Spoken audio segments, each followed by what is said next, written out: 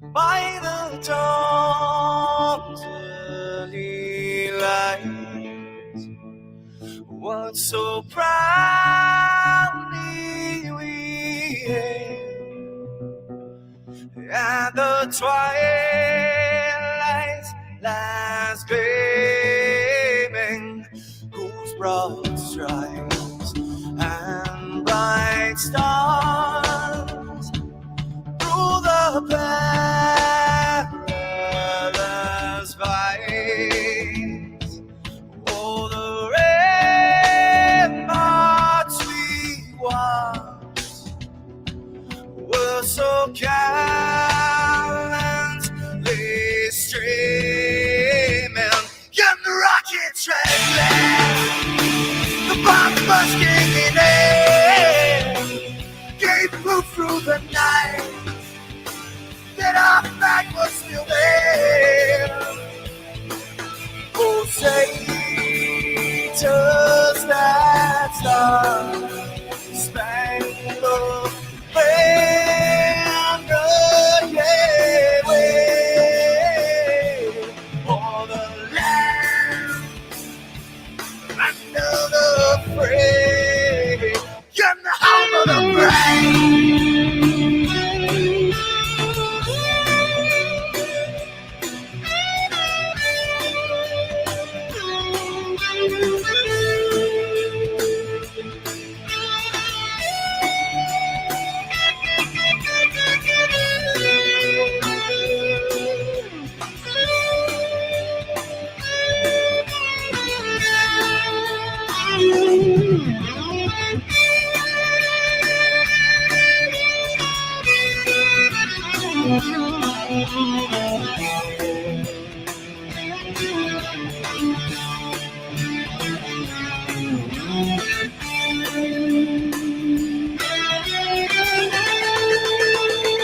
Because we are the brave. Yes, we are the brave. We'll fight you in name, the name of the brave. We are the US of A. For those unaware, that flag is still there. It's our future to save. Stand of the brave, the US of A. Oh, say, just that star-spangled banner, yeah, wave for the land of the free, and the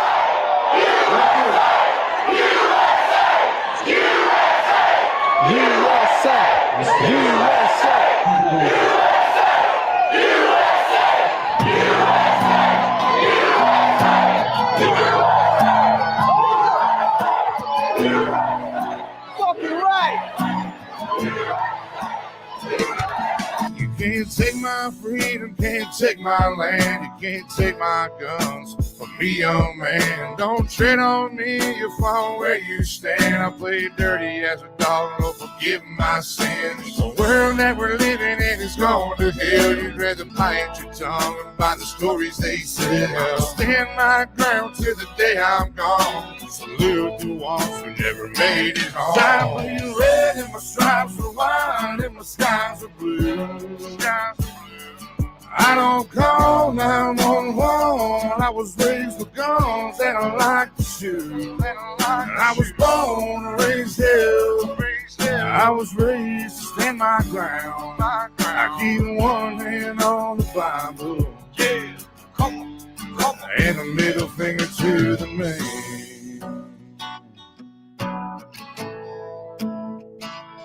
I keep one hand on the Bible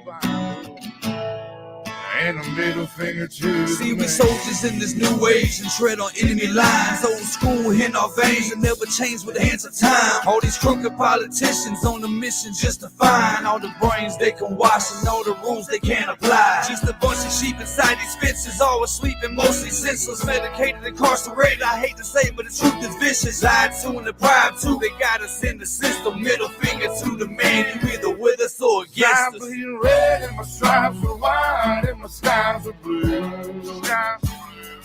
I don't call 911. I was raised with guns and I like to shoot. I was born and raised hell. I was raised to stand my ground. I keep one hand on the Bible. Yeah, come on. And a middle finger to the man.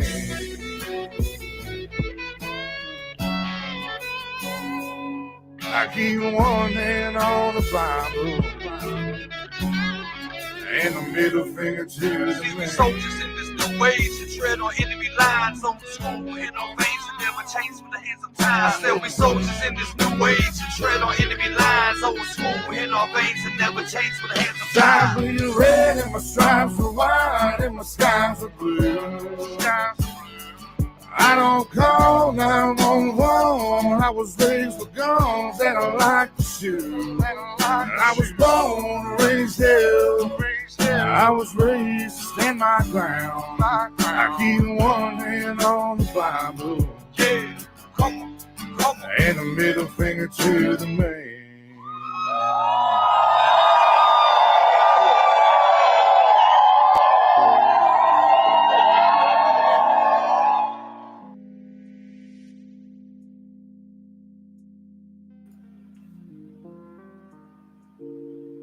Good morning, good day, good evening. Take a moment, I'm going to read something from Mr. Adams.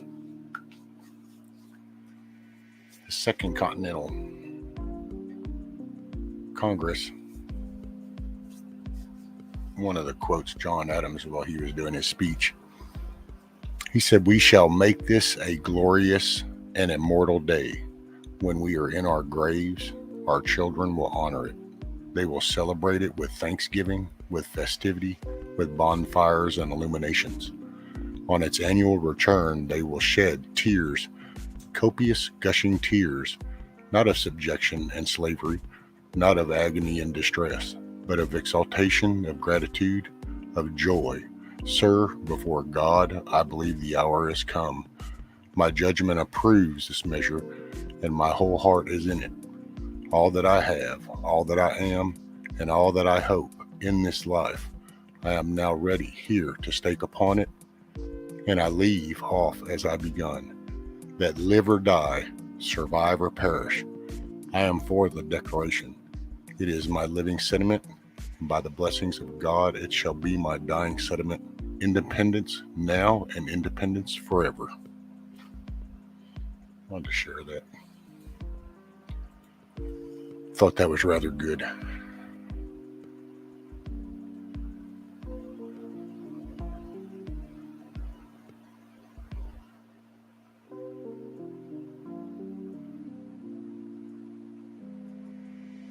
So,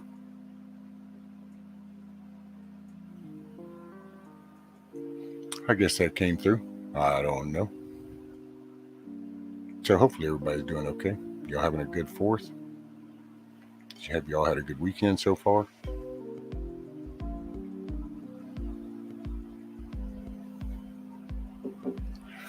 Let's see, we got Miss T Gal. How are you? Hopefully your trip was good. Miss Kiss Off. Hopefully your knee's better. Hit Gal, Scat Pack. Good morning, ladies. Miss Aloha.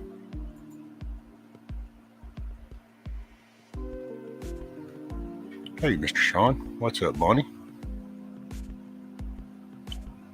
Miss Tammy, Yvonne.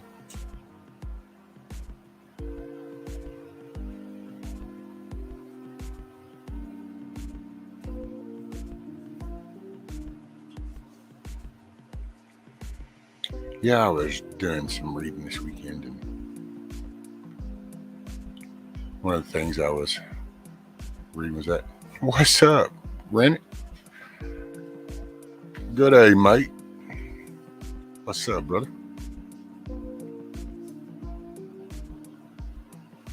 Hey, Miss Anna.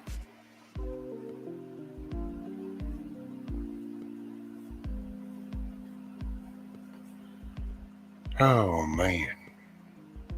It's been a tiresome weekend.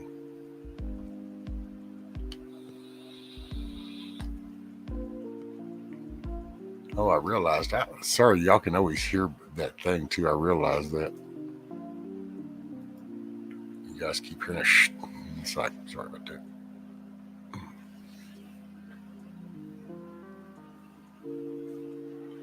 Scat Pack, our shoulder made it back. All right. Cool deal, Scat. Hey, Kino.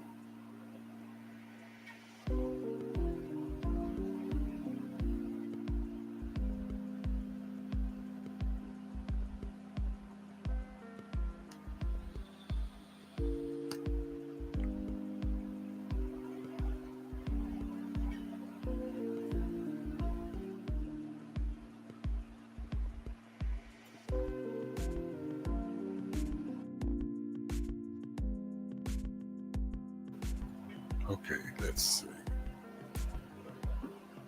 Actually, well, I don't know where Auntie is. Auntie. I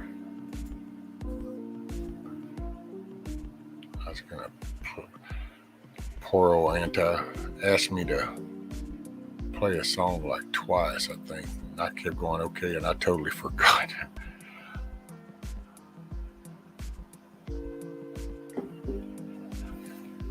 11 months felt like a lifetime. I bet. I bet.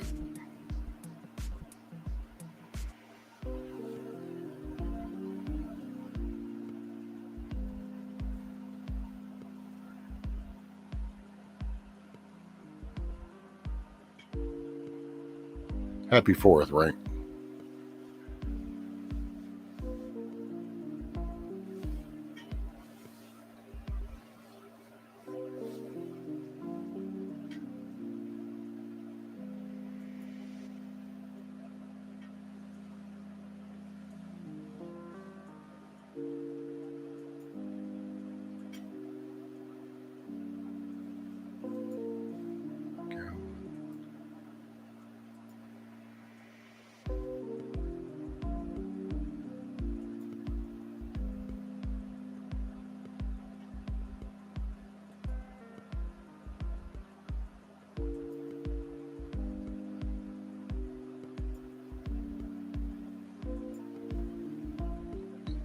Never showing us some nice fireworks. Oh, yeah. Had a good little spread with the fire department. It's been going off all night, off and on. You hear people just... I noticed this year I didn't hear a lot of shotguns going off and shit like that. And it's like, yeah, I might want to save them freedom seeds.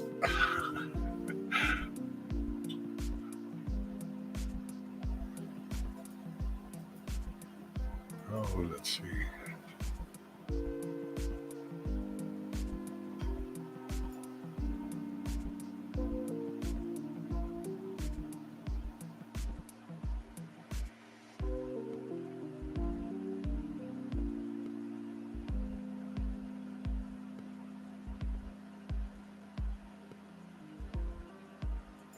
Fireworks going to upset some sensitive people. Yeah, it gets kind of tough for some. I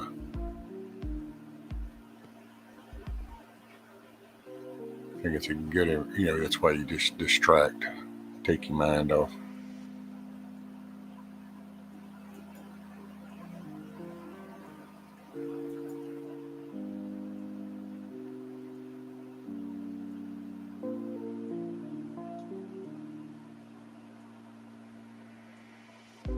So let's see.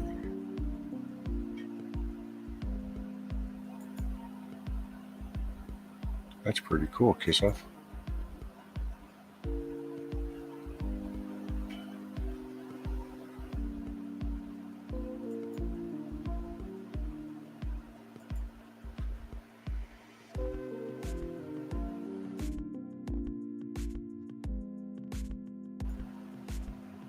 Hey, morning, Silver Girl. got rescue. Happy 4th. Think we need our own fireworks in this country. As our press couldn't even wish us happy Freedom Day. I know.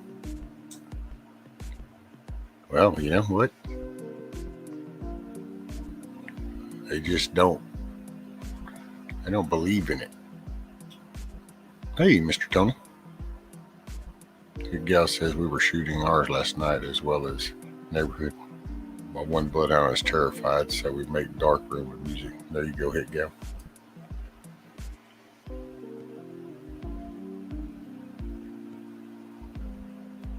Fireworks got banned in Australia years ago. Too many injuries. What? Man, if America used that principle, hell, we wouldn't be having hair dryers or alcohol or anything. Hey, Miss Mayor. Because, hell, we cause injuries with everything.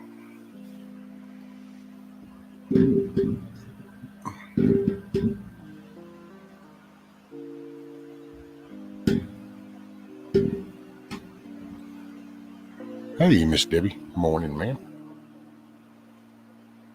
Let's see, let me...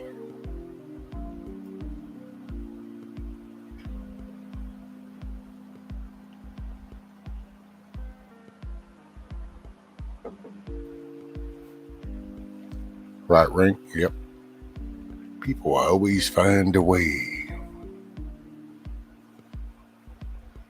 There's always a way. My dogs kept jumping off the bed to go bark, then back and forth. Yeah. The rescue that we have now, he was actually totally cool. At first, he was just like, wait, what the hell? But then he's okay. Our old one, he didn't like it. He didn't like the concussiveness. That's what would get him. Wouldn't be the popping.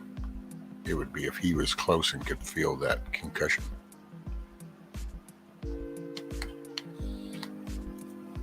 Okay.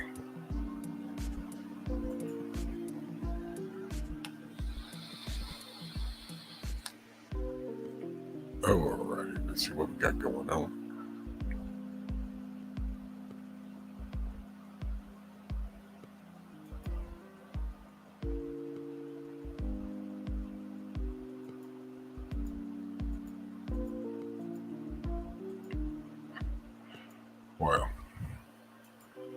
Well, now I know what's happened in the past. I guess the last stream I did, I think there was like 6 drafts that I never sent, I guess. I must have screwed up. Hey, Blackwatch. Evening, sir. Hey, Miss Cindy. Happy 4th. Happy Independence Day.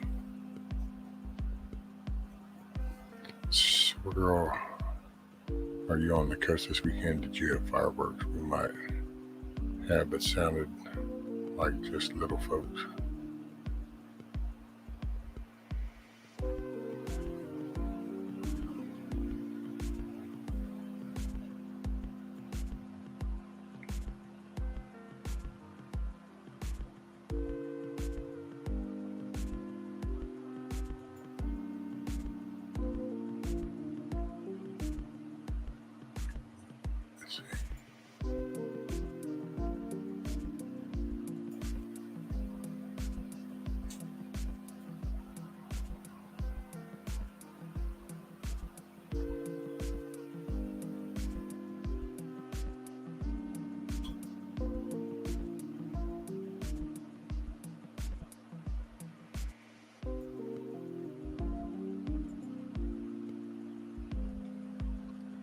I've heard some are going to have drone fireworks, wondering what that would look like. Oh, wow. I guess they're going to take them up with the drones and drop them or something. I was going to kiss off, put a thing up, share the deal with Doug Mastriano. I was going to share that, and I figured we can listen. It's a 10 minutes little speech. Hey, morning, Miss Connie. Morning, Mr. John. Mr. John Dunning. How are you, sir? Hopefully you're having a good 4th.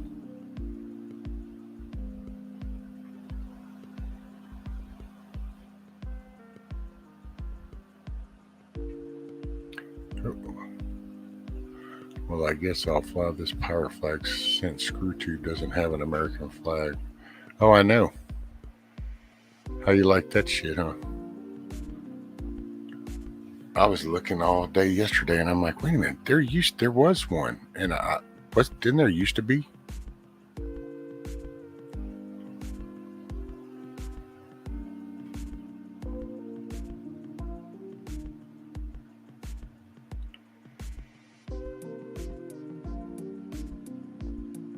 I thought there used to be an American flag. Okay, I thought so. Skip back. It's like, wait a minute, what the hell?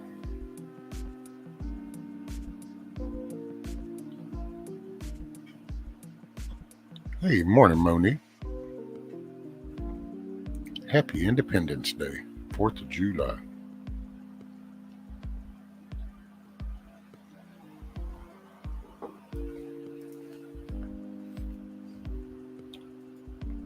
Let's see, share screen. We just came from Mark B's. It was a bit heavy at the end. Good to see you, everyone.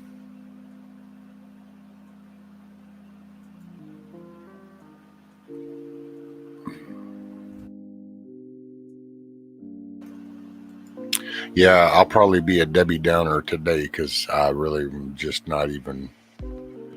All I'm thinking about is good shit. So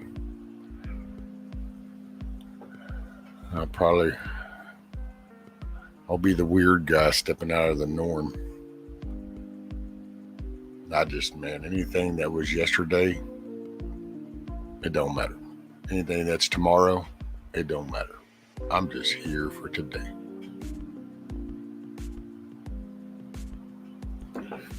And I don't care what gets discovered or nothing. I still think I live in the best country in the world, and my administration sucks at donkey ass. And this is the day independence was established, so it freaking rocks. So that's where I'm at with it. But you know.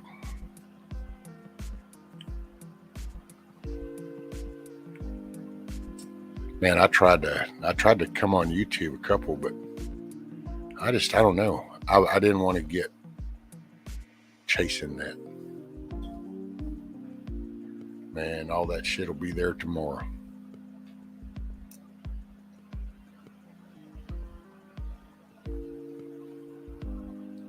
Rank USA Brothers in Arms across the Pacific. God bless you all. You got it, brother.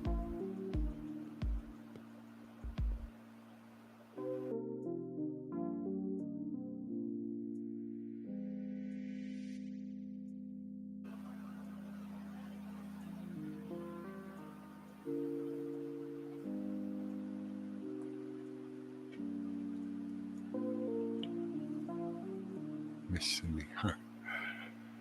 Morning, Miss Ellen.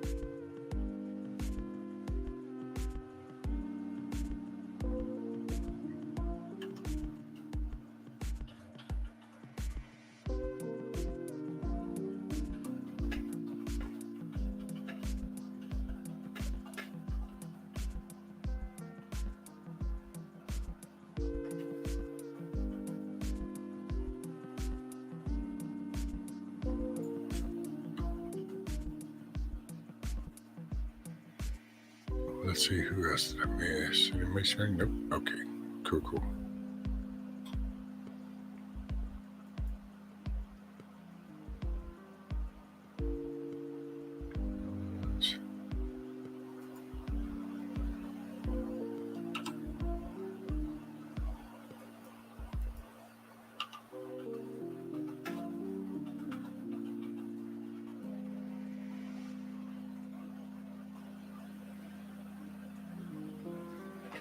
Oh Lord, Silver Girl. Favorite 4th of July story. Man.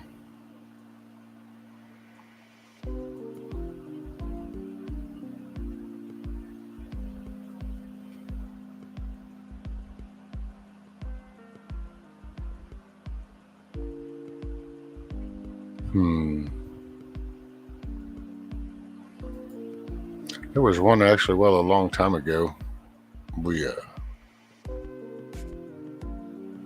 did a fireworks show and almost caused a major wreck because we did it, and it was so large that when it cleared the trees and was going off, it actually stopped all the traffic on the farm market road. And we had kind of set it up, and we took all those cannons, and we had like 30 of those cannons lined up, and we set off all 30 of them at the same time, and it was kind of a cool little show. I don't know, it's hard to remember. I was trying to think of that before, but so many of my, I don't know, I guess I got numb for so long, you just shove stuff in the back. And now I just try to remember stuff, and it's like, oh yeah, I don't know. I know there was a lot responded because, man, way back, people just, that's one thing. Now people are actually, I don't know if people are safer or just the fireworks aren't as potent anymore, but it doesn't seem like there was, like I didn't hear any alarms going off around here last night. So that was a good sign. So we didn't have any fires going.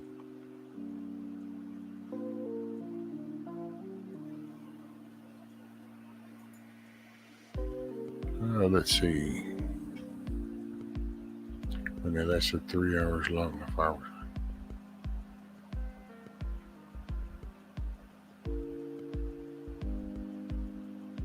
Look in my eye the first time I let him have sparklers in his own hands to wave around the yard. His face glowed and his eyes sparkled.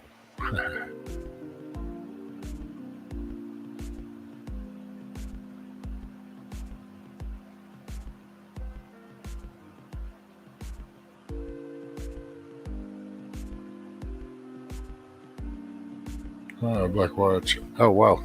Well, that's good that they're on the mend, Black Watch.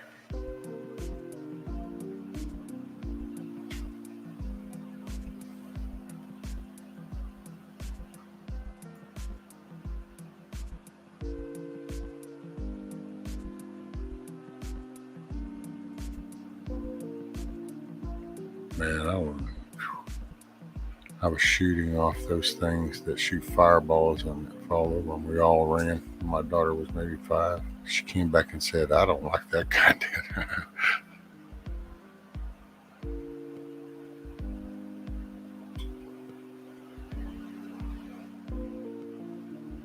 I remember the first time we introduced our daughter into those little spinning ones that just skate around on the ground. First, she was kind of like all like, wait, what? And then she was okay. Now she's like pyromania almost.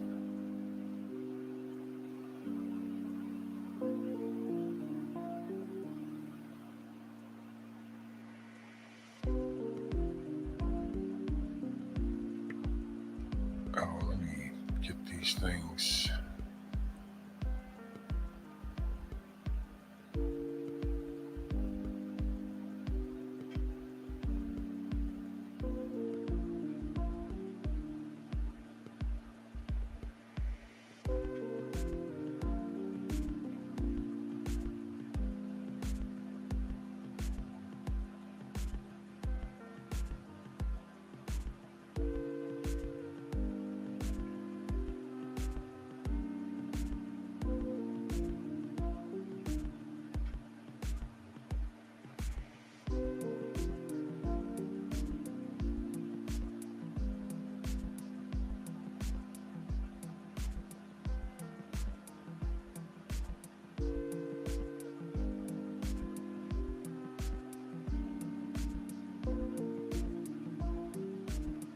I'm not ignoring you guys. I'm sorry. I'm just.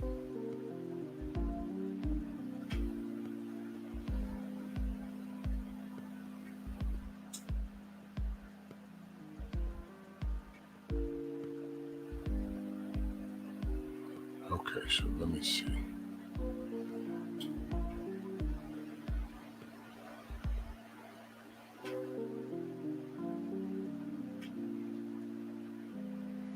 Okay, so what do we got? So I was shooting off those things.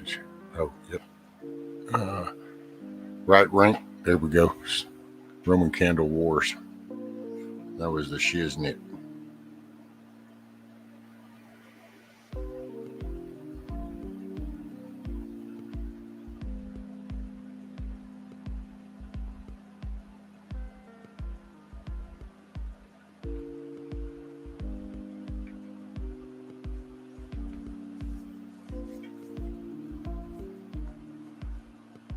Hey, there's Miss Aloha. Aloha Rescue. Happy 4th of July. Well, thank you, ma'am. Happy 4th. Still like the little snake. Right, Ellen? Those are funny. The little snakes.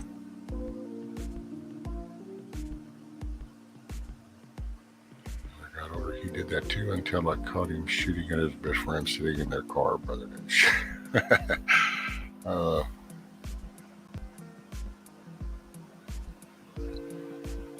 So how was your weekend? Oh, I was going to ask you the same thing. How's your weekend going? You're a little bit ahead in time. You have one more day on your weekend, and I'm finishing up my Sunday here. It's been a weekend. We got to see my granddaughter, so that was good. And oh, that's awesome. Did you guys do the swimming pool thing like last time? No. Oh, okay. So what kind of new things did you teach her? This was, well, let's see. I think it was pretty much just trying to handle her this time around. She came in a bad mood. And so then had to kind of work her to get in a good mood. And then she got in a little bit of trouble. So then I always hate those because I'm trying not to get him. I'm trying not to get lured into being the bad guy. So ain't no pawpaw shit. I was like, at the beginning there, it Pawpaw sounds looks like the other way. Pawpaw doesn't know anything. At first when you said that, I'm like, oh, she's already got you wrapped around her little finger. But I'm sure she does. Yeah. Pretty much. That's a matter of fact, that's my wife looked at me funny and gave me this kind of I guess I'd laugh and call it the stink eye, but I was like, what was I was supposed to, I picked her up and that was not good. And it totally sucked, but it's like, what are you going to do? Say no? Well, you have to remember, you're the grandpa, you're not the parent, right? So you should get a little bit more leeway in spoiling them with some hugs and stuff, right? I don't know. I know your parenting philosophy is different, but there should be a different philosophy for like the grandparents, because like it's almost like, you earned a different level already. Exactly. No, it was because it was about my physical and hurting myself. But she wasn't very happy and she wanted me to pick her up. So she wanted some comfort. So it was like, okay. And as I'm picking her up and then I look and all I'm getting is the stink eye from them going like, oh, well, fine. I don't want to hear it later. And it was like, okay, well, you won't. Oh, because of your back and your disc. I see. Okay, got it. Yeah. We had to, for my dad, their grandpa, we had to sit him on a couch and then they would just like climb up all around him and then he could like hug them sitting on the couch. So there's an idea in the future if you need to.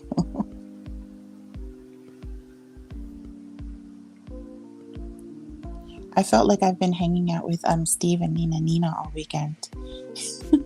So I saw you on the panel the other night. And then tonight they went out to the beach again. So I was hanging out there too. So, but it's nice to, I've just been doing work and stuff. No real big plans or anything, just relaxing. And then it's always nice to see the crew, whether it's over here on your channel or over at Steve's. It's, all the same friendly people. So I'm glad they showed up for the party tonight. So all our usuals here. Right. Oh, Mrs. J. There you are, Mrs. J. I'm glad you came. So I found out the other day that you had wanted to come up, but I missed it. So I want you to know, ma'am, the other day when you were wanted to come up, I'm so sorry. I just totally, just poof, I lost it. So just why I'm glad I saw you though, because I remembered that. And it's like, oh man, I need to clean that up.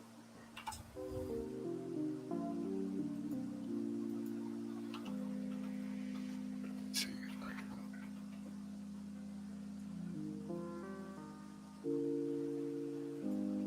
So I'll believe. So I was looking. I heard Rank said that in Australia they don't have fireworks anymore.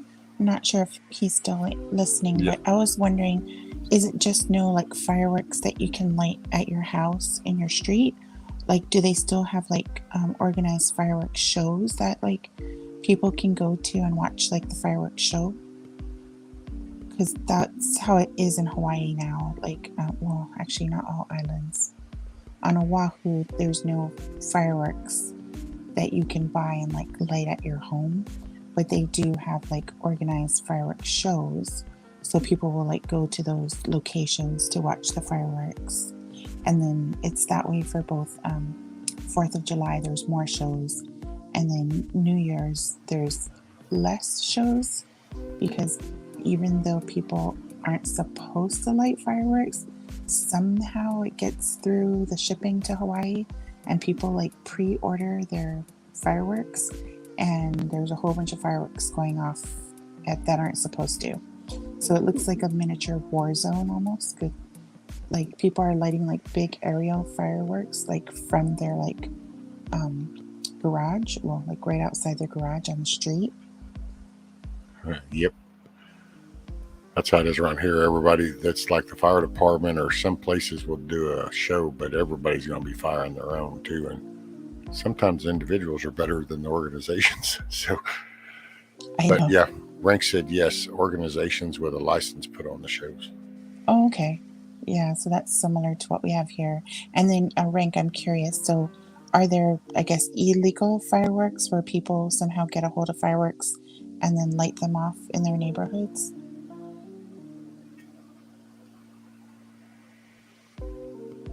So in Hawaii, we had 2 really big fires.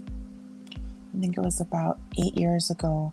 And after those fires, then the legislation passed to have no fireworks, and it was like everything. Like at first, it was like no fountain fireworks, which would be like the aerial fireworks, and anything that would like put flames and sparks up in the air.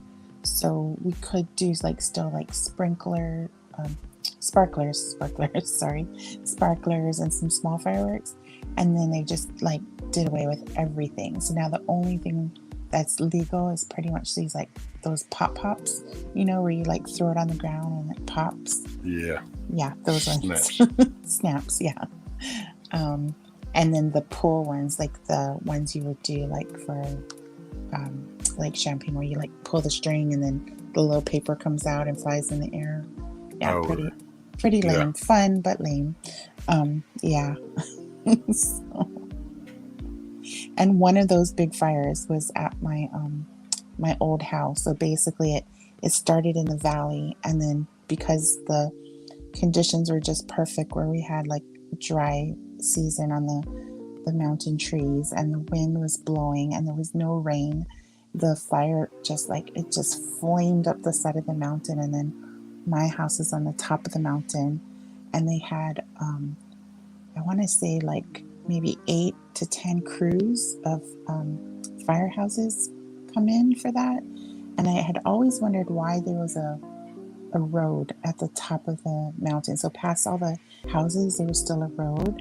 And then I was like, oh yeah, okay, that's the fire road, right? So that the fire trucks could get up there to fight fires. Okay. But they did a Access great road. job. Yeah, like an access road. They did a great job. There was no harm to any property or to people. and they were able to like evacuate people out of their houses and everything. But we were really lucky because we knew when we built our house at that time that we would need a fire break. So for about like I think 50 yards out, we had cleared like all the trees and everything. So that way, if there was a fire, like there had never been a fire at that point, but we thought if there was a fire, at least it wouldn't be so close to the house, we'd have a chance. There you go. Yeah. And then we also installed a fire quality hose as well. So we were able to like wet everything down before they kicked us out.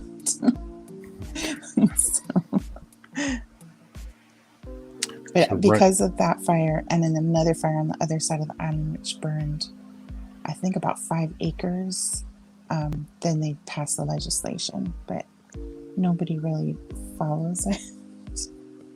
So it's about right.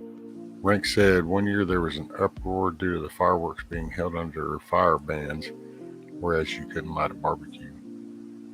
And then said, yes, plenty of illegal fireworks and guns there. See, now Silver Girl, she said lots of people shoot from the beach toward the sunset. That'd be cool because she kind of lives on a cliff type thing. Oh, yeah. A beach front. So, yeah, that'd be real pretty. And over the ocean, because the ocean's almost like a mirror and you can see all the colors on the water. That would be cool.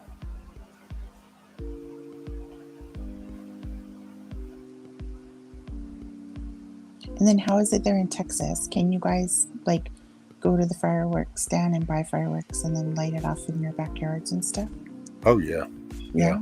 Oh, wow. Now, well, and it depends. I mean, if there's a burn ban, like we actually weren't sure if we were going to be able to have a show because we had a burn ban because the drought's has been a little bit dry here lately. And so you got to watch for pine needles and the forestry stuff. So, oh, right. But then we got some rain, so it kind of helps with the moisture. So we were able to put it on.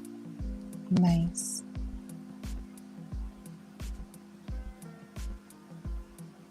It's cool. It's a nice, it's kind of had a different take this year all the way around for me though. Just between the country stuff, the physical stuff, the personal stuff, just everything was different this year. Yeah, it does. I agree. It feels a little different. It's like, you know, you want to celebrate the freedoms we still have, but then it's kind of like damper too, because it's like, I don't know, I feel like they took it away too.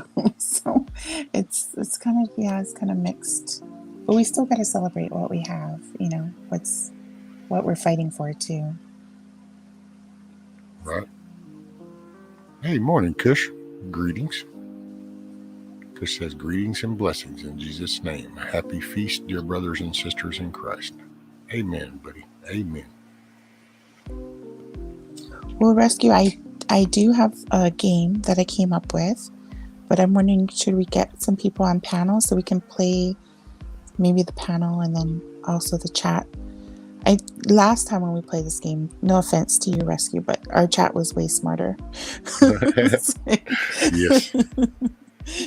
Although you did win for the most woke there. Yeah. Well, what an achievement there. Like, yeah. Or at least you knew all the woke words. You could communicate with them, right? So, I'm observant. I might not participate, but I'm observant. Yeah. Oh, I have to tell you this funny story. Okay. So I just go out and I'm just friendly and I just start talking to people. So because I live close to downtown, I was walking to like go get my lunch, and then people were protesting outside the district court, and all 4 sides of the intersection all had people with signs and they were all protesting. And basically what was happening at that point in time was there were 3 police officers on trial. So this was around the George Floyd times.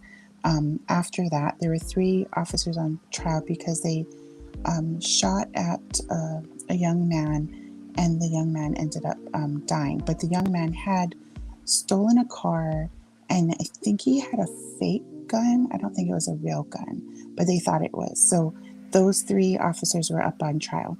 So one side of the street is protesting, like back the blue, our officers did a good job. They're out there to help us. And then the other side is like, police brutality, whatnot, right? So I just like walk into the mix, and this lady has this big sign, and I just read it, and it's like, oh, it looks like she supports, justice, right? So I go up and I'm talking to her, and it turns out I was on the wrong side of the street, but I didn't want to tell her, oh, I'm sorry, I need to cross the street. Instead, I just keep talking to her, and I'm like, oh, so what do you think about this? And I just ask her questions, and she's telling me her stuff, and she's like, well, did you see this? And I'm like, yeah, but that's the mainstream media. Did you see this? And then by the end of the thing, I'm like, oh my God, did I just red pill her? And so I was like, maybe I was like meant to be on the wrong side of the street so that I could like talk to them in their language and like get them to consider other perspectives. So the way we left it was, I was like, yeah, well, you have a right to, believe in what you believe in, but don't they also have a right to believe in what they want to believe in? And can't we just all get along? And, like, I was trying to basically get her to like be able to see other views, even if she didn't want to agree with the other views. So, but I thought it was funny because so now whenever I enter into a protest area where I'm walking around and I just want to ask questions, and then I know I'm like, okay, I need to have more situational awareness, right? To figure out, okay, what are they protesting, and then what are they, and which view, and what side of the street should I be on? Because my whole goal is just to tell them, hey, thanks for taking time out of your day, to put the awareness out there. And I was just going to go thank them, for taking the time. And then I ended up on the wrong side of the street. Oh, goodness. Hey, well, you ventured off and you came out in one piece. That's a good sign. Yeah, well, it's Hawaii, so. Hey, morning, Rank 1000. That's Miss Rank. Oh, yeah. We got to see her on Steve's show the other night, too. Yeah, I like that. She says that was the longest 30 minutes where I couldn't type anything. Yeah, it keeps the bots down and stuff. And let's see, but if you stop and look at both sides, we're all still fighting for the freedoms to have the rights. Gotta hold on to them, that's for sure. Yeah.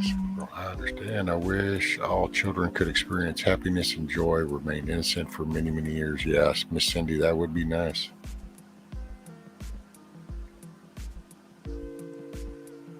Mr. John's going to lay down. He'll be listening. Hadn't slept yet. I'd probably get you some rest. I know. I heard that, like, they said between my voice, your voice, and the background music, it's like the perfect storm to like just nod off and sleep. It's like just nod off, just go to sleep. You're so tired.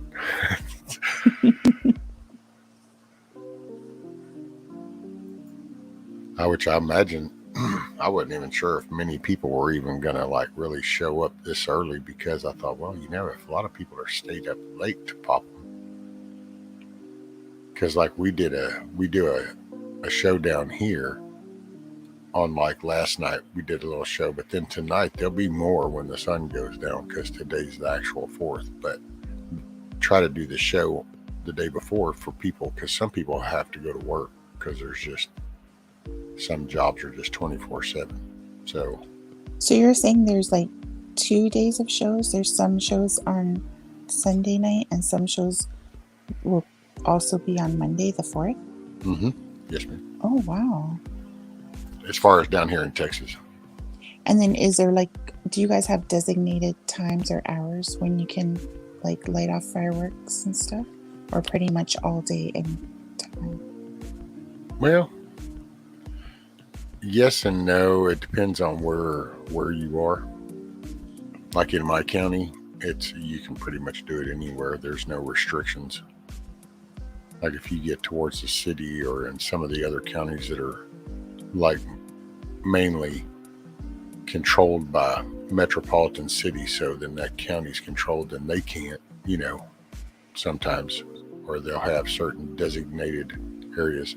Now out here where I'm at, it's a lot of a respect thing. You just try not to, you don't do it at midnight and stuff like that, because you try to let people that you got your kids, grandkids, great grandkids. Everybody understands that.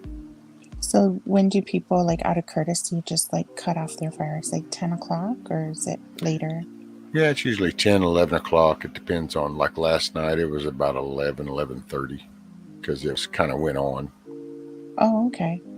I think it was more of a statement last night, to be quite honest, around here, just because since he doesn't say anything about the 4th of July and nothing is kind of coming out of the administration like normal for Independence Day. So I think people around here just kind of said, it's the middle finger to the man kind of thing. It's like, well, we'll just pop our own, damn it.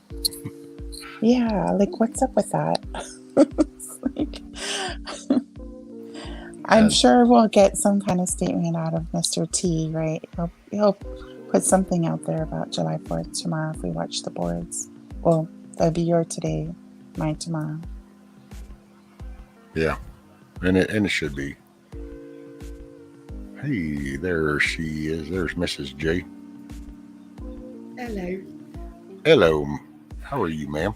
I'm really well. Happy 4th of July. Yes, ma'am. Hi, Mrs. J. Nice to meet you. Hello, sweetie. How are you? Well, I'm sorry I didn't see that the other day. I forgot who told me, and they go, well, Mrs. J was wanting to come up. And I was like, what? And they were like, yeah. And I'm going, oh, man. Yeah, I thought I'd come see you. I feel like I'm a bit of a... I shouldn't really be here for this day, because you guys are celebrating your independence from us. Free at last. Yes, you don't have to talk like me anymore. How are you anyway? How you been? Been doing pretty good, I guess. Just ups and downs. Mm-hmm. It's, I don't know. I don't think about it. Try not to too much, because it doesn't change nothing. So I can tick that box. I just had, the reason why I didn't come up a little bit earlier is I just had my delivery of the equipment that is for the house, so that I can manage, all of the stuff, a bit like yourself, it's taken 2.5 years to wait for it to get stuff, but it's here. So getting out of bed's going to be easier, having a shower is going to be easier, and I'm officially old, Rescue. Old. You're only as old as you think you are. I know. I'm 27 in my head. There you go. Just a How are spring you, chicken. Yeah. Are you good over there in Hawaii? Oh, yeah. Sorry, I just had a little audio issues, but it's clear now. Yeah, we're doing good. We still have an hour to go before it's our actual 4th of July here. But as Rescue was saying, everyone just celebrates all weekend. Mm-hmm. I love your accent, by the way. And then you're going to be like, well, I'm the one with the accent, but... Yeah. Yeah, I'm apparently I don't have the usual accent though. Everyone says I sound posh over here. Posh? That's a compliment, right? Not really. Oh, okay. No. But yeah, it's got one of those voices, I think, that people just go, oh. I didn't know that. Oh, sorry, I didn't know that until I came onto YouTube. That I had a posh voice. No one told me. But yeah. Anyway, I sound like Kate Middleton. Oh, No. Yeah. But you're way better than that. Flattery will get you everywhere. So what are your big holidays there you're in UK? In the UK, let's think. Well, we have Easter. Is it like Fox Day or Bank something? holiday. Is that your Sorry? is it Fox Day something? Is that your Don't know like what that would is. be like your national day? We don't have one. Oh right, We've because been here everyone long. broke away from England. No, I'm Yeah. just joking. We invaded the world and instead of Oh, I people. know what I was thinking of. Is it Guy Fawkes Day? Oh, Guy Or- Fawkes. Yeah, that's November the 5th. That's our bonfire night. It's not very nice, really. Bonfire night is where people make a fake Guy Fawkes and then burn it on fire. It's a bit Really? actually not very nice. Oh my goodness. Okay. Yeah, it's celebrating the Houses of Parliament not being blown up. Oh, okay, okay. Yeah. And what is the other holiday where they pass out those little red poppies? Like That is Remembrance Day, which is Memorial Day. the 11th of November. So it's 11/11. That is for the Okay. Second World War, and also it was created after the Second World. It might have been done after the First World War actually, where the poppies are in remembrance of people that have passed, for the soldiers that have lost their lives in any war that has happened in the last sort of pretty much 100 years, really. oh, that's Yeah. interesting because that's the same day as our Veterans Day, right? Rescue is November Yeah. 11th. Yeah. I think November it's related, 8th, isn't it? or it's the 8th or the, dang, now you got my second guessing. I'll have to look at it. It's the 8th or the 11th. Can't remember. I will find out. But I want to say, let's see, I was going to say morning to Hans, which, by the way, he said, Mrs. J, do you remember the show Keeping Up Appearances? And then I wanted to say morning yes. to Sister Marie. Hyacinth Bouquet. So Hyacinth Bouquet is the main character in it, and if you imagine a really slim version of Hyacinth Bouquet, that's my mother. Whoever said that, I missed the comment. Whoever said that, that's my mom. That was Hans. Han Solo. Yeah, it's yeah. I'm more like the two sisters of her rather than Hyacinth. Yeah, she's really funny. And it's bouquet, but it's actually spelled bucket. But she pronounces it bouquet because she's posh. She's not posh. And yes, Miss Rank, she's from the UK. I am, yeah.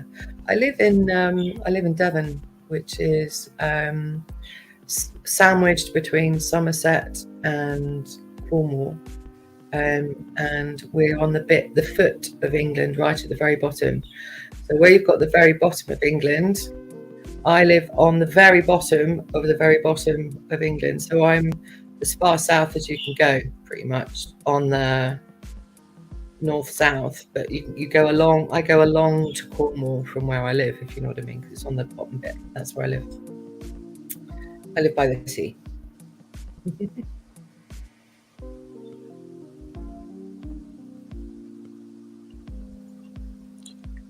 I don't want.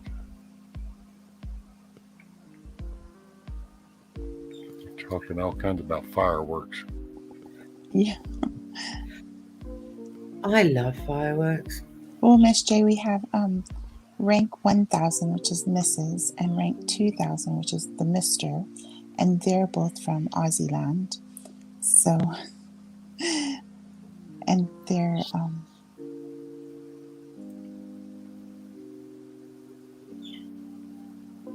and then we've got the most of the U.S. represented here.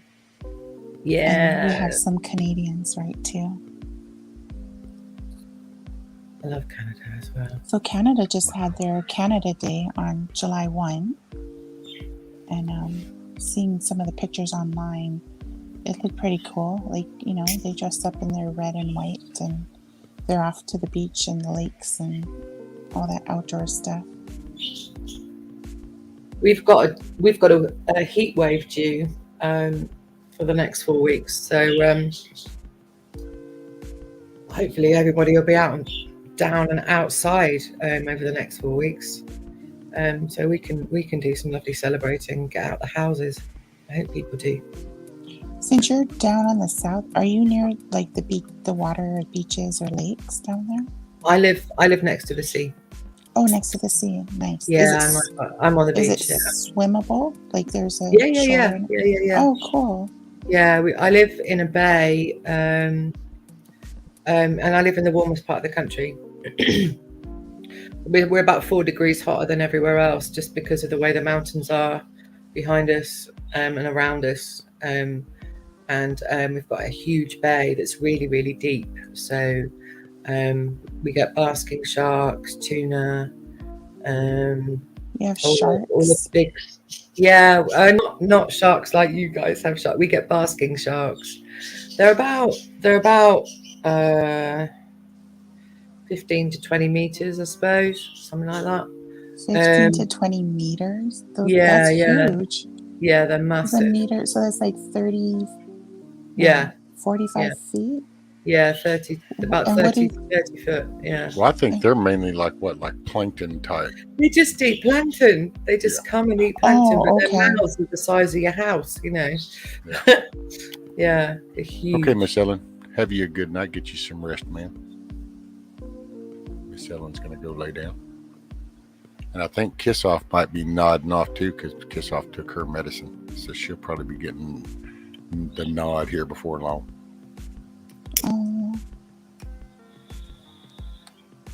Good night to those who are falling asleep. Yeah, we have the night crew, and then is it about maybe 4 hours in, we get the morning crew, and they're like all bright-eyed and bushy-tailed and super energetic.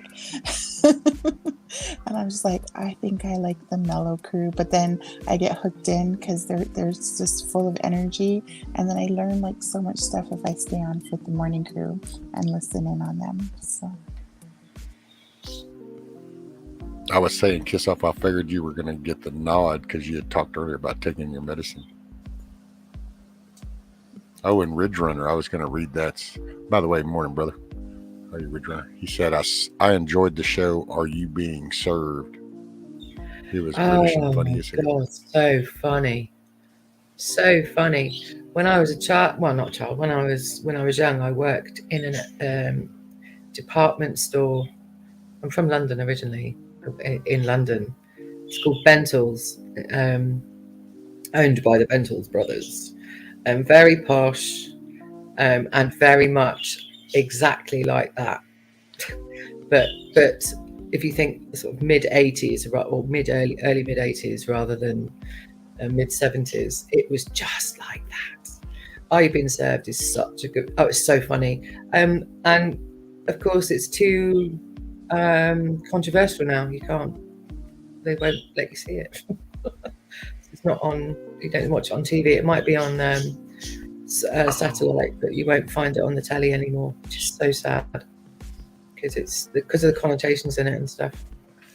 I'm sorry, Kiss Off. It wasn't you. It was T-Girl. I apologize. I stand corrected. It wasn't Kiss Off. It was T-Girl who took her medicine. My bad.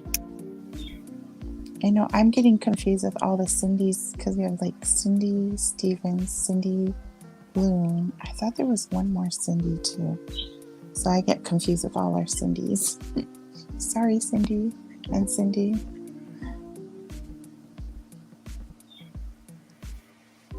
Bridger said, I like how the purple-haired lady always talked about her cat. It goes by another name. That's right. Yeah. Mrs. Slocum, her name was. Yeah.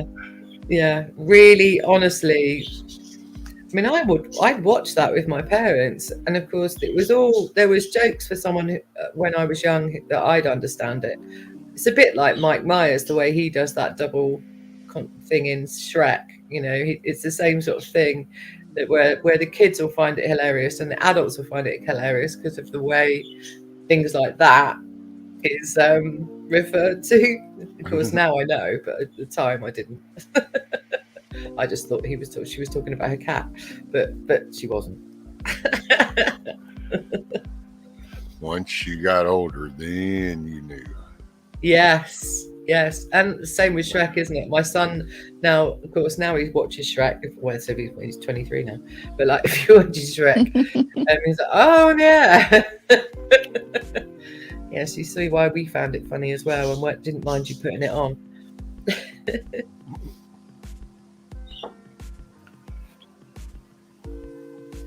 So, Mrs. J, without getting Rescues Channel in trouble, what is the political climate there in the UK? Political climate? Yeah. Like, A joke? are people like? Let's see. Do How you do you feel- say it in American? Batshit crazy? I don't know. It might translate well. We have a lunatic liar running the show. But like, do most people know that, or are there people that still are just like following the propaganda? Most people know. Oh, okay. Yeah. So even if they don't say anything vocally, like they know it Can't. inside, and Yeah, we can't. oh, Yeah. okay. They've banned protesting and stuff, but people are still doing it with the you can't protest now. They've put a law in place to stop people protesting. That was put And in then, like, May.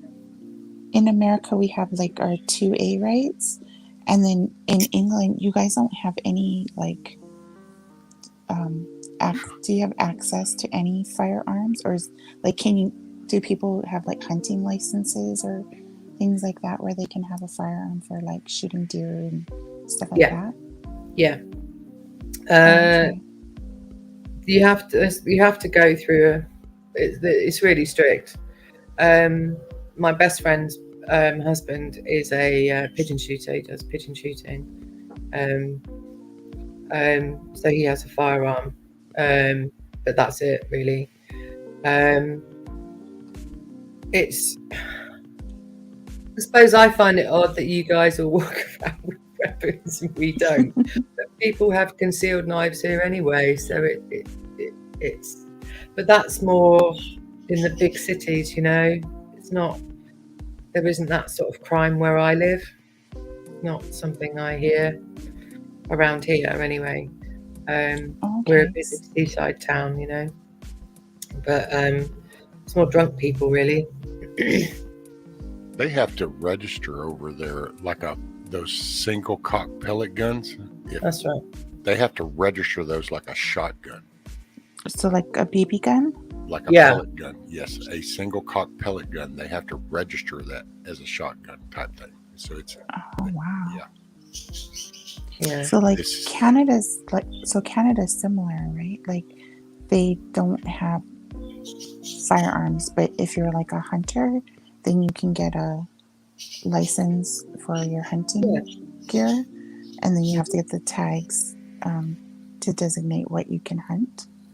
So do people try to get around it and say like, oh no, we're hunters and we, go out and shoot game every season, even if they fail at it, they don't shoot any game? Yeah, you have to be part of a club if you're going to do stuff like that, so that it's all registered. Everything's under sort of real strict. So it is super strict. You can't just be like, I hunt deer every year, but I really suck at it and I've never caught a deer. Never shot a deer, right? Okay. Yeah. Damn. Rank said that the air rifles in Australia have to be registered too. Yeah, I think we've got really similar laws actually on. Well, it's the Crown, isn't it? So I mean, it's going to be similar. Yeah, on that. Oh wow! So even air rifles have to be registered. Wow. Yeah. Yeah, that's If what I it's meant by a gun. pellet gun. That's an air rifle. Oh, okay. Yeah. Absolutely. Anything What that about might be used, to keep from being bullied. I mean, So that's the maybe simplest way to even look like at it. tasers too then? I don't know anyone who's got a taser. So yeah, so Hawaii, the newest thing is people are buying tasers because like maybe they don't want to register a firearm, but you can have a taser without being registered, and you can have air rifles, those canister ones without being registered. So I think there's like this trend that's just starting, where people they don't want to register the firearm because of course like California, right? They leaked the whole list of everyone who had a registered firearm. So yeah, I just don't know how. I'm not an expert in that area. Just seeing And also, trends. also it's different. Each county all follows the law of the land, not like the states over there. So your states each have individual laws as well as the federal law. In the UK, we just have governmental law, and that's it. So that would be like your federal. So it covers all of UK, Yeah, not county by county. Okay. Yeah, and that includes Wales and Scotland, even though they've both got their own parliament. They still have to follow the law of the land. Wow. Yeah. Okay. Get a plate on the gun and start shooting darts. The problem with that, I'd probably breathe in. Hey, I'll tell you what, you can always get like the paintball guns, and They hurt. I'm They gonna do take well. hurt. They Hey, bruise. what you do is take those little balls and put them in the freezer beforehand, and then those things will pop holes in wood at that point. It really do Wow. hurt. Little frozen balls that will come flying, and let me tell you, I don't think somebody's going to want to attack you. That's for sure. Wow. Okay. Yeah. I'm going to recommend paintball guns, taser guns, and air rifles. Well, now here's the catch with a taser, though. So just always keep this in mind. Unless you get one that shoots out, that means in order to use that taser, they're already up on you. So yeah, they're really close, and, right? You know, there's always been this general rule of thumb called don't bring anything to a fight that you don't want used on you. I agree. It's a little scary. Try and do things with non-violence. That's what I say. But Yeah. don't be Yeah.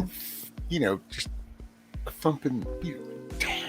It solves wonders. If we could have just induced that like 30, 40, 50 years ago, things would be so different.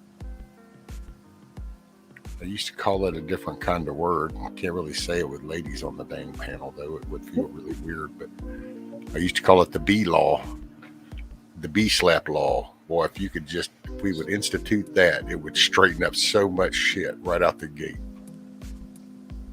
It's like, what? Got to be accountable for what comes out of my mouth? Yep, you do now. Oh, well, I ought to think about what I got to say then. Yeah. I try to be accountable. I personally, I try to be accountable for what comes out of my mouth. I try to. Sometimes I get a bit grumpy. just a wee bit. What's up, Chuck? Oh, hey, Chuck. Legal in every state, but only at licensed premises. Same here. Oh, wow. But see, like, can you have a paintball gun and paintball bullets like at home, and then you tote it back and forth to the premises? No. No? Oh, wow. No. Yeah, kiss off. But I wasn't going to say it with two ladies on the panel, so that wasn't happening. It's funny. Some of us haven't forgotten our childhood. So. Yeah, that's it. Exactly, man. Just be who you are. If it's slightly not woke or to say it. That's me. I am accountable for what I say, but and I do apologise if I ever say anything that's out of line.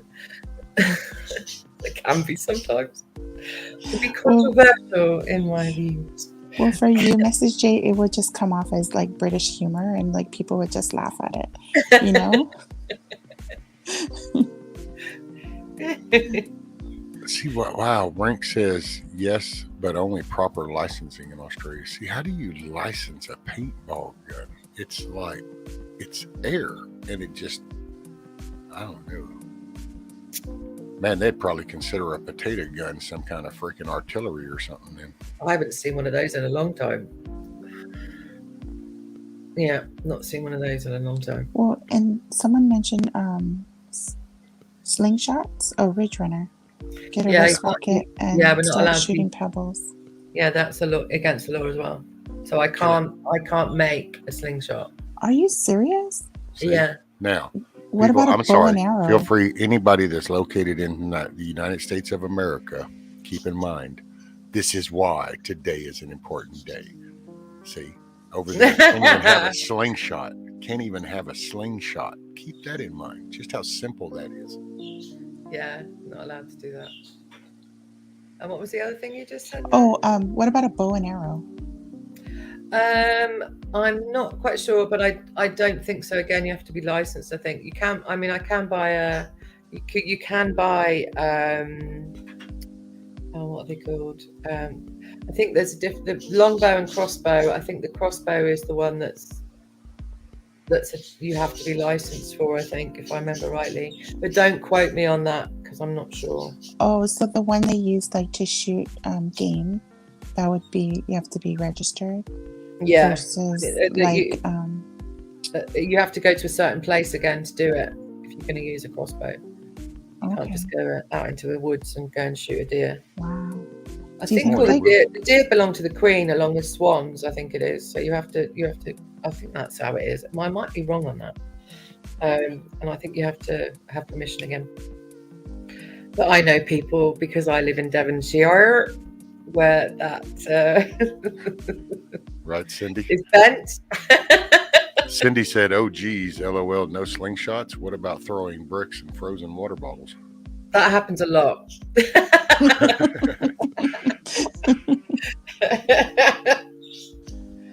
Yeah. That is just see, man, a slingshot.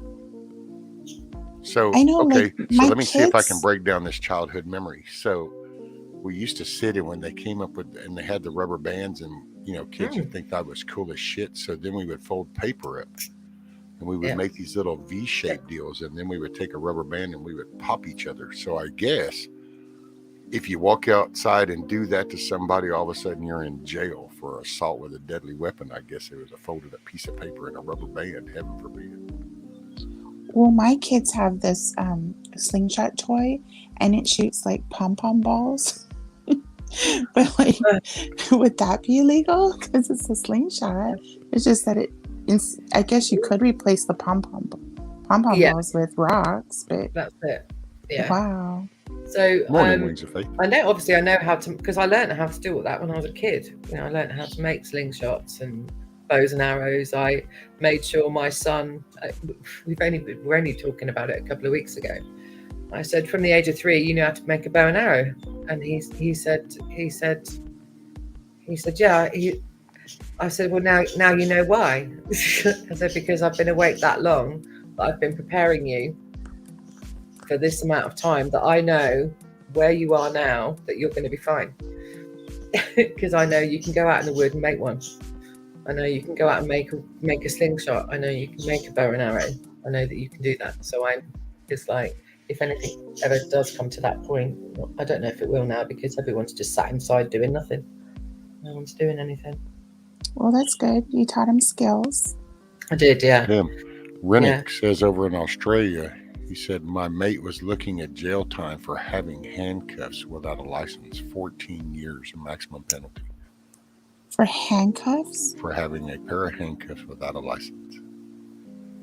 You have to have a license to have handcuffs?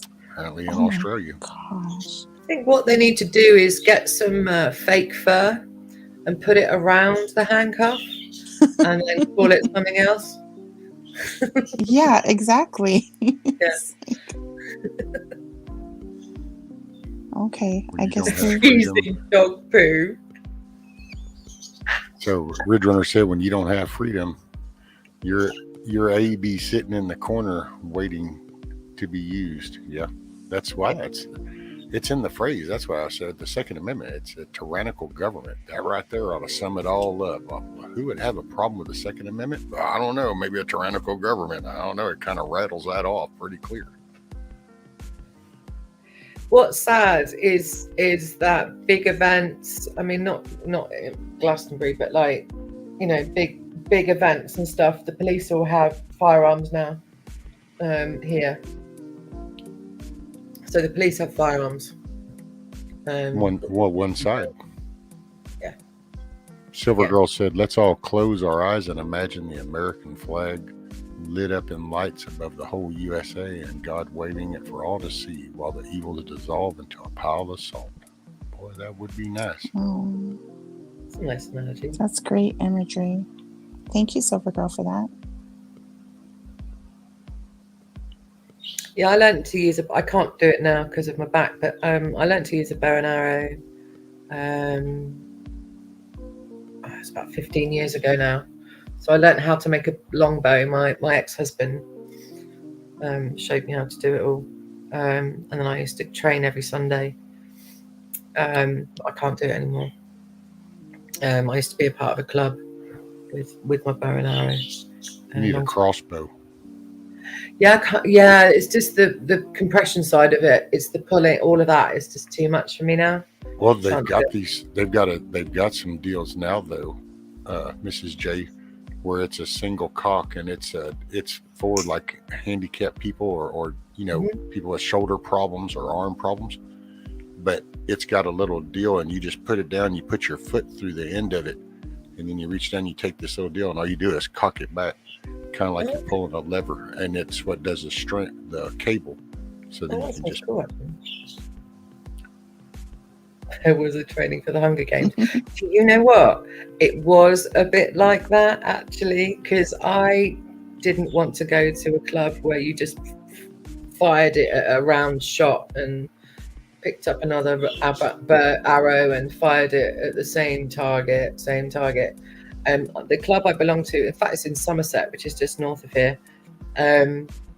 Well, everything's north of here, but just north of here. It was in about 10 acres. And what they did was each week they moved the fake deer and the fake whatever animal they were deciding was going to be shot around all over the place, and you had to find them and then sort of go and shoot them from distance and behind trees and stuff. So that's why I enjoyed it. So for me, that was what the training was like when I was doing it, but there was no animals involved. But my husband would go after rabbit and stuff like that. No, Chuck, get you some rest, brother.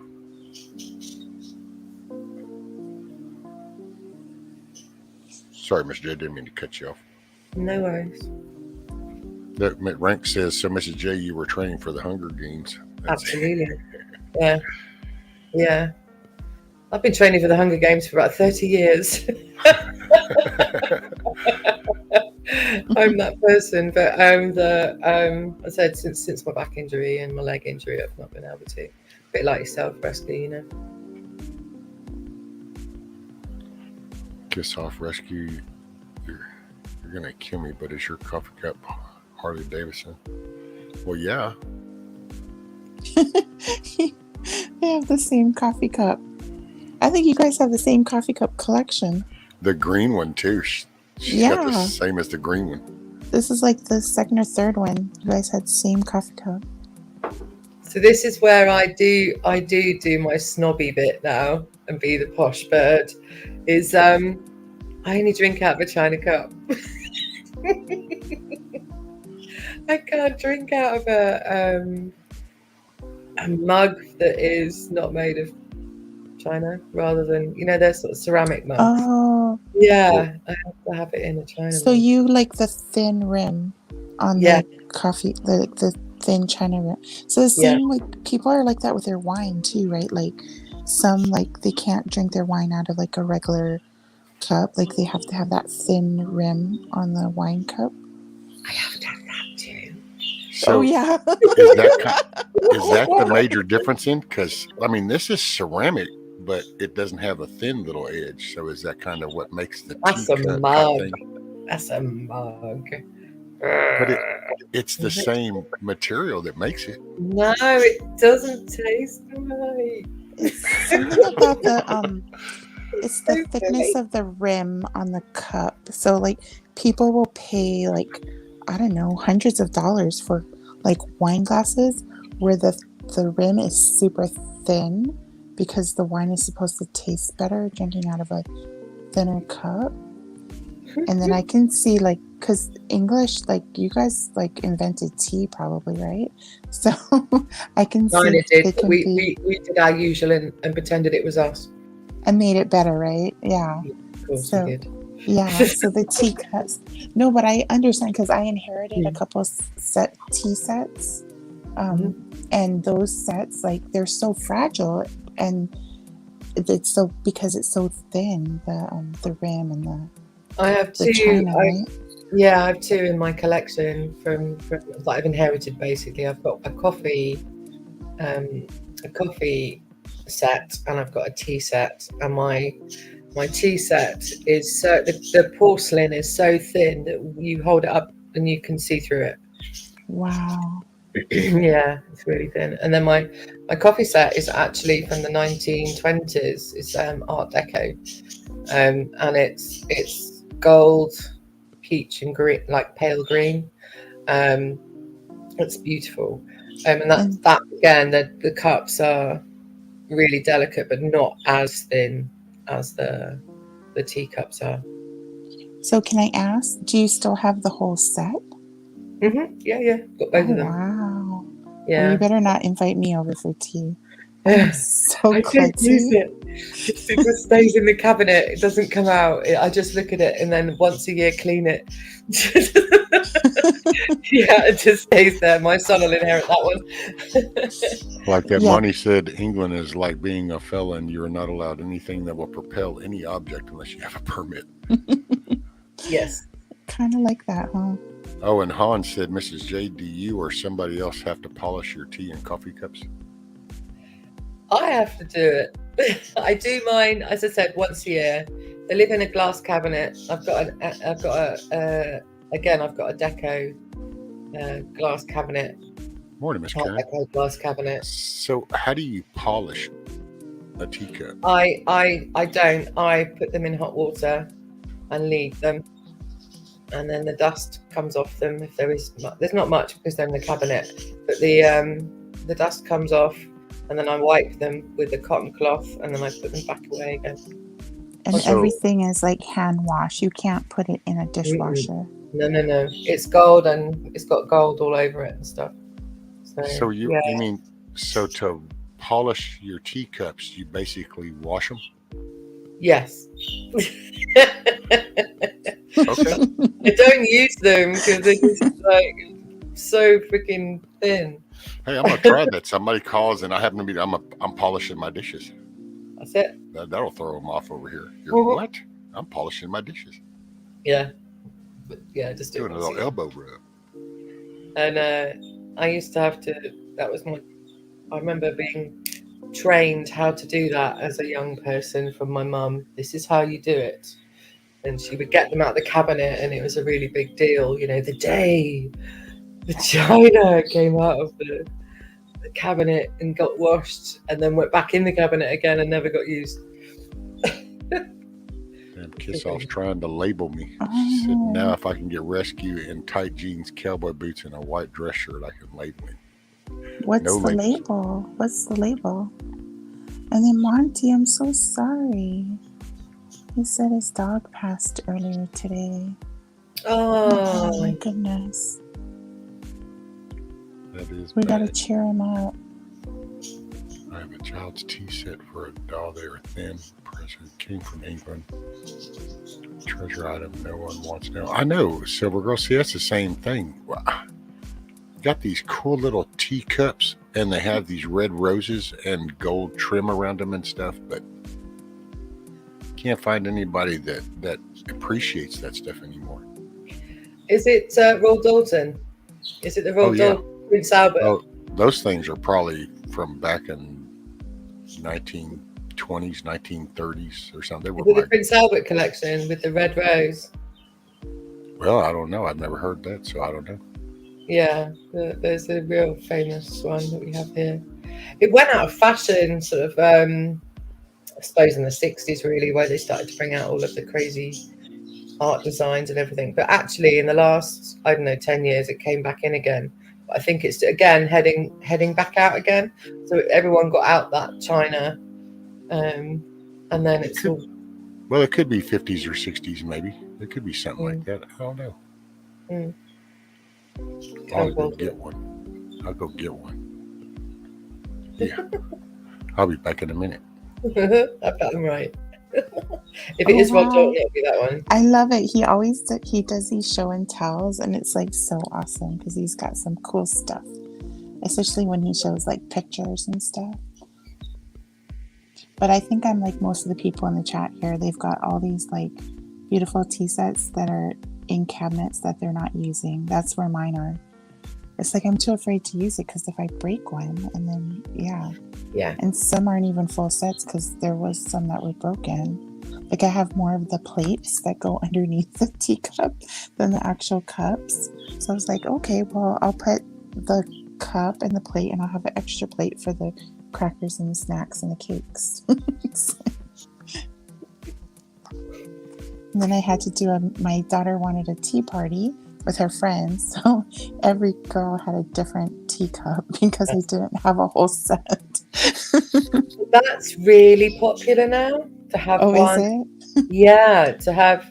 So if you go to a tea shop here, as there are, by the way, I live in the land of scones and tea, basically. So people come here specific, it's like it's famous for it, and the best scones and the best tea and all of that is people come to these little tea houses all around here, and so each of them, you get as you can imagine, the 3 tiers, with the cucumber, no crust sandwiches. Then you have the cakes, and then you have the vol au vents on the top, or whatever way around they do it, and the scones. Oh yeah, that's it. Scones, cake, and then the cucumber sandwiches. And people pay loads of money, and the teacups with their little sauces that come with it. Each teacup will be different, so that individual's got their own representation. So would that be considered like high tea, like an afternoon tea? Yes. Yeah. And then they have the tower. So we have that here in Hawaii. The hotels do it, and I think it's about $50 a person, right? Wow.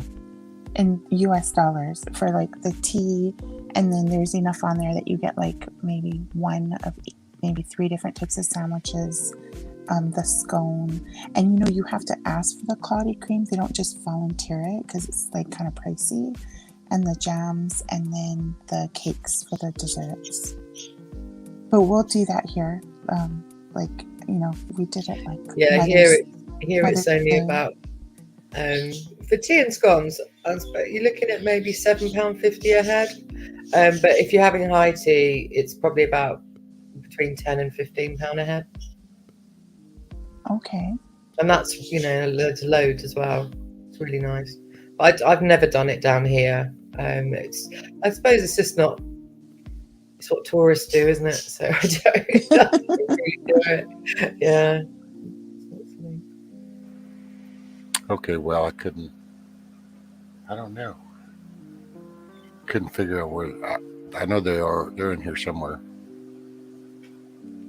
So so you don't have to polish them then, Rescue, because you don't have them in a glass cabinet all stacked up pretty. No, they were wrapped up.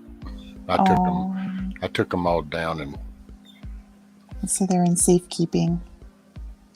Yeah. A little too safekeeping. Well, I don't know what to do with stuff. But now I'm finding people to send some stuff to. Now I just got to work with my fixed finances. Well, you're supposed to ask them, right, for the shipping? It's like But now you might not ship those teacups anymore. You're going to keep those after talking to Mrs. J here. No, actually, I need to see if Mrs. J wanted to send me a shipping address and I could send them over to her. Yeah. It's so expensive to send stuff. I tried to send a box from Hawaii to my friend in the UK, and it didn't have that much in it, and my shipping was like over $100 for maybe like a 6x8x10 box. It was crazy, but it was stuff she couldn't get there. I needed to, I had to ship it to her. So yeah, international is just crazy. We have an American sweet shop here in town. Oh, nice. Yeah. You go in, and I was really excited. They had some really nerfs and things like that, Did you say nerds? Yeah, nerds. Sorry, nerds. Yeah, nerds. Yeah. They have nerds. It's really expensive.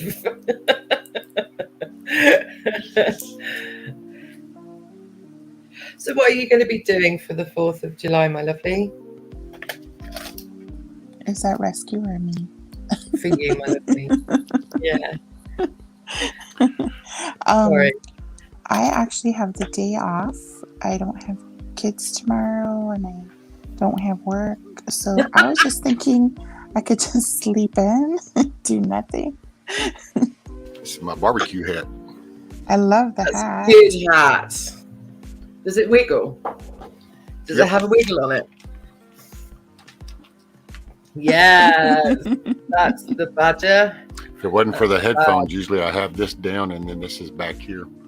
Oh, look, you can actually restyle it. Yeah, really. Got to be big pimping. That's great. That's like Uncle Sam hat. That's it. Yep. It's back when I used to have fun barbecuing. That was when there was a life. Oh, I remember that. Yeah, so I'm just boring, a boring 4th of July. So actually, this is my 4th of July party right here with Rescue and you and everyone in chat. I do feel a bit cheeky coming in and invading your celebrations. Why? Being all the way over here. Well, I'm not American. Well, I know. If anything, you're a reminder of our day. At this we get to hear about how you can't have a slingshot. This is why today's important. Yeah. I think the whole world should be celebrating July 4th Independence Day with us. Like this is not an American thing. This is like a world issue here. Freedom. From all the way up in the north in UK, all the way down to Australia, like we're all in the same boat. This was the foundation of it.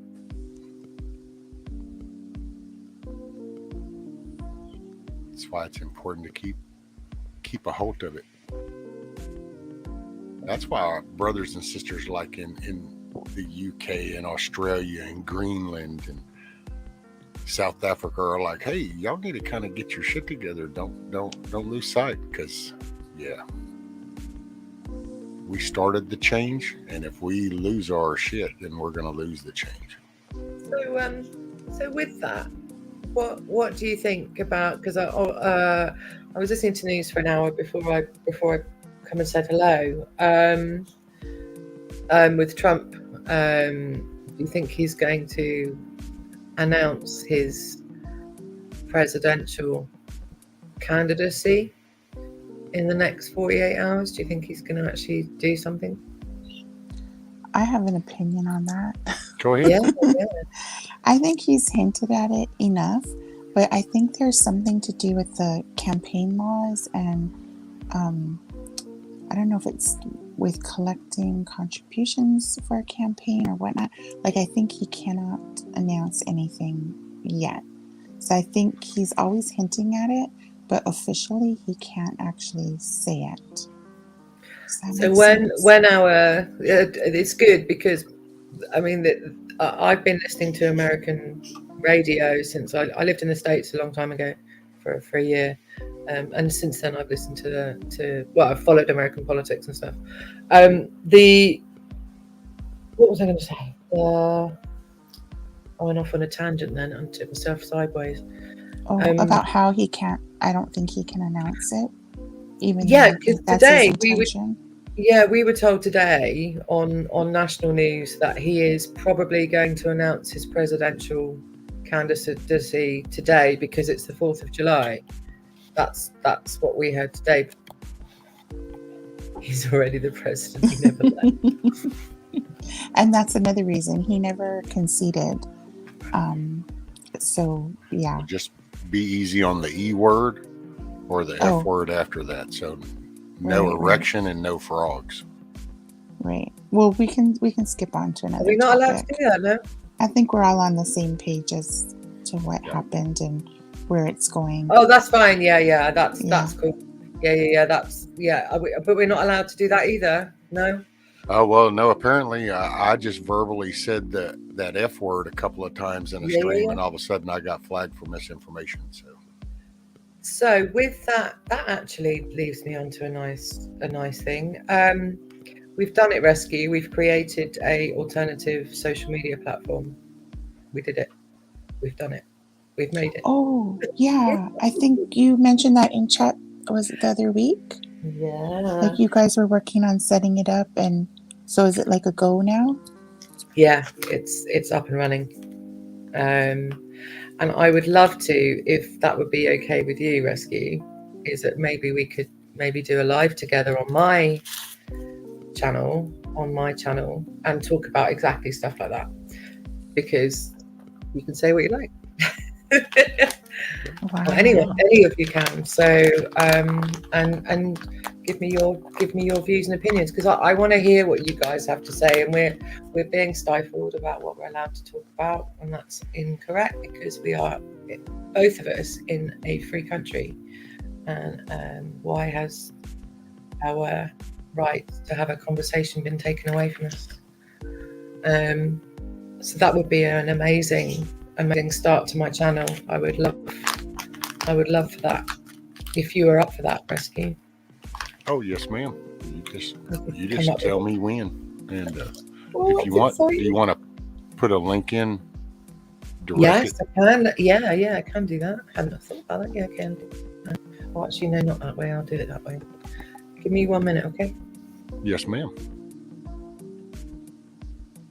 Oh, that's so cool. Yeah, so a lot of people are like doing their own server and their own websites and stuff, right? Like, Well, that's the way it used to be. That's actually what I found ironic when I kind of got reinvested, a few years ago, was just how the shift of all the power dumped it over to Amazon, and then this Facebook, and then YouTube, and oh my gosh, the evil Twitter. And it's like, I'm sorry, you realize if you have a computer sitting on your floor, you can pretty much have a website. That's true. And then the search engines monopolized everything and controlling where you get directed to when you do a search too, right? Yeah. But see, every web address, like if you learn IPs, then an IP address will take you right there, regardless of what the search engine shows. It doesn't bank off. So they have DNS a static IP address that goes to their server. Yeah.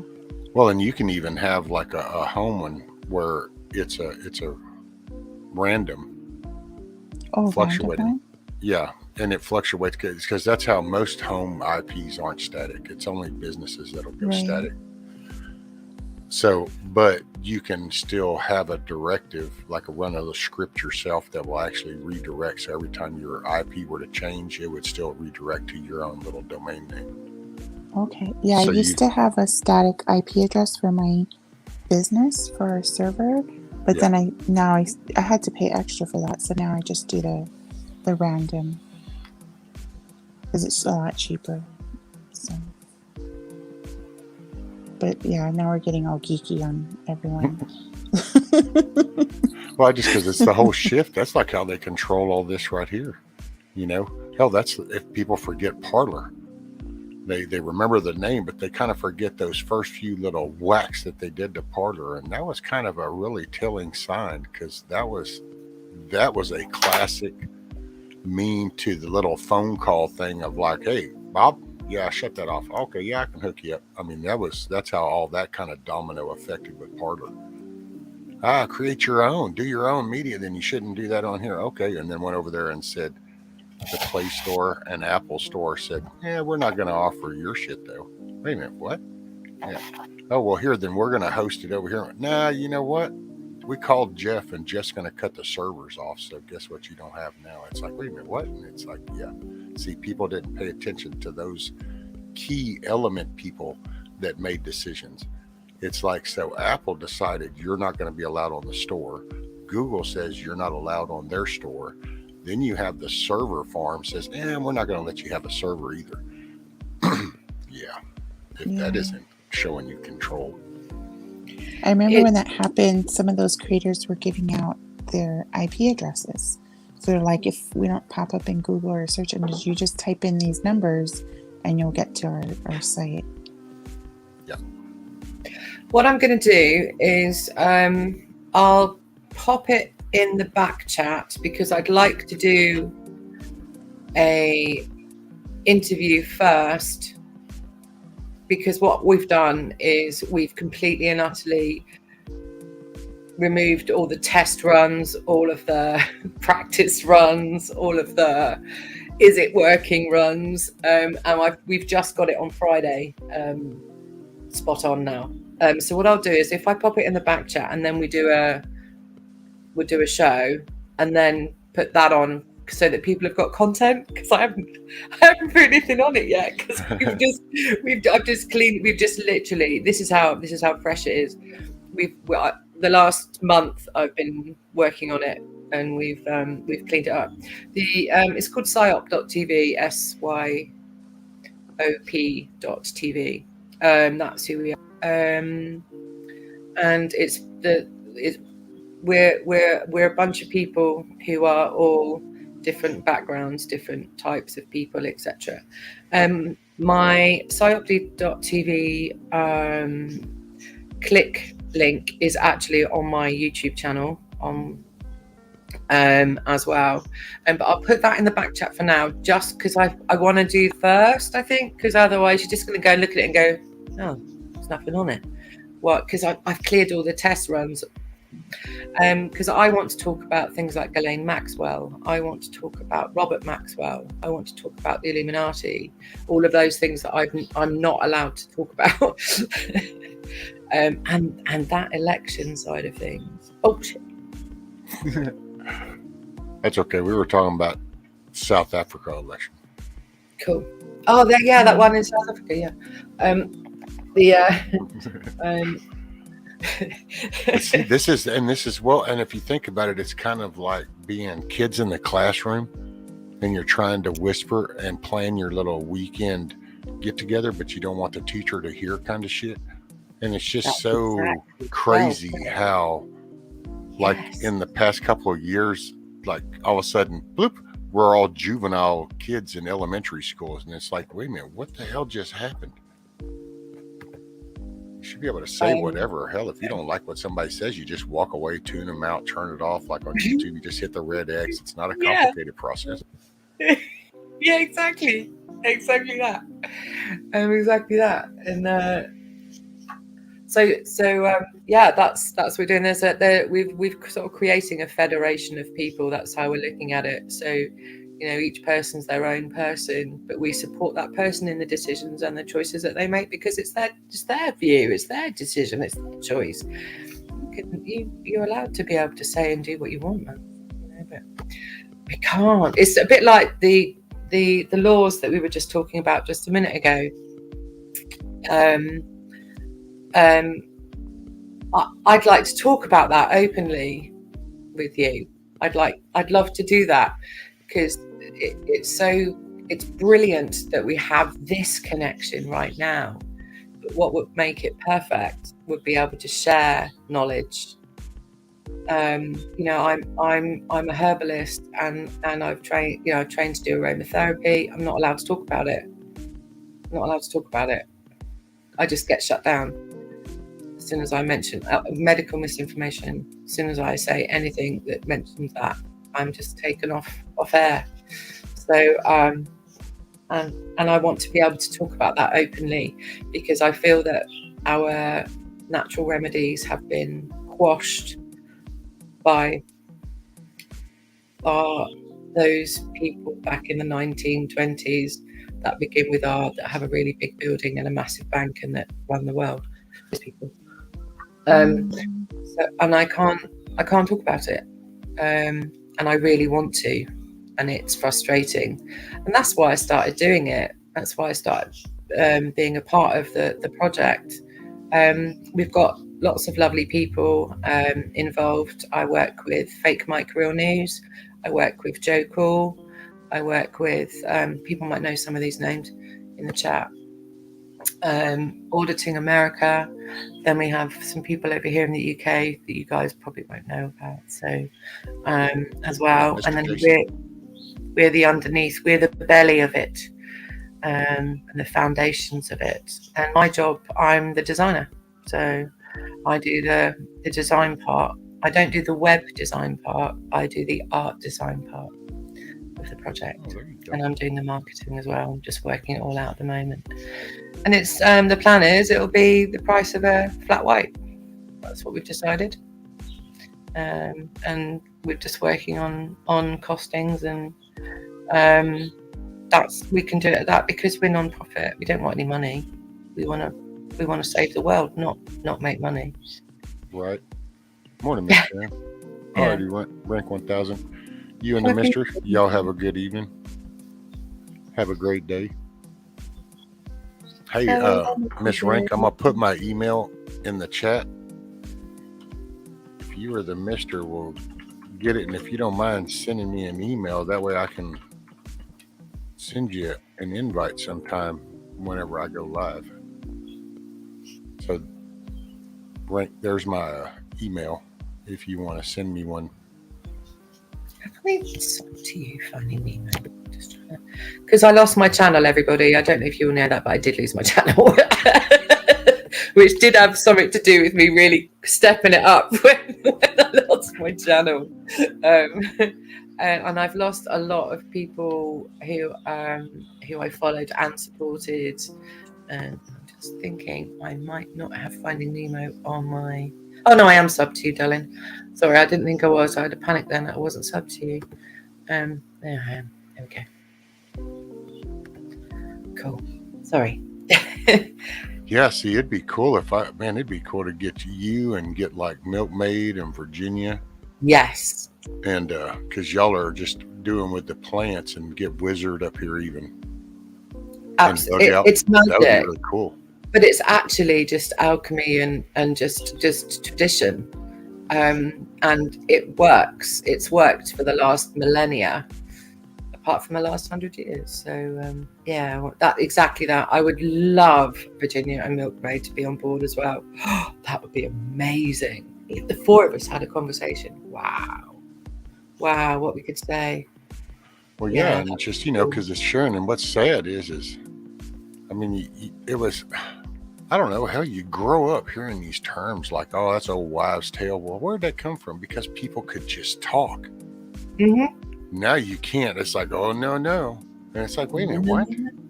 It's like Monty does. No. Yeah, he does, doesn't he? How is he anyway? Oh, yes, of course he had a sad news today, didn't he? Yeah.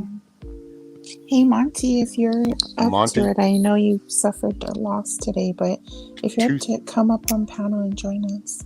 2,000 is the Mr., 1,000 is the Mrs. Got it. But they both drink beer. Yes. Do you homebrew? Please tell me you homebrew. Well, on Steve Harloha's channel, he told the cutest story of how he met his wife in a bar, and he offered to buy her some wine, and she's like, well, could I have a beer instead? And he's like, I'm going to marry this woman. It was the cutest story. It was so awesome. Morning, Miss Joyful. Hey, Mrs. J. So Keno says, Mrs. J, which books would you recommend about that? One more, I'm going to get this because I've just had my meds. I'm forgetting the name of the book. One more, it's right by my bed, so I'll get it. Okay. Oh, no. No, let me just mute. You don't really want to hear me doing all that. That's right. I understand. That's why I mute sometimes. Like, you don't need to hear me grunting to get over there and get to twisting that. Man, I gotta say, when I picked my granddaughter up, that was one of those, damn near brought a tear to the corner of my eye. I was like, oh, okay. I just kind of got zoned in on the moment of actually holding her, because, oh boy, that was shock and awe. Well, maybe it's better now when she's littler. I mean, as she grows up, that's not going to be a possibility anymore, right? My favourite book for that kind of thing is called The Fragrance Pharmacy by Valerie Ann Warwood. That was the bit I couldn't remember the last bit.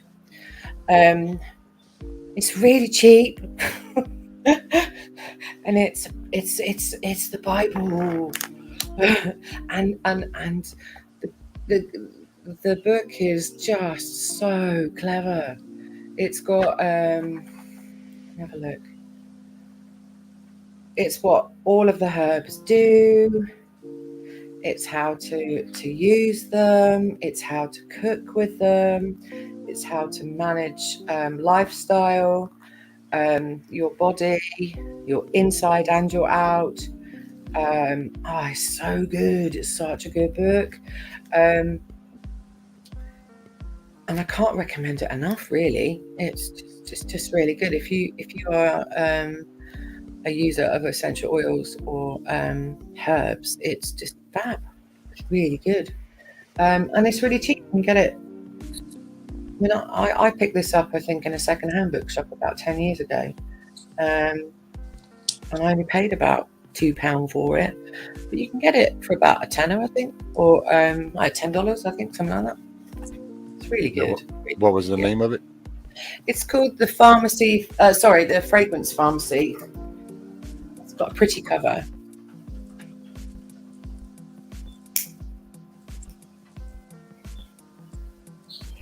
Okay, I just wrote that down.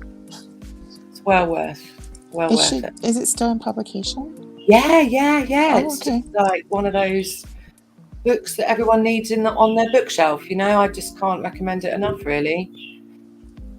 I have my collection of aromatherapy stuff. Yeah. And my spices and stuff. Yeah. I kind of know like what to use things for, but it would be good to have a reference book that's in paper. That's not where, like if Exactly. it was grid down or something, I could, look at the, the Bible on essential oils when I can't Google it, right? Exactly why I have that book. I've had that book, I said 10 years now, sat on my bookshelf. Well, not on my bookshelf, it actually lives by my bed. That shows you how important it is to me. It's permanently next to my bed. So it's like, how am I feeling today? There it is. I can, and then I match up everything. It's a fixer and a doer. I can't say any more than that because I get told off, so I just don't want to get any. I won't say any more than that, but it's really good. Well, what I heard was that essential oils, that's one of the things that'll break the blood-brain barrier, versus not all pharmaceutical drugs can break the blood-brain barrier. So it was recommended, I don't remember if it was through a naturopath doctor or another friend. We can't talk about it. Oils. Yeah, we can't talk about it.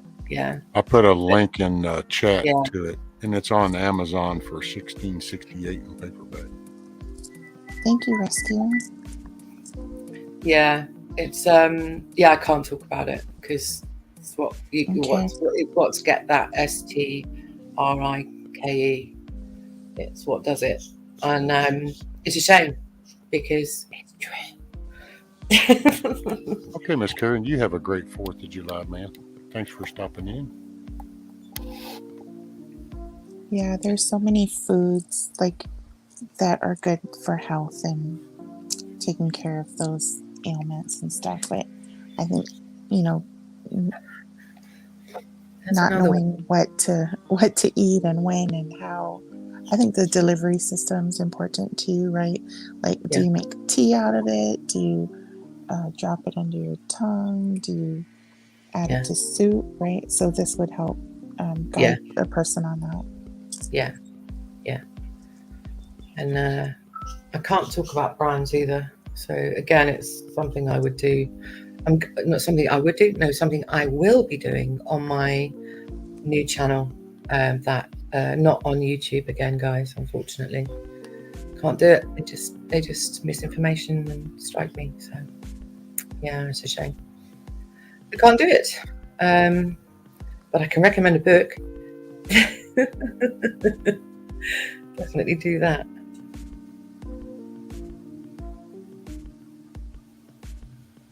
Yeah, here in Hawaii, like whenever someone's not feeling under the weather, the go-to thing is this thing we call oxtail soup, and it's basically like a bone broth that's made out of the oxtail, and so I guess it would be like a beef bone broth, and there's all kinds of good stuff in it, like you put ginger in it, garlic, star anise, cilantro. We put in shiitake mushrooms, daikon, which is like, I guess a root vegetable. And then when it's all done, then you add like a Napa cabbage, add more cilantro, more ginger. And overall, it was like, when you look at all the, people just think of it as like a comfort food, but it really, when you look at it, all the ingredients, they're all very medicinal in purpose. So, yeah. Yeah, but we're not allowed. You'd almost think that, like, when the people were created and put here on Earth and everything, there was like plants and things that just took care of us. You'd almost think that it was like thought through or something. I don't know.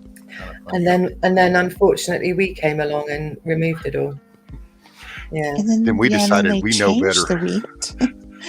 They changed it so we can't even digest it anymore. Crazy, isn't it? Yeah. Well, that's something like Milkmaid. That's why it'd be cool, because if she was here, because she talks about it, and I've thought about it, but in my own just kind of redneck way, just not like I'm a herbalist or something. It just, some shit just seems to make sense. You just kind of connect a dot. It's like, well, I didn't have to think about it, but the soil, you tear shit up, you excavate, you refill, and we call this landfill. So we think because we redump dirt into a hole and smooth it over and plant some grass that it's like, oh, there, see, it's all better. But it's like, but it's really not, because you just disrupted thousands of layers of soil composition. And so you're not getting the same nutrients when you plant in an area that was like viable before. But then it's been, because she likes to talk about, and I get where she goes with the plowing of a field and how you're disturbing the environment that it's built up. You go in and plow up, you disc it up and stuff. So I kind of get the connection with all the damage to the soil in our atmosphere, just the air. We're putting shit out, people driving by, cars putting out. And it's not that I'm not all this go green shit. It's not that, but we consume way too much, and then we just discard shit like nothing. It's like, I remember the big craze over plastic bottles. Oh, we need to recycle. Look at all these. And it's like, well, okay, so what happened? Oh, we stopped doing that. We just keep spending money, making it sound like we do shit, but we really don't do it. It just, I don't know. That's the magic of marketing and spin. Yeah. It's, it's just, here, spend money on this. As long as you can say that we're spending some money, then it's like people will just assume then that something good is happening because you're spending money. It's like, yeah, but have you noticed we keep spending this money, but yet nothing's really improving? It's kind of like the road systems that are even worse now than they were 20 years ago, but yet we pay more in Texas now. Well, how did that work out? It's just goofy shit. We just tear stuff up. That's the only thing about it. When some people do that parasite thing, it's like, yeah, we're kind of a parasite because it's our own greed, our own gluttony. And there's a lot of us now. Back when we were kids, there was 3 million people on the planet, 3 billion people on the planet, and now there is 7 billion people on the planet in the whole time that we've been alive. That's crazy. That's crazy. And yet we bring less to the table now than what we did back then. You know, as far Yeah, as it the saddens effort, what me. we do. You know, it saddens me that the local doctor isn't your local doctor anymore. That doctor my doctor looks after 1,500 other people. My GP, and there's not the facilities for the amount of people are not there, so the funding's reduced and taken away, like our police force and nursing. You know, they're desperate. We're in desperate need of nurses, absolutely, but nobody wants to do it. Well, why would you? If the money that they're offering, well, I'm not doing that. I can go and work in Tesco's for for that money. But isn't Why that do I want to do 4 years training and then have to pay that back, as well as get the same money as working in Tesco? Isn't that part of the problem, though? Because see, if you have a person, a human that's not wanting this job because it doesn't pay enough, then that means their thinking is all about the dollar. So then when they do get in that spot, they're going for raises and positions because of the money. So then when they finally are in control of something, a CEO, whatever, well, guess what they're looking at? They're looking at profit levels. So this is how we shifted. This is why I always try to remind everybody when it comes to the E thing up in the administration, all this, it's people. People are involved. If we don't change the message that people transmit, then none of the other shit's going to change, because it's people doing it. And it's like, there's a good example. If you won't go work for somewhere because of a dollar value, then that means if you were to be in position of power, you would be deciding the same way. You would be using profit over a decision. Well, what makes me more money? I'll do that. It makes me more money. And that thought process is where the disconnect happens. So I'll give you an example. My 4 closest girlfriends are 2 are nurses, 1 is a teacher, and the other one is a yoga teacher and gardener. My single mum friend who is a nurse, her outgoings are more than what is coming in without the food. So now that I get that though, Mrs. J. Yeah. Now, as far as when it's you got to have this amount in order to sustain. So that's it. And how is somebody who is doing the job that she's doing, that really respectable job that she is doing, that really well-trained, insanely well-trained job that she is doing, how can that fit with what she has to pay out? And her mother has to help her every month to survive. Do you mind if I ask, like, what is the average salary for nurses in the UK? I'm not sure, but I can find that out. So, like in Hawaii, of course they're unionized here. Like a starting nurse might make like around 80,000 US, and then as they get more degrees and several of them work like overtime, they can get up to about 120,000 a year US. I tell you what, it's nothing like that. Let's put it that way. Okay. Right. So, and if that's you with 4 years of schooling. Yeah, so you've got 4 years of schooling, which you get a £6,000 a year bursary, because you're training to be in the healthcare. But obviously your bills are sort of 20,000, 19, 18, 17,000. So a band 5 nurse, so that's someone who's sort of had between 2 and 4 years experience, is about 27,000. But the tax rate jumps after you're at 25,000. So the tax rate changes. So as soon as you go over 25 grand, you're paying more tax. So work out the logic in that. So your house is, average 2-bedroom house is between £700 and £900 a month.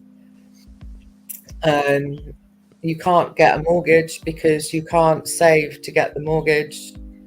So you're in that constant battle, paying dead money. Then you have your food prices, then you have your childcare, then you have your petrol, and of course my friend is on oil. She's not, because of where she lives, she's on oil, and that is absolutely through the roof at the moment. So paying for her, she's got her electric and then she's got her oil, so she's paying 150, 160 pound a month in electric. Wow. And then you've got the oil on top of that, which does the heating and the water on top of that. And she lives 5 miles from one of the biggest oil refineries in the UK. Wow. So the starting pay is a huge discrepancy. So I did the conversion that's after 2 to 4 years. It actually starts out, first of all, you start out about 19,000. Wow. So if it was like 30,000 pounds, the US conversion is about 36,000 US. Yeah. So that's like half of what the nurses are making here in the US. Yeah. And then we have like these traveling nurses. So whenever during the virus, we had a bunch of traveling nurses come into Hawaii, and they're making even more because they're getting the salary, plus they're also getting housing as well to be here. So they were making really good money. We're 40, I think it might be more than this now, but the last time I checked, we're down 40,000 nurses. 40,000 nurses. Because as soon as you get to 21,000, I think it is, it might have gone up to 23,000, don't quote me on this, you have to pay back your student loan.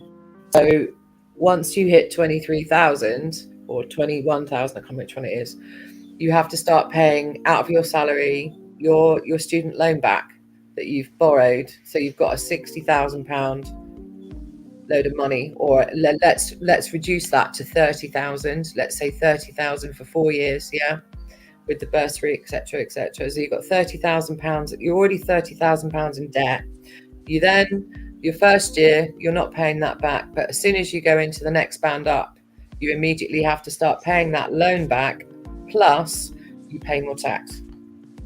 I thought your colleges were government paid in UK. No? No. Oh. No.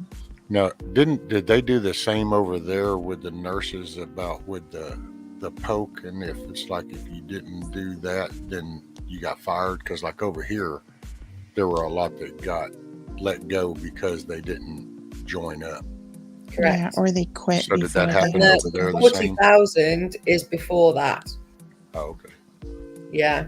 So we were 40,000 down already, and then that happened, and now we're more. Yeah. But why would you do that with those future statistics of financial statistics? You just wouldn't, would you? You would go, well, there's no point doing that because I'm just going to be in more debt and then more debt. And there's no support.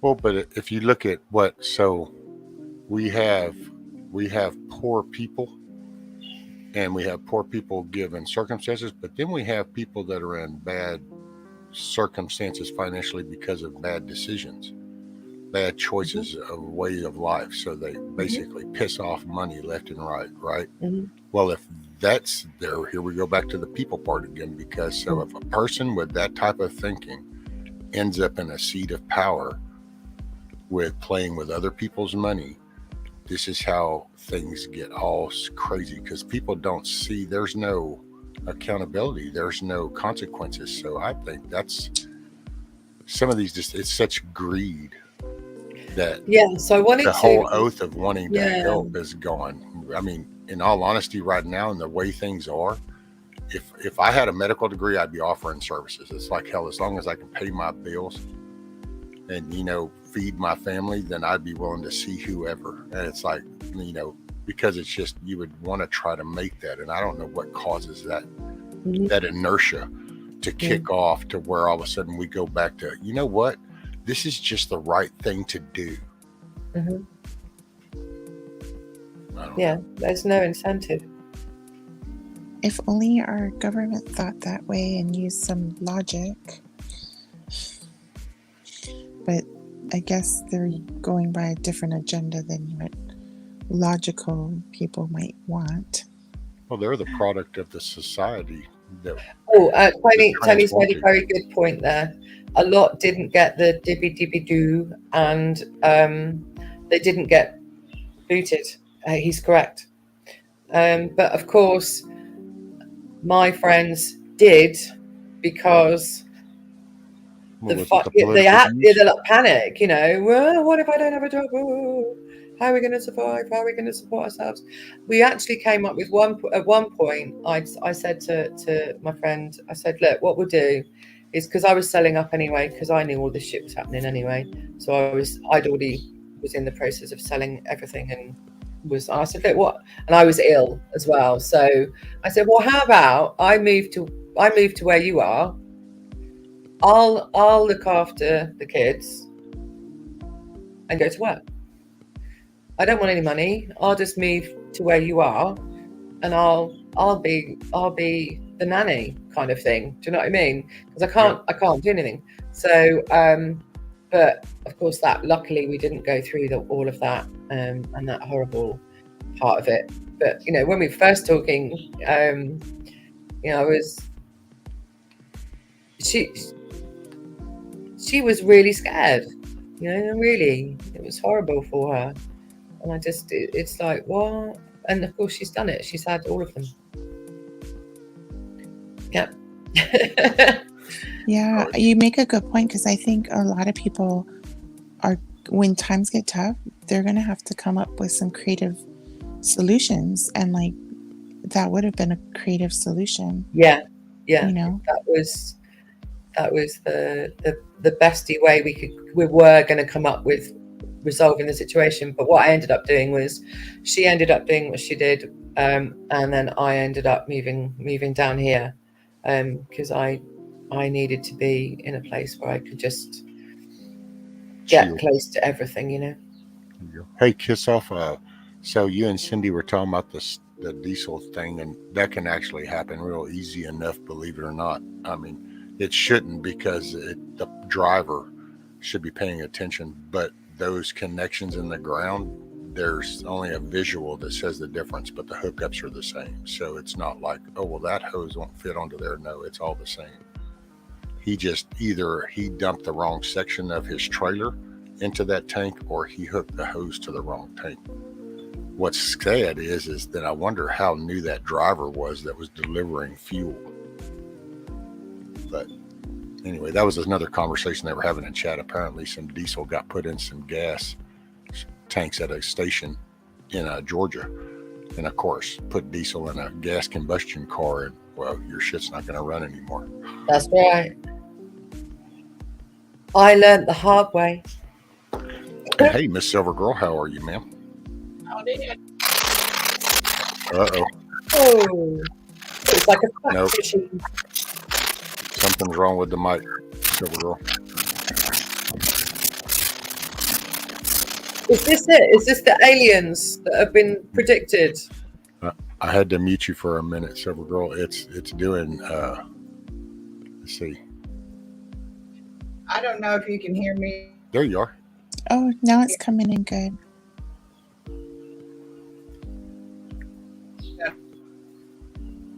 Come up.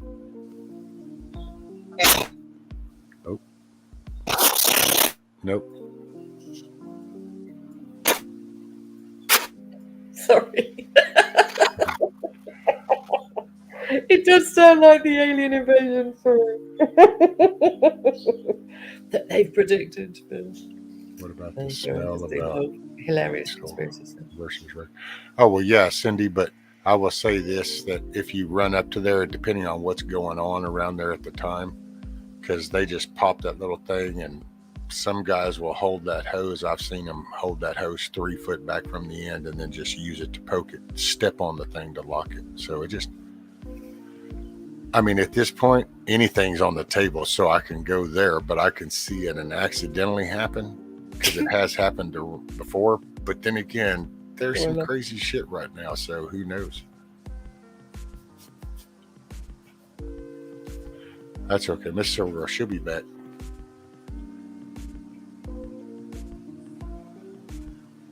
Most of it's the connection stuff. Yeah, mine does that too. Like, it takes a while. Like when I get on, like I can. Let's see. You guys say that I sound clear, but in my earpiece, it's like sputtering like that, and then it takes a while for my internet to sort of catch up on the lag, and then it comes through pretty clear. Oh, so, do you hear yourself when you're talking? I can hear myself, but when you guys talk, when I'm first on, like in that first minute, it's very stuttery, and then I have to usually about after a minute, it'll clear up so I can actually hear what you guys are saying, because I have 2 devices, so I mute one so that I don't get the feedback, and then once I'm on, so that's why sometimes when I come on, I don't say anything for about a minute, because honestly I can't hear what is being said. So yeah. Yeah, Cindy. Yeah, so just put my picture on and then just wait about a minute and then say hi to me. So. Oh, there you go.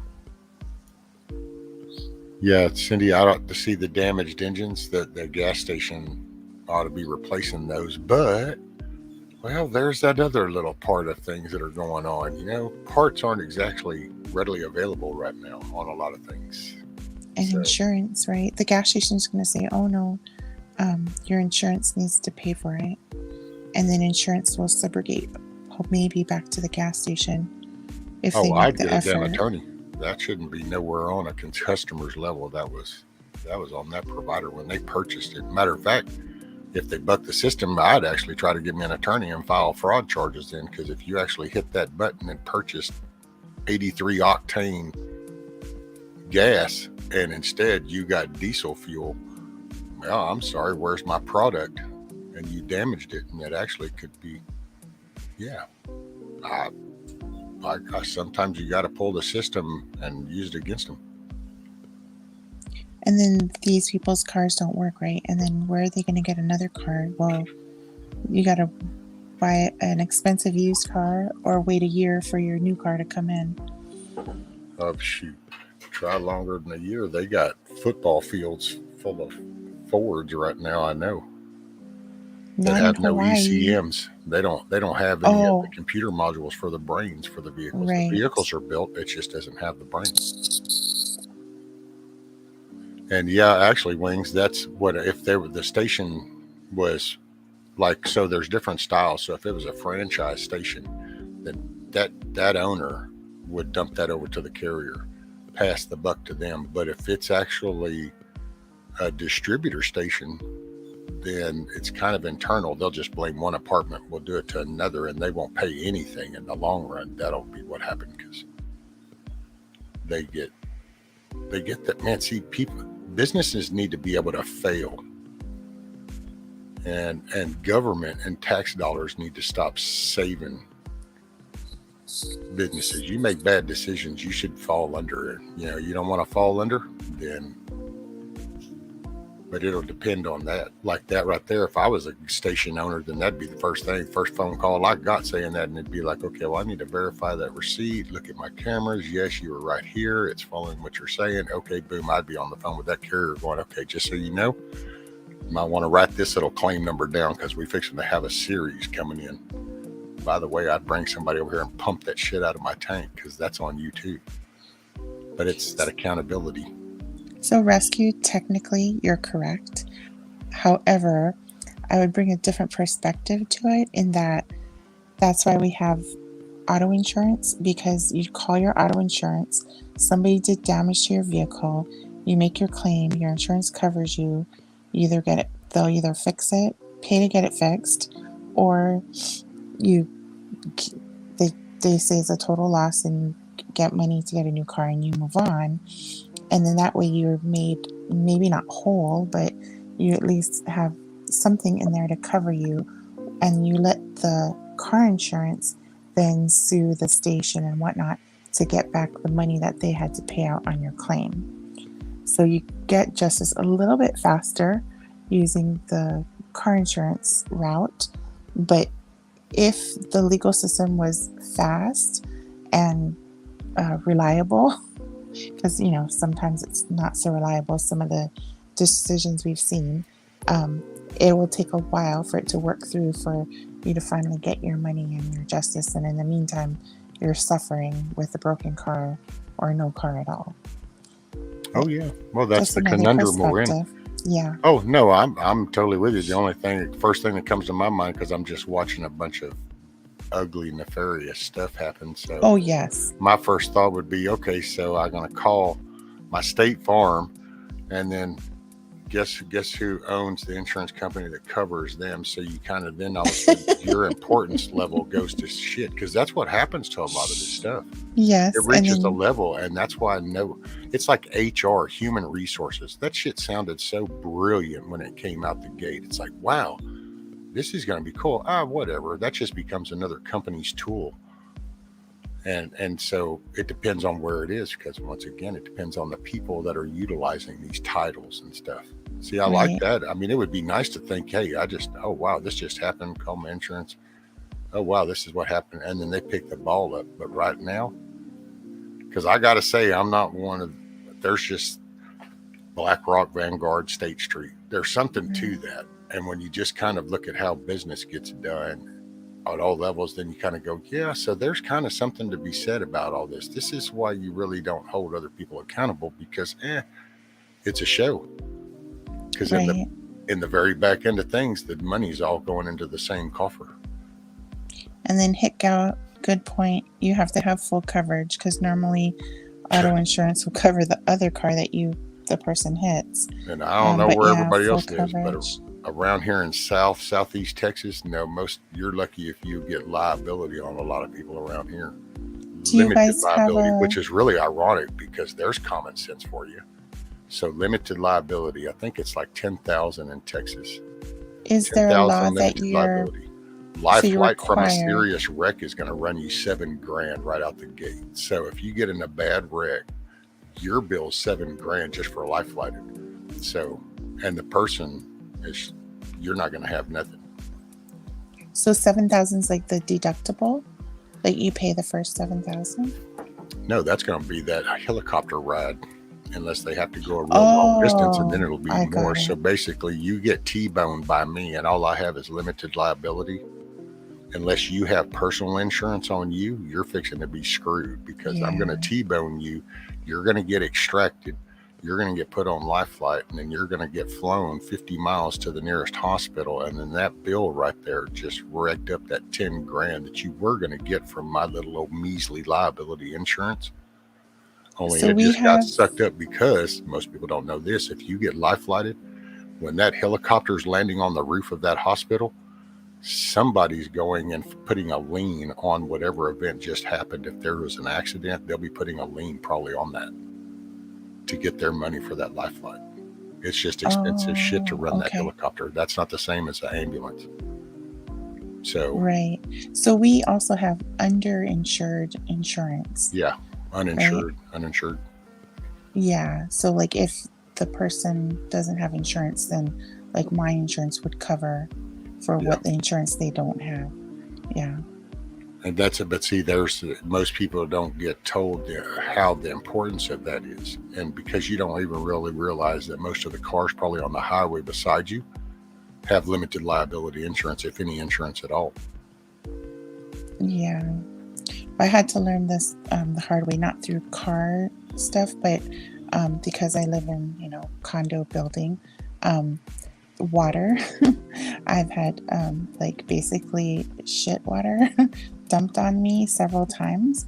And so it's like, well, who's going to pay for this damage? Because it's black water. It's level 3. Basically, anything it touches, you have to like rip out, throw away, and replace. And so it's like, do you wait for their insurance to cover you because they're responsible?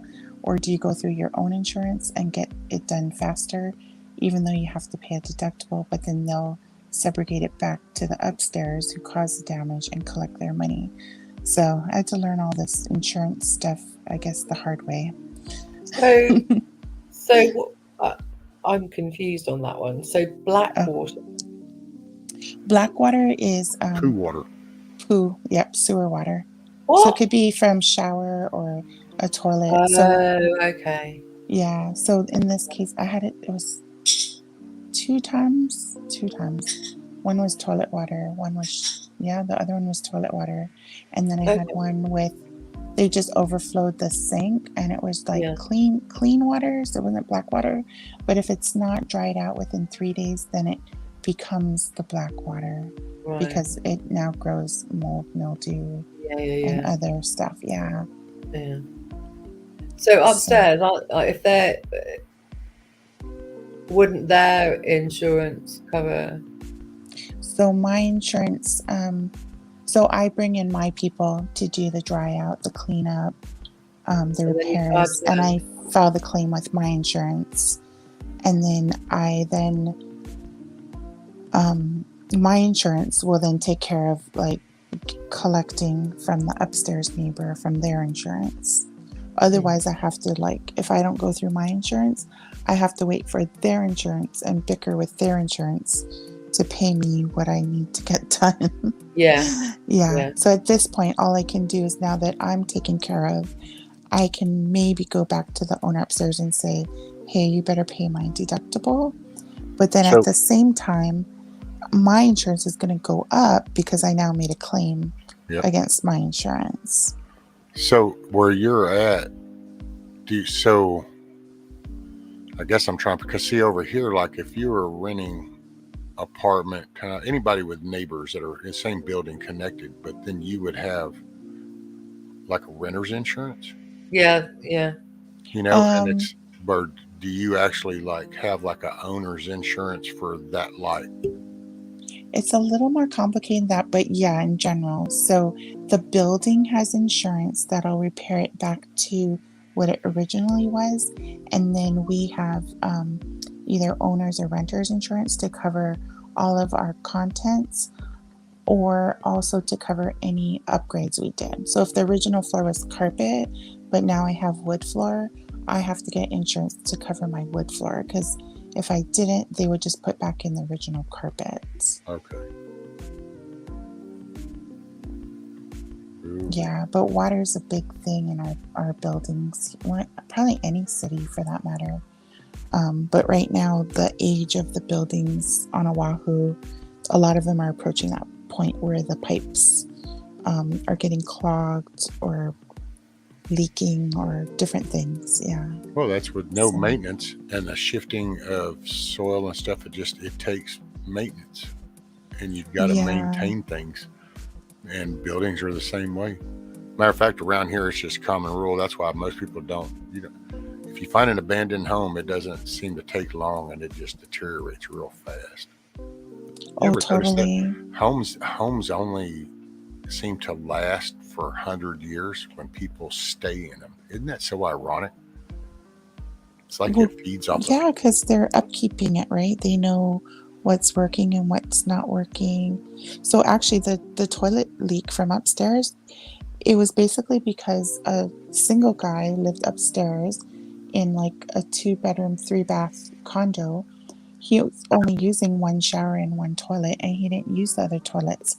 So basically all the seals and lubrications on the toilet dried up, and then he went to go and sell his unit. So he had to make sure everything worked. So he starts flushing his toilet after 3 or 4 years, and the seal was all dried up. So everything just leaked out through this dried up seal.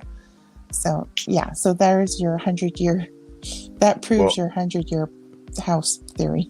Right. Well, and I gotta say, see, I just and I don't mean no disrespect to nobody, but I'm blown away that I guess so you buy a unit that's located in somebody else's building, and it's like, but it's not Freehold. really mine, and it's like, but I own the unit, and it's like, yeah, but it's, I mean, Yeah. I don't know. It seems so weird. I'm renting, I get, because it's like, hey man, it's your building. I just need to rent this little spot. There we go. But man, putting money in the thing, it's kind of like buying shit on the computer in these games when people buy digital stuff, and it's like, but in the flick of a switch, it goes away. Well, it's like that.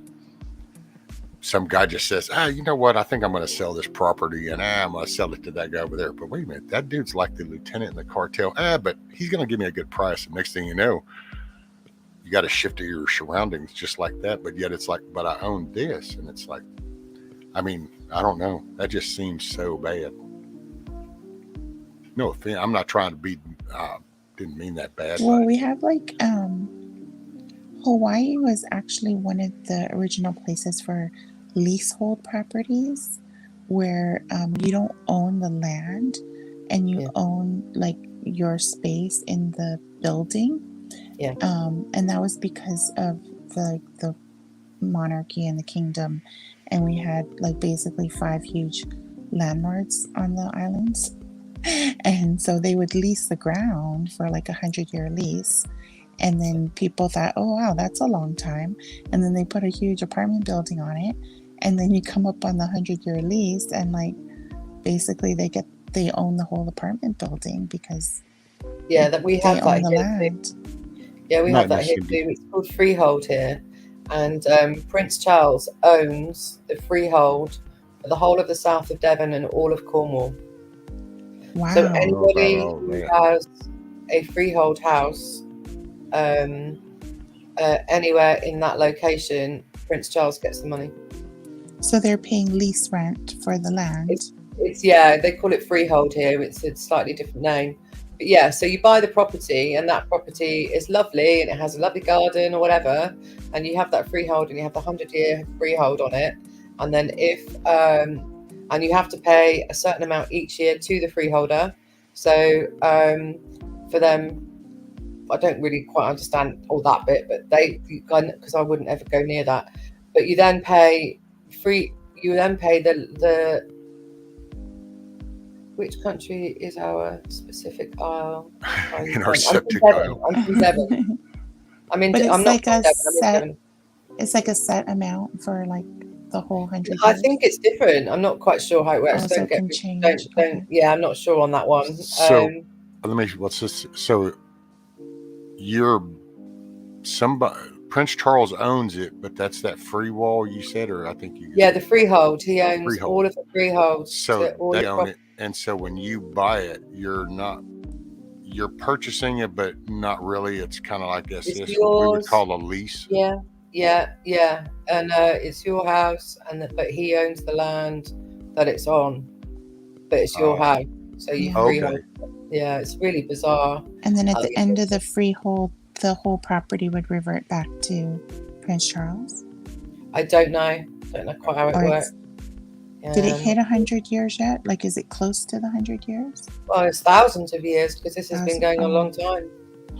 So in Hawaii, when it was, a lot of them started to hit the 100 years, I think like in the late 90s. And what happened was the landlord and the 5 landlords started offering them to purchase the fee or the land under their buildings, and houses were also affected too.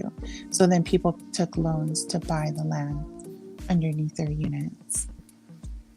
I'm glad I own mine. Yeah. As in longitude, latitude, coordinates, cordoned off section. Yes, I grant it.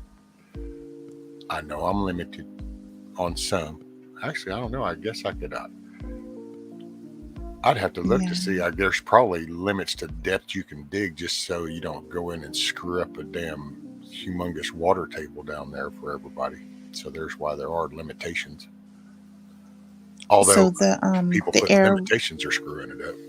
the air rights and the ground rights might be Can subject you to believe state that? law. The air rates. Can you believe that?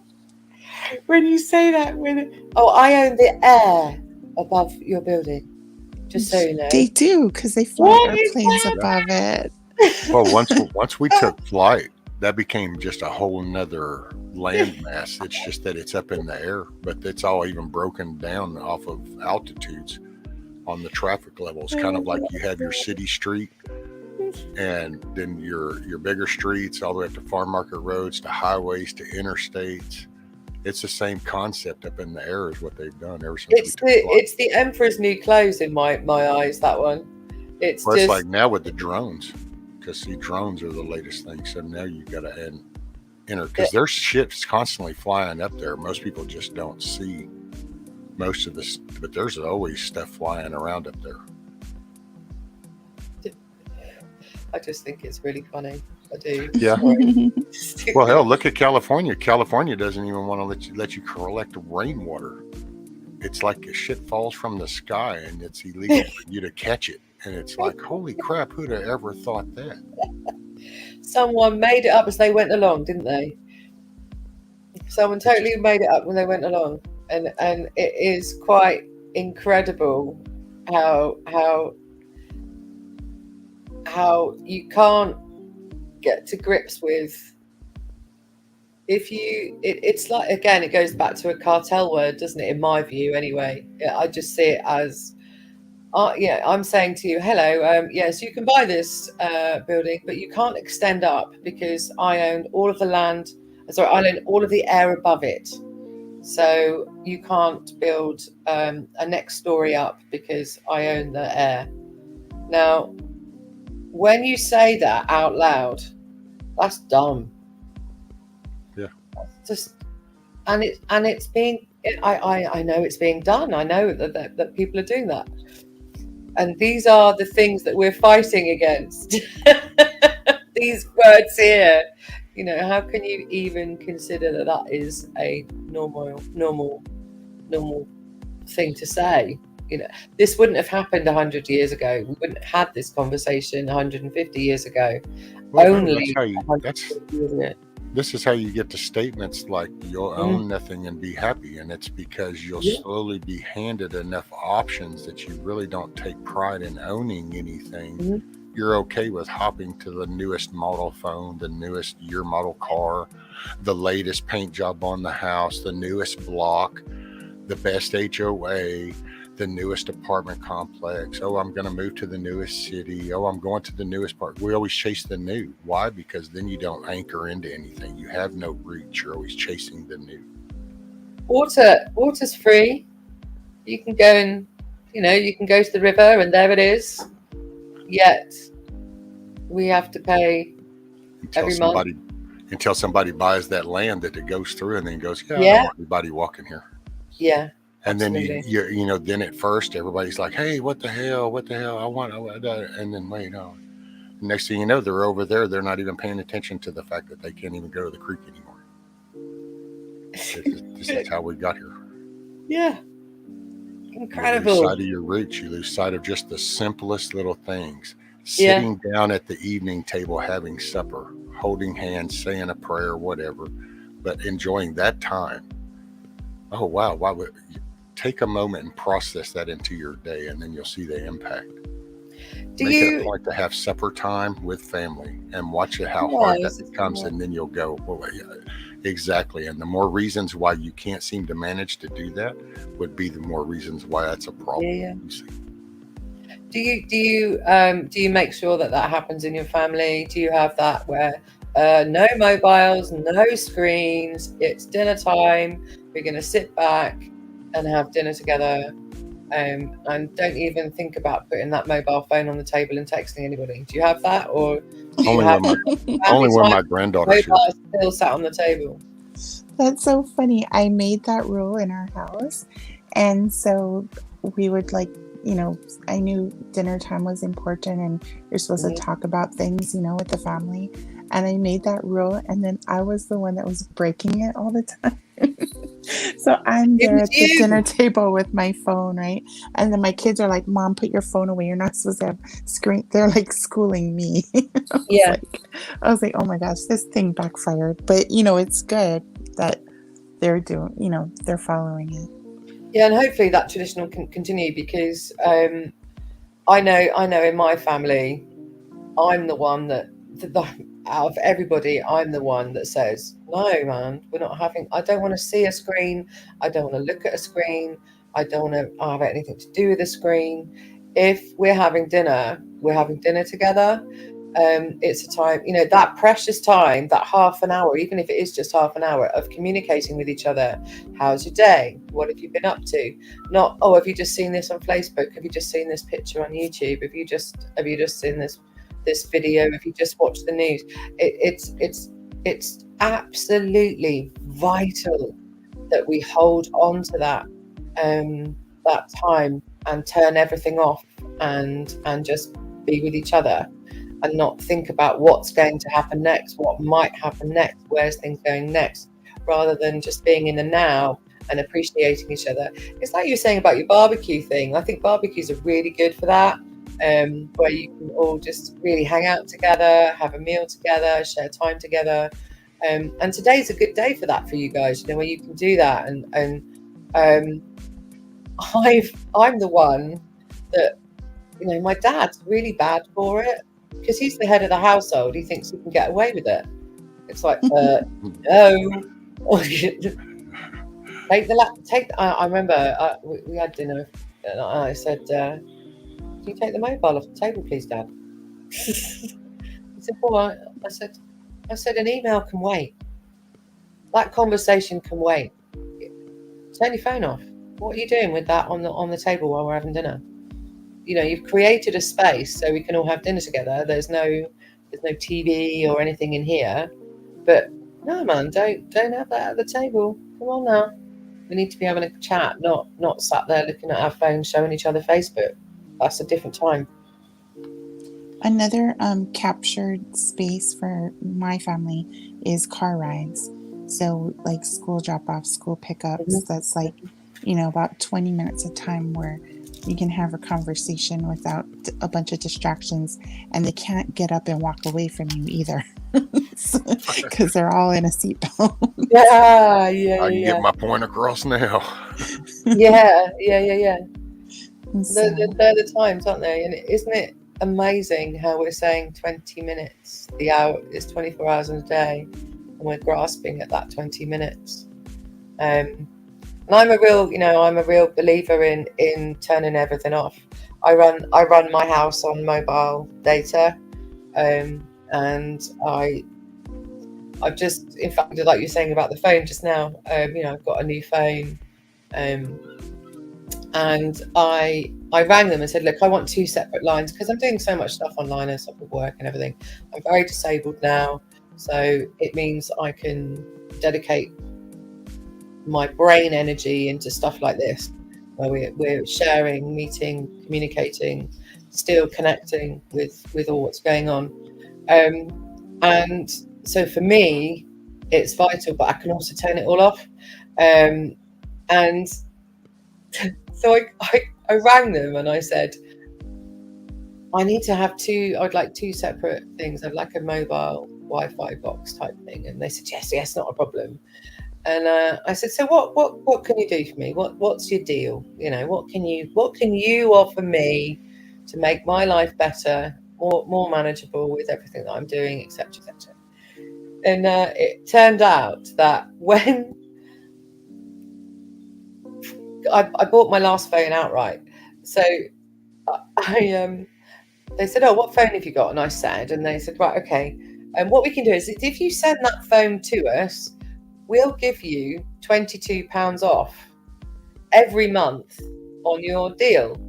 So what now I've got is a brand new phone and the mobile Wi-Fi for less than I was paying for the the phone credit, because I had it unlimited. I'm now paying less than I was before.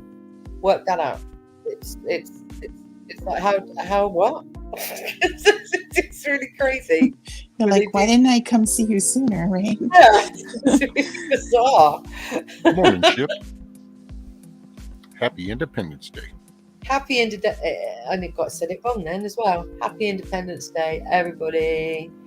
I hope you all have a fantastic day and do some really amazing, lovely things together. Absolutely. I've hijacked your Independence Day. Oh, you're fine. That's what I'm going to do. I'm going to sit here for a few hours and talk to people, and then I'm going to read for the rest of the day. I don't know if my granddaughter will be over this afternoon or not. Oh, yeah. She might pop over. Hey, Mrs. J. Yeah. I made this little game for Rescues Live, and Yeah. it's I'm just wondering if you might be interested in playing it with us. It's basically American patriotic songs. Yeah. And so I was gonna do the lyrics and then have the chat and rescuing you try and guess the name of the song. But we have to give the chat a little bit of time first, without you guys looking at the chat, to answer before I you can guys do that. put We your can answer in. put our answers in the back chat if you like, so that nobody sees our answer.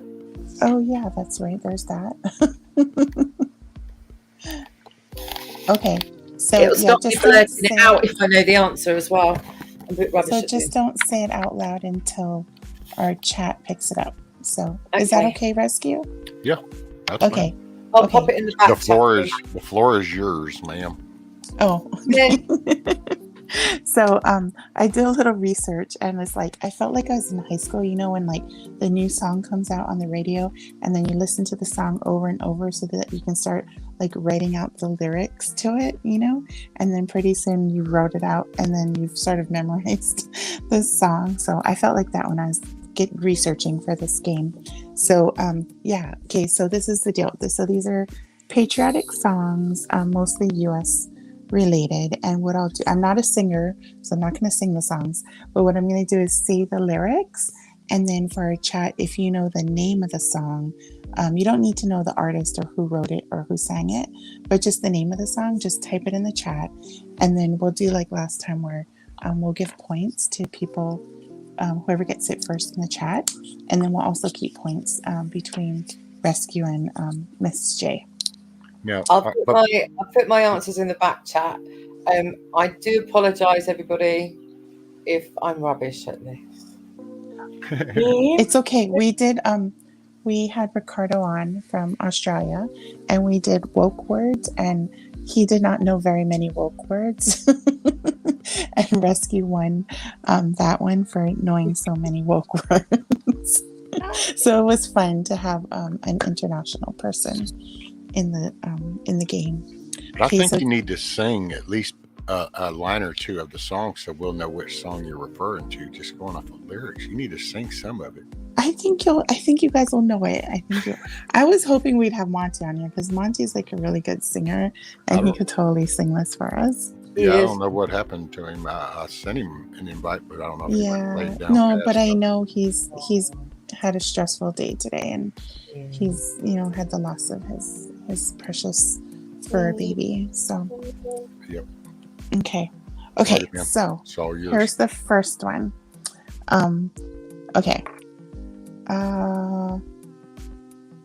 Okay. Find the music and the step, and with the girls be handy. So we'll see if the chat knows the name of that song. My answer's in the back chat. Yeah. Oh, let me look. I'm going to say the typing because I'll just say ditto. Okay.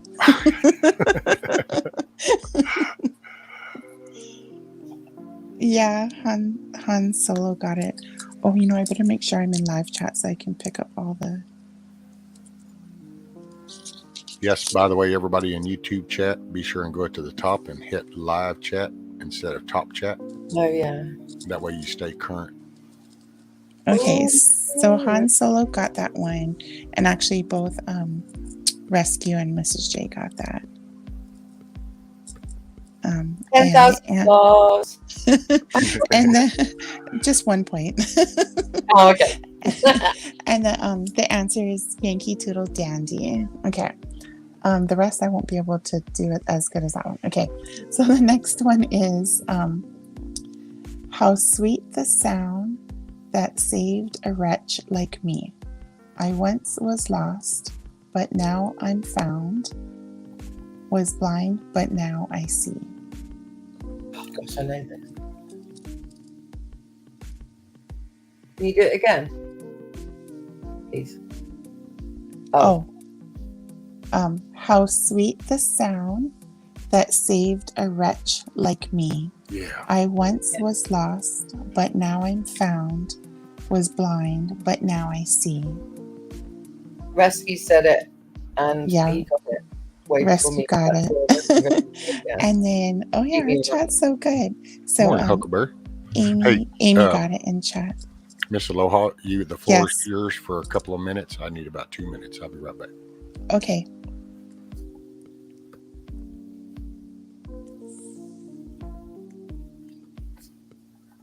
Okay, so we can have the chat play this one. Is that okay, Miss J?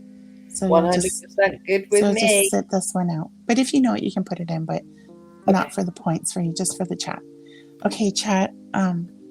Let's see if you can get this one. The land that I love, the home of the free and the brave.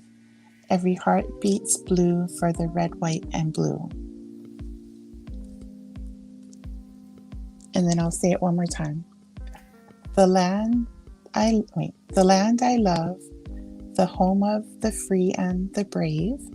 Every heart beats true for the red, white, and blue.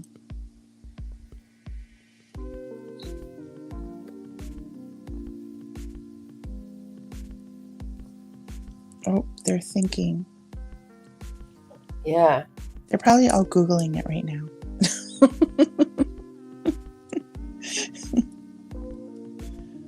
Oh, Han Solo, good guess.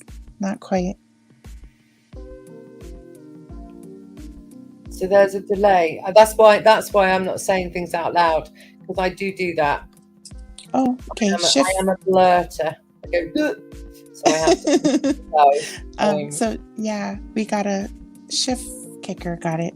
Grand old flag. So it's a grand old flag. A high flying flag. Yeah. I got that wrong. Okay. Good job, Shift. Okay, so 1 point. So now we got Han Solo with 1 point, Amy with 1 point, and Shift with 1 point. Rescue has 2 points, and then Miss J, you got 1. Yeah. Okay. Okay. Well, they're actually doing better at this than I thought. Okay, then. So Miss J, you can try, but no points for the next one, just because we're waiting for Rescue. Okay. Okay, this one is Sweet land of liberty of the IC, land where my fathers died, land of the pilgrim's pride, from every mountain side, let freedom ring. I have absolutely no idea.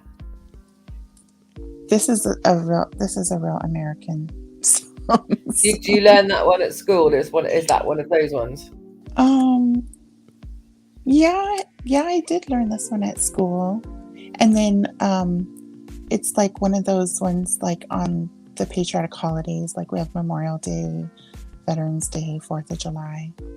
Yeah. Okay, chat. Nope, it's not that one. So the chat's saying, God bless America. Gosh, if you have been saying it, aren't they? I'll say it again. Okay, so sweet land of liberty of the IC, land where my fathers died, land of the pilgrim's pride, from every mountainside, let freedom ring. And then the hint would be the title of the song is actually the line before you start Sweet Land of Liberty of the IC. So the last word C also rhymes with the last word in the title. Oh, they're thinking. Yeah, I am too. I don't got a clue. Oh, is that? It's not Oh Say Can You See? Oh, okay. I did wonder if it was that.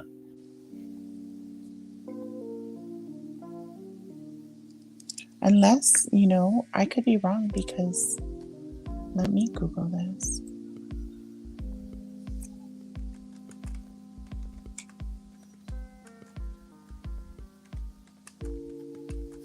Because I got these off YouTube, but YouTube's not always correct. Oh, but Okay. apparently it is. It's YouTube rules. Oh, okay. We got it. Amy got it. My Country, 'Tis of Thee. So Amy's in the lead now. She's 2 points. Yeah. Good job, Amy. Okay. Because these songs, it's like the lyrics, but then you're like, what's the name of the song, right? So, next one. I should probably just go in order here that I have them so I don't confuse myself. Okay. You ready, Rescue? Yes, ma'am.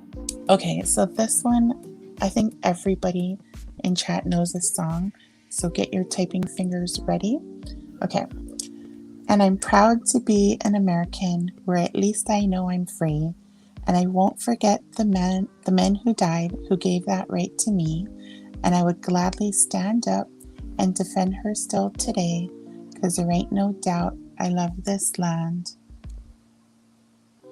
I think people were starting to type before I even started talking. We don't have it yet.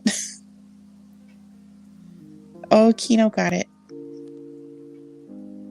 So that's the one they were, God Bless the USA. They were all guessing that on the other one. But yeah. So you know who's famous for this one, right? Mr. Lee Greenwood. Yep. And then who plays it before every rally, right? So I knew I'd heard it. I definitely, when you got heard that. Yeah. I got it wrong, guys. I managed to get God Bless, and then all of a sudden it was like, oh, Kino got it, and I was like, okay, backspace.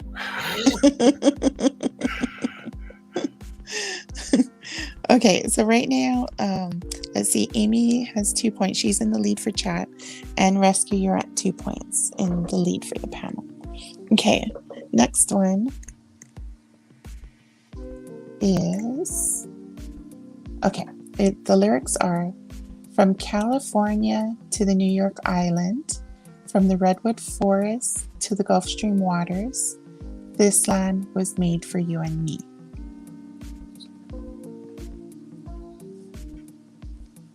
Man, and I'll do it again. From California to the New York Island, from the Redwood Forest to the Gulf Stream waters, this land was made for you and me. No clue. No clue. I don't know if it's because I'm trying to think of it.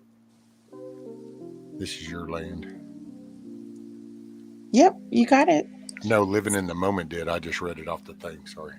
Oh, you're not supposed to read it off the thing. You're meant to be typing the I was thinking out loud, and I was like, man, That's I know the song, and I can't think of the thing. And well, then I saw it, so it was like, oh, that's it. Yeah, living in the moment. Living in the moment got the point. Good job, living in the moment. Living in the moment was living in the moment. How does it go if you sing it? She's trying to get me to sing. Yeah, it's the 4th of July. Just something like from California to the New York Island. Yeah, I don't. And then this land was made for you and me. So yeah. So sometimes it's hard because I had to grab the lyrics that didn't actually have the title of the song in the lyrics. So I had to try and go for the chorus part that goes over and over. Okay, this one, they're going to start guessing before I even start it. Okay, ready? The next one is, in the rocket's red glare, the bombs bursting in air gave proof through the night that our flag was still there.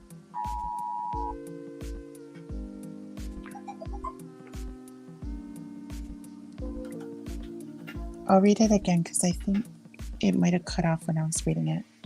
Okay, it's, and the rocket's red glare, the bombs bursting in air, gave proof through the night that our flag was still there. Rescue, before you look at the chat, do you have an answer? Oh, I already put it in. Back chat. Oh, you put it in the back chat. Oh, yeah. Okay. So Rescue got it. Star Spangled Banner. And then in our chat, it would be Han Solo. Oh, we have a tie in chat. Han Solo with 2 and Amy with 2. Okay. Let's see. This one is a little bit a more modern song. It's not like our old patriotic classic songs, but I think some of you might be familiar with it. Okay. So that's just a hint. Okay. So it goes, willing to fight for my love of the red and white and the blue, burning on the ground, another statue coming down in a town near you, watching threads of old glory come undone. Gosh, those lyrics are a bit. Let me try it again. Willing to fight for my love of the red and white and the blue, burning on the ground, another statue coming down in a town near you, watching threads of old glory come undone.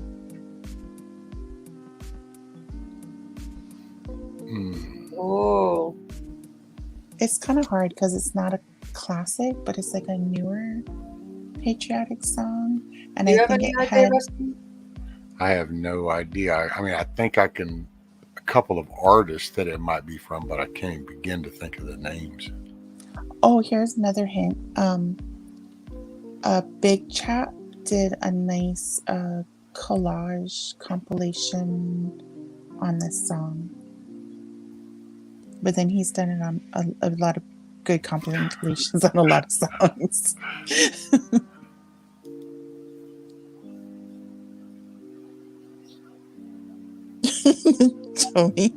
Tony's funny. He said, "Newfangled Spanner, London Calling." Oh, I know, TJ. Mine too. Hey, there's Mr. Bug Out. Hey, What's up, sir? no, nothing. Just getting off work. Same old shit. It's every day. Another day with the monkeys. Okay. Do we give up? No, I have to give up because, I mean, I could guess. I'll say an artist. I think it's a Tom McDonald song, but I couldn't even begin to tell you what the name of the song might be. Oh, it's kind of like Tom McDonald type lyrics, but it's not a Tom McDonald song. Oh, see there. Okay, here, I'll give you the artist and then maybe you guys might get the name. So the artist is Aaron Lewis. He was one of Does the that Disney help? kids. Let's see. So, well, he just come up with one. Am I the only one? Yeah. Rescue got it. Yay. Oh, Am I the only one? Yeah, that's it. I just love that song. And then he used the same theme and then he also switches up the lyrics sometimes. Have you seen his latest one? I think he just did one like 2 days ago or 4 days ago or just within the past week. And, homeboy, you can tell the coof kept him secluded because he puffed up some. So hopefully it's not like diabetes, but I think he's just been putting back a few. I think that guy's doing a concert in Poland. I think he's doing a concert in Poland because 300,000 UN troops just went there to go see him. Oh, wow. Oh, no, never mind. That was that conflict. Oh, my bad. Bug Out. Okay, now Bug Out, you're playing. You're going to be playing on this. I'm sure with your knowledge, you'll catch up really fast. Okay. So the next one. So Bug Out, you got to put your answer in the back chat. Oh, he can't type. He's driving. Oh, okay. So So hold it's it in okay. your I head. don't know any of this stuff anyway. Well, just I'll answer don't with say wrong that. answers only. How's that? No, just answer. Okay, you can answer with wrong answers, but keep the real answer. Don't shout that one out. And you can't see the chat anyway, so you won't be getting the answers from the chat. And then we'll But ask you what. my next answer is Captain and Tennille. No. Okay, I added this one. This one is in honor of rescue. So these are the lyrics. Okay. The man on the news says the problem is me. I'm just a small town boy with big American dreams. The world's going crazy and they're lying to us. Don't know who to believe. Okay, Tom Petty. Chat, do you guys know what it is? Rescue, don't say what it is because I know you know what it is. Oh, Miss J, you're so funny. She says high school musical. 1, 2, or 3.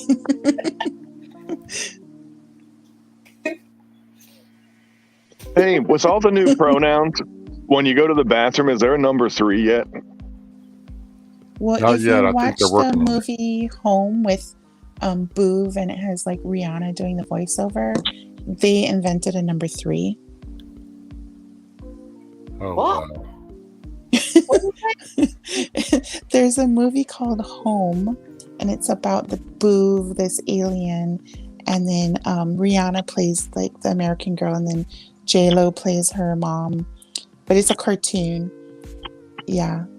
And I think there's some parallels to like what's going on in our world right now. Like alien contact and UFOs? We talked about that That's earlier. going on in the world right now. And then they collected up all the people and took them to a camp in the movie. And then they're trying to like reconnect the girl with her mom who's in this camp somewhere because the aliens took over. Yeah. Like That a sounds nice great. Masonic summer camp. Yes. Oh, we need to do a live together, Bug Out. I really do want to do a live. Oh, yeah. Okay. So nobody in the chat knows this one? Really? So it's not High School Musical 1? So- No, it's not. But I know Rescue knows the answer. Well, let's see. Bug Out, do you know the answer? Who's not typed it in? No. I mean, he might know If it it's if not- I played it. If it's not Tom Petty, then I don't know who it is.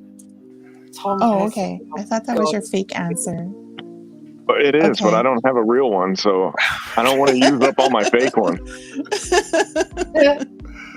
Okay, Rescue, give us the answer. In God We Trust. Yep, you got it. By Tom McDonald and various artists. Adam Callahan, Struggle Yay. Jennings, and Nova Rockefeller. Yep, and Nova. Yeah, so that's the chorus part of it. That's a good song. Okay. Did you And know, a little trivia for you, the Nova, when they sold it south of the border, they had to change the name? Really? Yeah, because Nova means no-go in Espanol, and it basically said this car is a piece of crap and it's not going to move. So nobody bought it, so they had to give it a new name. Oh, interesting. I'll be dang. Did not know that. So if it's a supernova, That means it's Supernova. really not going to go anywhere. it's really not going to go, yeah. That's a super no-go. Yeah. Okay, I have a few more. Okay, so this one is also a newer song, and if no one gets it, I can give the artist's name. Okay, so the lyrics are we will not bend, we will not break. How dare you touch what God gave? We will never give in, never give up, never back down. That sounds like a Baptist church. That's what it sounds No like. idea. It's a notable singer that made these lyrics up during the last 2.5 years. And the song became very popular on YouTube and in the community. So Well, it's aloha. Just yes. say the lyrics and after each line go like that, and then Why? because then you'll sound like a Baptist preacher. Okay. I did grow up in the Baptist church, but the sad part was when my parents got a divorce, we got kicked out of the Baptist church because you're not allowed to get divorces in the Baptist church for some reason. And then You weren't allowed to get divorces ever until they rewrote the Bible, which became the King James Bible. Yeah, so we got kicked out of the church. And then we ended up going from being Baptist to becoming Presbyterian, which is like, I don't know, I think totally on other sides of the spectrum, right?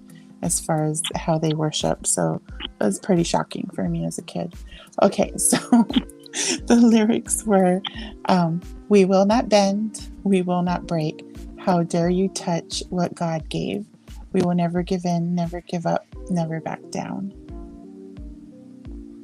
So it's not my answer then. There's no answers. Is it the Rick Roll song? Is it the Rick Roll song? Never gonna let you down. Never gonna Rick give Astley. you Rick Astley. tell you lies and hurt you. So Rick Astley went to school with one of my best mates. Are you kidding me? Give the artist. So who is the artist? Oh, the artist is Billy Falcon.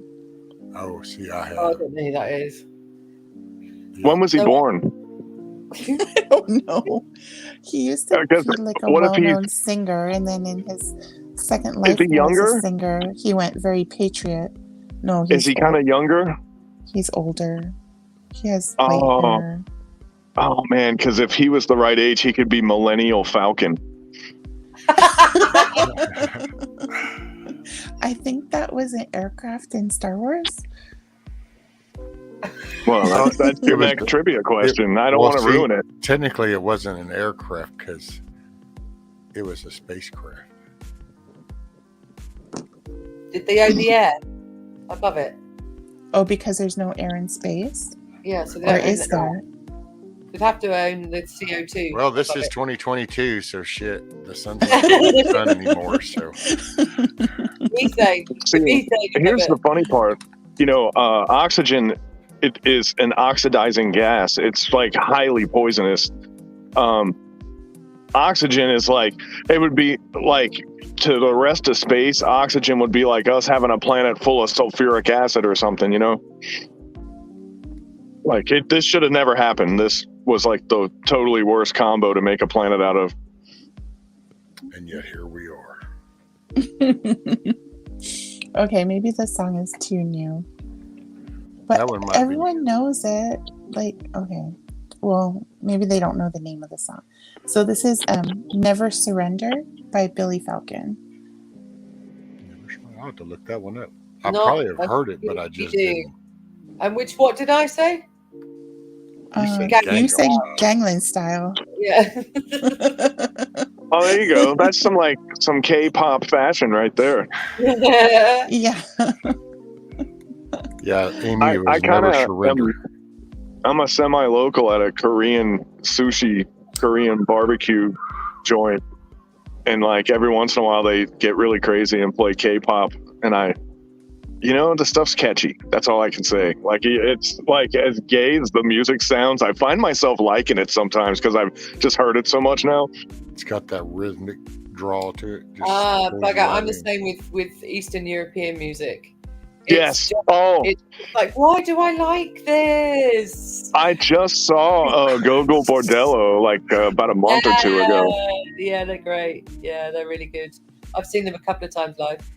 Okay, so I think we have more. Okay. Oh yeah, just like one or two more. Okay. Sorry. So this one is not really a song, but it's a patriotic saying. And okay, so it's to the republic for which it stands, one nation under God, indivisible, with liberty and justice for all. So you gotta type in the chat. Man, that sounds like something really. And it's not Tom McDonald. It depends like when you went to public school. So this is really going to show age. The ones that know it probably went to public school and are older. Wait, are there people that actually don't know what that is? Well, like, kids, like our younger kids these days, Look, they're not Bug required. Out just went into shock mode. Like, wait a minute, swerving on the road, going, wait. There's people that it's like, yes, Bug Out. There are people that probably didn't recognize. Yeah, I probably think not in our chat right here. No, if somebody's really old, they'll remember it before they added "under God" to it. That was added in like 48 or 50. 50 something. Yeah, when I Googled it, it was there was like 3 different versions of it. I'm like, what? So yeah, you're right, Bug Out. There was like 3 different versions of it. Okay, so let's see. And you thought I was dumb. You thought I was dumb. You're far from it, Bug Out. I've got 2 that's answers. cute. She has 2 answers. One is Grease 2. I like Grease 2 the best of the Greases. And then the Lord's Prayer. Oh, Lord. And yeah, it might as well be the Lord's Prayer. We need a lot more help from up above. And Rescue and Bug Out your answers. I can't believe I even have to say it. It's the Pledge of Allegiance. Yeah. And Karen got it in chat. Like, what happened to us? We have drag queens in public schools now. Like, they can't find 2 minutes to do the Pledge of Allegiance and then do the drag queens. Like, come on. Well, no, it's that you can't do that. So let's see. Oh, and then Joyful Diamonds in chat. Good job, which, Joyful. by the way, Bug Out, I don't know if this is, I don't know when it happened, but there's no American flag icon in YouTube now. Really? Yes, there is. No, I was looking for it earlier too. Yeah, I worked for it last night and couldn't find it. I'm like, well, wait a minute, where the hell is the thing? And then who was it that was looking this morning in mine? I can't remember if that was T Girl or Kiss Off or who that was, but looking at YouTube. Versus like using emojis. So I'm thinking of the the emoji in the selections. emoji, there's no USA flag in the emojis. Man, if there's a McDonald's logo. Rescue. Ma'am? So when I do it, I have a USA flag, but there's I can't do the British one sometimes in the UK, but I can over there when I type it in yours. Ah. So weird. What are they doing to us? Oh, they're totally screwing with this whole digital world that people are sucked into. Hey, so weird. Aloha, did you just say Joyful Diamonds was in the chat? I haven't seen her in like months and months and months. Yep, she's here. Wow. Man, I thought she like fell down a cliff rock hounding or something and like pulled a Humpty Dumpty or something. And she was here like from the beginning too, like from when we started. Yes. Yeah. And then Hoots showing off his American flag that he found. She was actually said that she was glad to see you on panel. Who, me? Oh. No, Bug Out. Whenever Joyful saw Bug Out come on panel, she had said, I mean, well, she had already said that with you, but I mean, when she saw him join, she was like, oh, it's good to see you on panel, Bug Out. So, quote, good morning, Bushido. Good to see you on panel, end quote, from Joyful Diamonds. See, she's so sweet. And yes, Karen, you got a point. No, Karen, no, Joyful was first. Oh, well. Joyful was above Karen. Sorry, Karen. Oh, but on my end, it's got Karen on top of Joyful. Oh, really? Uh-oh. It's a tie. No, okay. Now here, just so Dominion machines. You know what? Hold on, no, because by gosh, I'm not gonna, because I know how YouTube works. So here's what 81 million people picked the song first. No, here's all I'm fixing to do because I know how YouTube does. So it's not getting me into this. So I'm gonna take y'all for a ride. Oh shit! I can't. Is it because like Top Chat versus Live Chat? No, it's YouTube versus StreamYard. Yeah. So I'm looking at the Oh. YouTube one rather than StreamYard so that I don't. You ain't gonna be able to see it. It ain't gonna focus there. It goes. Yeah, there it is. So here's Karen's first, and then Joyful, and then here's over in thing, and then there's Joyful. Oh, there's Joyful, and then there's Karen's. So it's actually one's one and one's the other. Okay, so we'll give points to both of them. Well, I So think there that's should be a just- cage match. Cage match. I just need to write a complaint to StreamYard.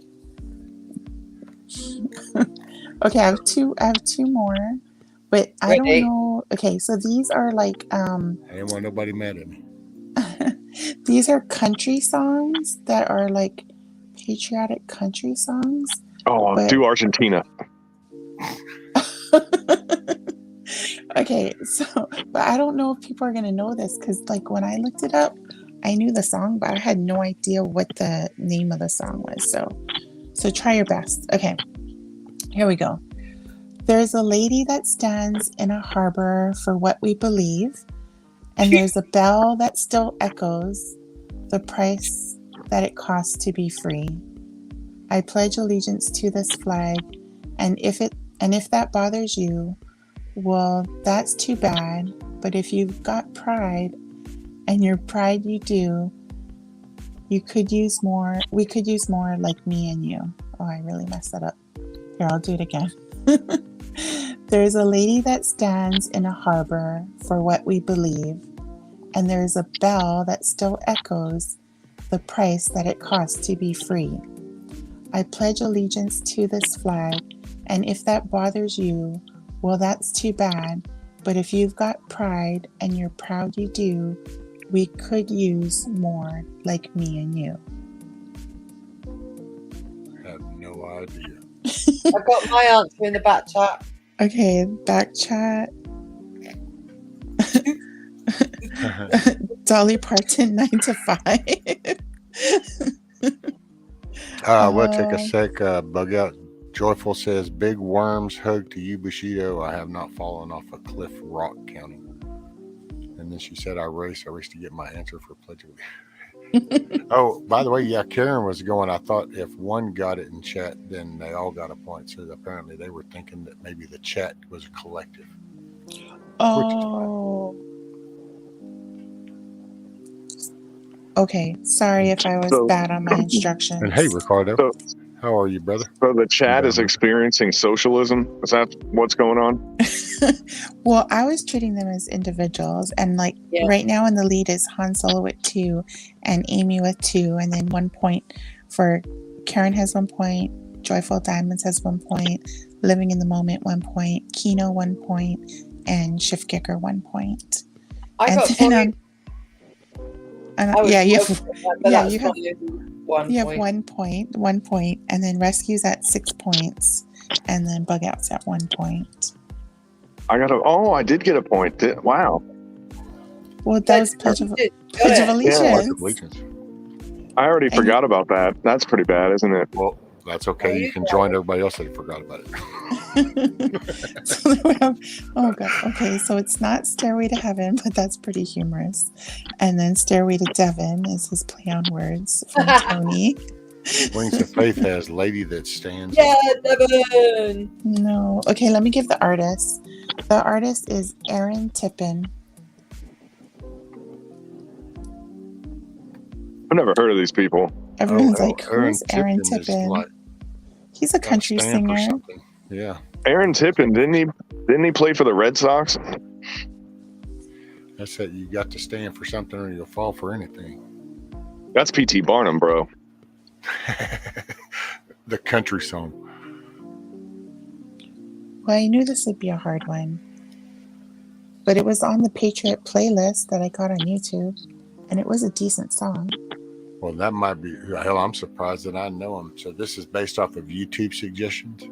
Yeah. We might be singing the damn Chinese anthem before this is over. Yeah.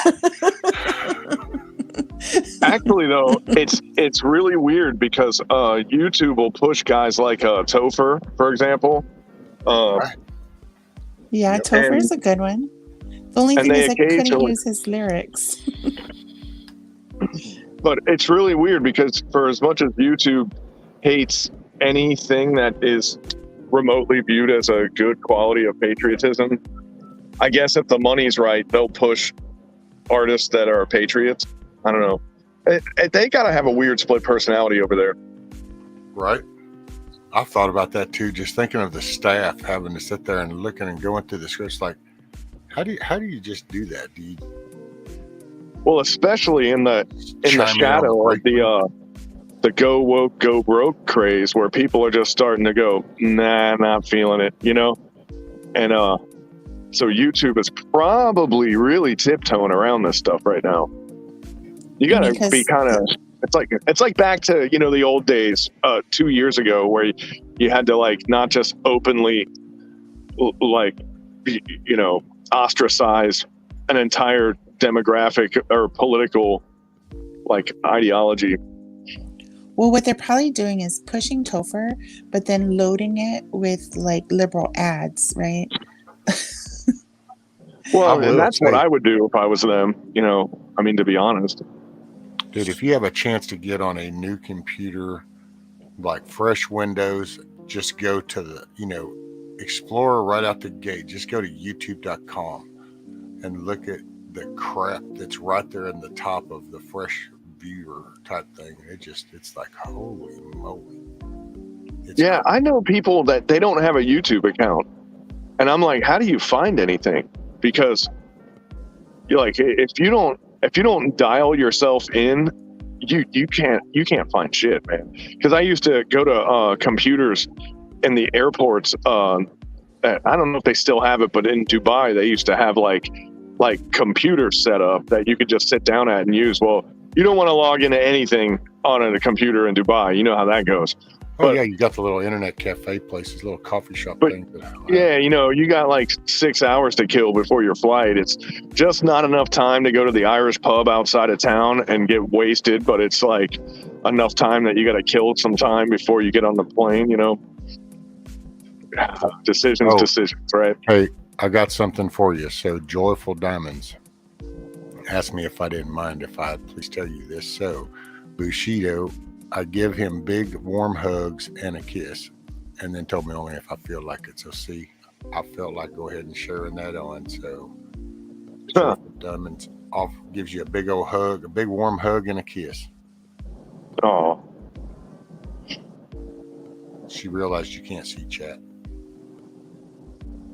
It's funny, half of YouTube hates me and then the other half likes me.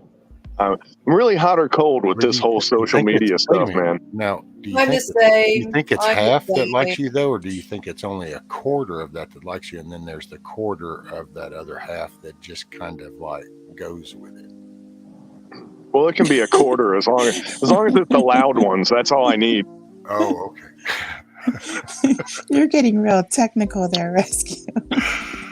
Well, we just, you know, he does have there is a very specialized customer fan base. So we have to acknowledge that, because that is a given. There's a specific little narrow fan group. So, man, when I did that thing with Sage, when I did that thing with Sage, I could. The crowd go ahead. I'm sorry. Oh, and then there's the crowd with empathy, right? Where we're like, okay, anyone's opinions, they're entitled to their opinion. Yeah. So, and I would say, like, Bug Out, I really admire you, because you're like, you have the whole package, right? You're super funny and entertaining. You actually have credible information and knowledge. And then you have like the whole like sarcasm like thing going on too. And I think everything's good up until the sarcasm point, because sometimes that just kind of just goes a little bit over the edge and people are just like, what did he just say? So I'm with you. A little bit of shock and awe. I'm the same, dude. Yeah. His head just swole so big that he was swerving in the road as it bounced off the side windows, because it's just like, no, I was just got the whole package. Rescue, did you hear that thing that we did with Sage? I could feel him turning off to me.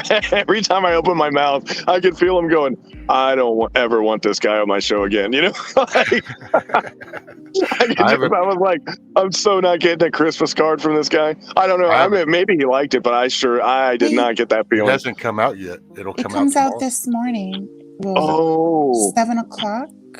Well, it's tomorrow, 7 o'clock my time. On the 5th. On the 5th. Oh, one more day we have to wait? Okay. I think it was. Yeah. If you, I tell you what, Bug Out. If you, I said to Rescue earlier. I mean, we've created a new platform basically, and it's now up and running and working, which is brilliant. I've spent the last 2 months. It's social. It's the same as what we're on now, but it's our own version of it. It's exactly the same. It's called PsyOps TV. PsyOps.tv. Yeah, I'll put my account in the back again. Now, which I will tell you, by the way, there's another one out that you ought to check out, and it's one that Zach has been helping with, and it's called YourTube. It's YORE tube.net. And I gotta say, their little layout is actually a hell of a lot cleaner than even YouTube's and shit. As far as the categorization, the layouts, the way the videos show, it's pretty nice. Could you do me a favor? Next time you speak to Zach, can you connect us up? Because it'd be really good to, because if he's doing the same thing as we're doing, we should be working together. You know? Yeah. How long? You guys just came out with yours?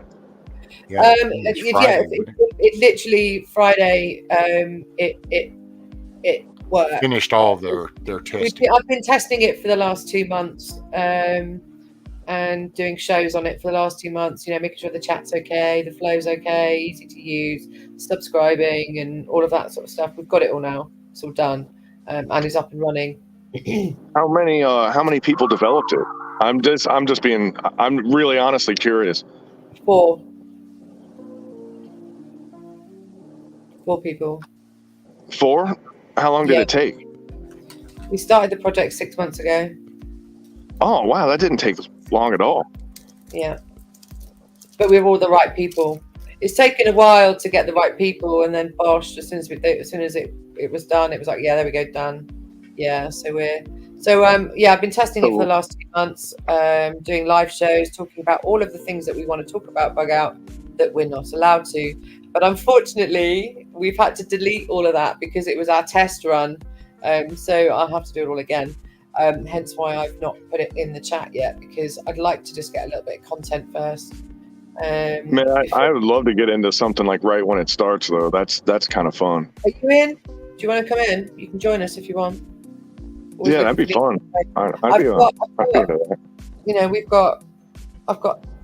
We're doing it as a federation. This is how we're doing it. So everyone's got their own website, but we also run this as well.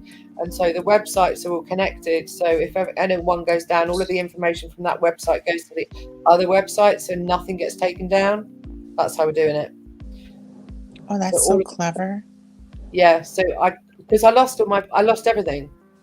So it's like all of my stuff that they took off me. I've got to redo it, and start again because they won't allow me to say stuff. So I'm going to be doing it all on the new channel, and it's working now perfectly. So, which is amazing. And I said I've been in 2 months of testing, and we are up and running now. Yeah, it's working. So if you want to do a live show, I would love to do a live show with you guys. On my new channel. Get some content out there, get people seeing what it's all about, and you can say whatever you like.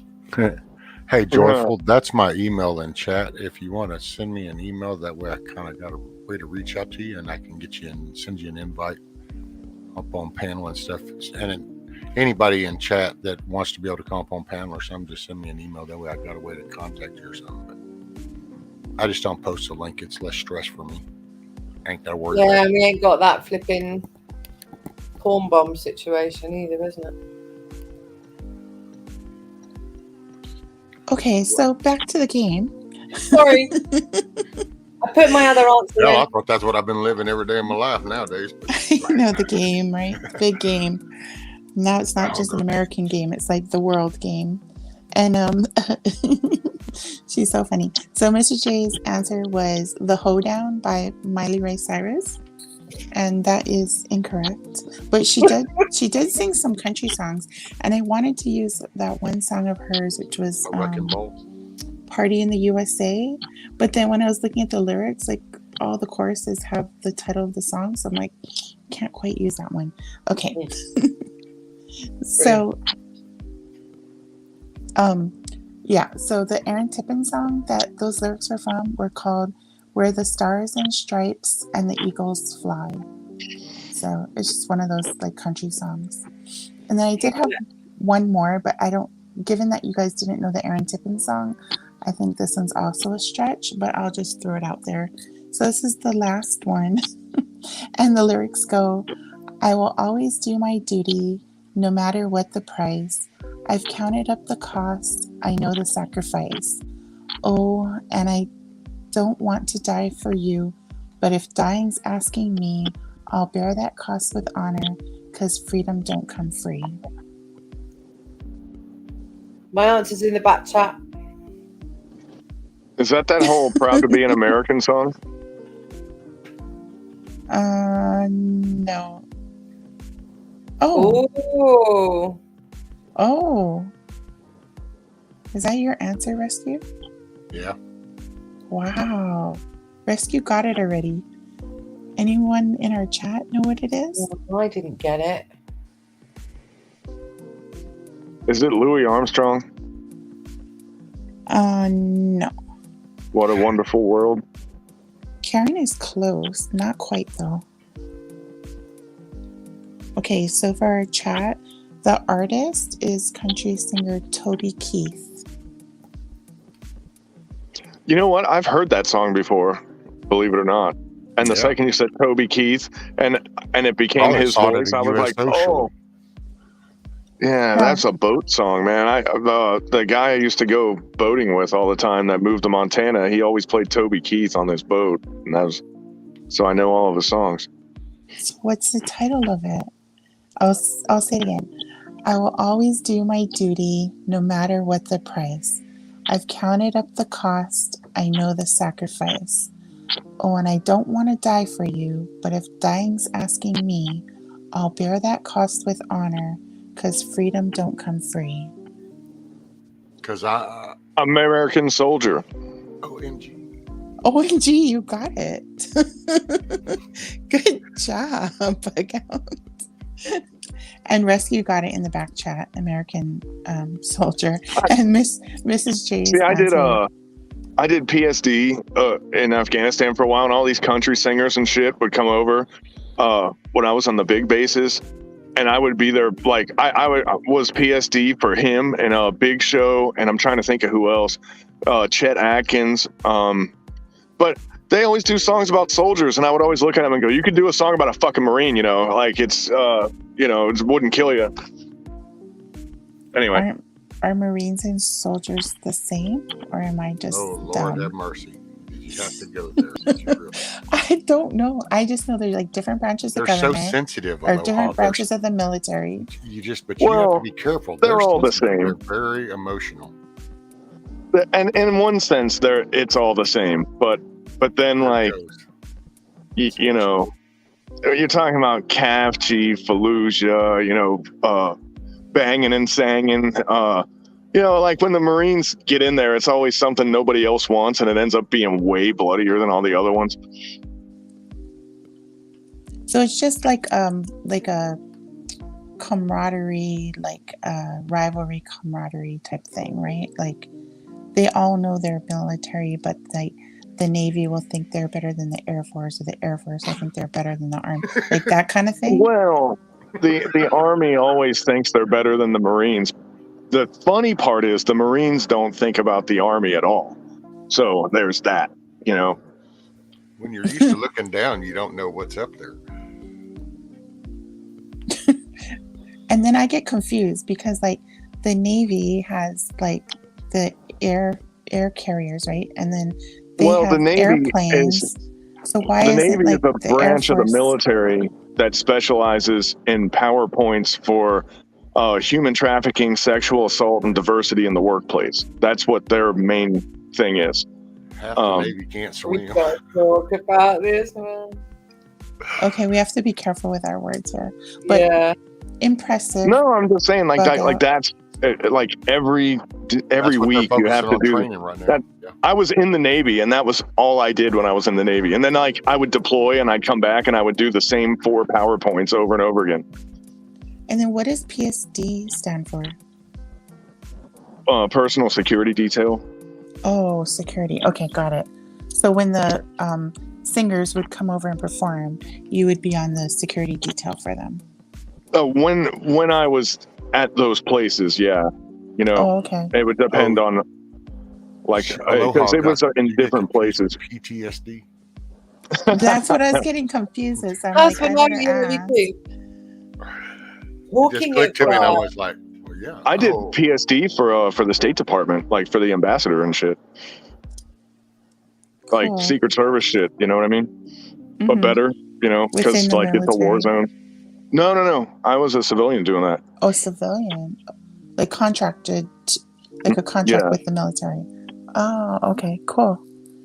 Okay, so Rescue got that and Bug Out got that. So on our panel, Rescue got 7 points. Bug Out joined late, but he came in with an honorable 2 points. And Miss J, I'm so sorry, but we'll give it to you that you're in another country If with hey, 1 if it's point. any consolation, Mrs. J, it's behooving given the day that it is. So I'm just saying. Yeah, But I thought wanted, the last one was Trump anthem. The anthem. yeah. But I want to commend you because your answers were really hilarious, and I know Oh, Mrs. J is awesome. that's the that British humor thing, right? So we love that you participated and gave us all these fun things. And If even I to ever the did a trivia chat, night, it would always be wrong answers only because it's way better that way. It's better that way, you know.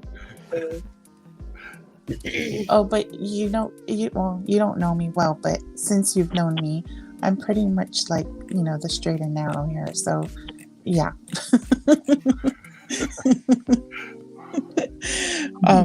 Yeah. I love so this night. my version of fun is good, clean fun. Okay. But thank you, Rescue, for letting us do that game, and thank you for the chat. And then in the chat we have a tie. It's Han Solo with 2 points and Amy with 2 points.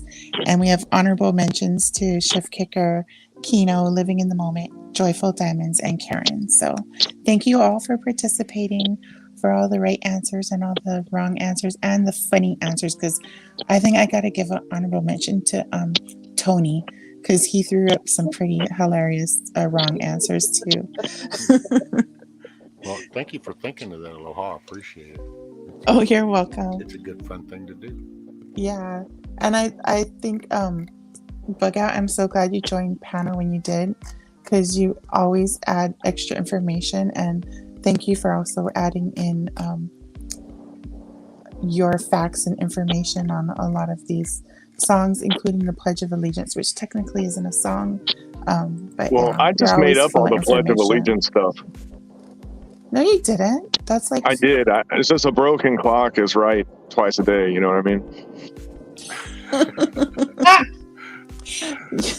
But I actually had to Google it because when I was looking up the lyrics, I'm like, why is the lyrics in this one different than the poem, like the Pledge of Allegiance here? And then, of course, I went to Wikipedia, which is pretty woke, and then it broke it down for me of how it changed 3 times during.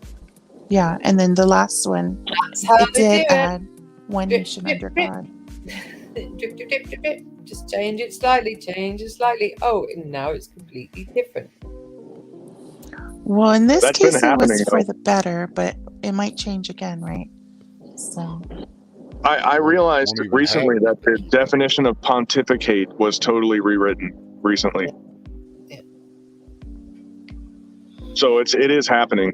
I mean, and I looked up pontificate like I don't know, a year ago, and I looked it up like a month ago when I was talking to Virginia, and I was like, that is not the definition that it was a year ago.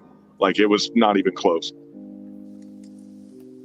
Anyway, sorry, I just made things happen. Good morning, Kim, and happy If you 4th notice, to I you. mean, I've been saying this for a number of years about that. When my son came home from school, he went, "Oh, Mum, it was sick." Well, sick's horrible. What? And he's like, "Yeah, it was sick." That's What? Like, It's kinda as funny. in, it was on fire. Yeah, but you know, the rockabilly crowd was using the word sick like in the 80s, you know? Yeah. Yeah, and It's some really words came funny. back, like salty. So our kids use the word salty. And like I was like, I used the word salty when I was in high school. Oh, what I think is funny is there's this new slang in America I've been hearing off and on down here where they call girls birds. And I'm like, you don't think you made that up, do you? And they look at me like, what are you talking about? And I'm like, man, you need to go to like 1935 UK because like you guys did not make that up. I had actually had we had a debate about this a few months back. A guy came on and we were talking about that, and he was really passionate about that you shouldn't call a woman a bird, right? And I went on and I went, just so you know, my best friends, my best girlfriends, we all call each other Bird. All right, Bird, how you doing? And it's because I'm from London. It's just a normal thing for me, you know, to say it. It's just was normal. But then, oh no, that's horrendous, calling a lady a bird. I'm like, is it? It's just you know, it's just how it is. I have no issue with bird at all. All right, Bird, how you doing? Not a problem. But other people find that really offensive. But I can't compute that, if that makes sense. Does it depend who's saying it? Like if it's like, you know, your best buddy saying "Hey, bird," and versus like If a man calls me Bird, which has always happened through my life because I lived in London, I grew up in that area. It's not a derogatory thing. Oh, okay, it's not offensive. No. Okay. Then here it is 250 miles west. It is. So yeah. Oh, interesting. Same Yeah. country, reference just different to? bird. What's the reference to the? I have no idea. Well, it's the same as like chick. We use the word chick, right? Yeah. I've never said chick Well, though. yeah, but isn't that like a female bird would be the chick? Right. I think that was a slang term that was spun off of the slang term. So it's kind of like the bird ugly became version chick. on that, but it'd be still referenced on a female. So but bird is such a general term because it's kind of like, well, it doesn't even like a name of a bird that would like you would name the female version or so. It's just like bird. It's like, okay, where does that? Who the hell thought of that? Yeah. Looked at a woman was like bird. And it's like, I don't know what you see versus what's sitting on that limb and how you're connecting those dots. But hey, I don't know, man. I just know that it is, bro. Right, Bird. Right, Bird. Word. No issue with it at all. But some, you know, I just that's see, there's the slang. Well, look at gams. Where did that come from? Gams. Gams. Yeah, the calf. That's an old one. Ladies. I'm calf. sorry, Yeah, I don't know what that means. That's the lady's calf. That was an American term where, you know, you'd walk by and it was when girls in America were getting really rebellious and wearing slightly below knee length skirts, you know. And when the guy walked by, they would whistle and go, "Nice gams." Yeah. Got it. And see, where the hell did gams come from? Who the hell connected that word? Because you're calling someone a cow, I'm guessing. You're such a cow. I'm really curious the origin of that as well. I heard the old timers say gams a lot, you know, but I never heard a person my age use it. You know, it kind of like there was a whole lot of slang. And here's a funny thing, and this could have something to do with it. But, you know, in America, the English language was forever changed after World War I because they were embedded with the French and we borrowed a lot of their words. That's when like keepsake became souvenir and all that other stuff. You know, that's just an example off the top of my head that I can think of. But there was a whole bunch more, you know, and, you know, acronyms, you know, like POSH, for example, we didn't have that. That came from you guys. And I'm trying to think of some of the other ones and I'm drawing a blank. But yeah, World War I changed the American language like and a lot of that stuff is still here. Like we still use a lot of that today. Kind of And crazy. now, because of the huge influence we have with American TV, etc., we now have your slang is flipped back over to us. Oh, we- so are you I'm guys? sorry. So are you Yeah. guys using woke words now from America? Yeah. So like Eimer here, he's like, it all sounds sus to me. Yeah, all of that. No, I would be perfectly happy if Douche. we. word- I'm cursed with that. I lived in So- California for a few years.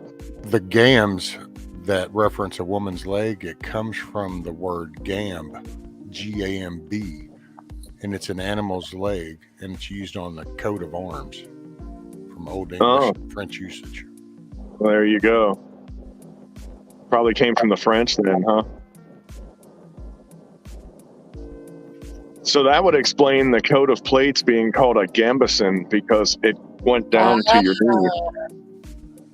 Well, and a similar term to is gammon, and it's a cut on the pork. Yeah, that's it. That's the term for that we get called as a white person in the UK. Do you have that in the States? What a What gammon! is it?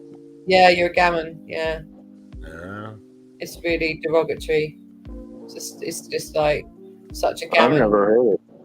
I'll get a T-shirt made of it though and wear it around. It's such a gammon. You would, huh? So it's a term for a sort of white English person in the UK. I'm trying to remember what they called us in Somalia, man. They had this word, and it meant the literal definition of it was in their like mythology. There was like a deity that came down from the sky, and he was all pale and had no hair, like an albino, and they would call white people that albino god, but it was a derogatory term. So don't ask me how that works. And I'm trying to remember that it was like a uwu something maybe, but I can't remember. But when I heard the story of how the word came about, I wanted to get it tattooed on my forehead. Like I want everybody to know that I'm that guy. Like I'll be that. I'll take it. Yeah. I love those. I love those kind of slurs, man. And that's the thing. It's like we'll never have the word that no one else is allowed to say because we just don't care. Come up with a good one, and I'm like, ooh, I like that one. I'll keep it. I'll take it. I don't know. I don't get hung up on that shit. Doesn't bother me either. Oh, I could give a shit less about names. Names only matter if I respect your opinion to begin with. Other than that, it just meant nothing. It's just there. So they can have an opinion, but you don't have to respect their opinion. That's it. See, Everybody's the entitled. school, the grade school I went to was really interesting because I was right next to the Korean neighborhood. I was right next to the Greek neighborhood. I was from the German neighborhood. And, oh, God, man, there was a couple other ones, too. Let's not forget the Irish because they permeate everything in America, especially towards the East Coast. But in the school, people would, they would get so specific, because in America, people are like a quarter this, a quarter this, a quarter this, a quarter this. And the level of, like grade school locker room racism was, amazing, Like, you had to do homework to, blast on somebody, Damn. See, that's a crazy upbringing. Because down You're here, oh man, the Greeks were the best at being racist. Around me though, they were gifted.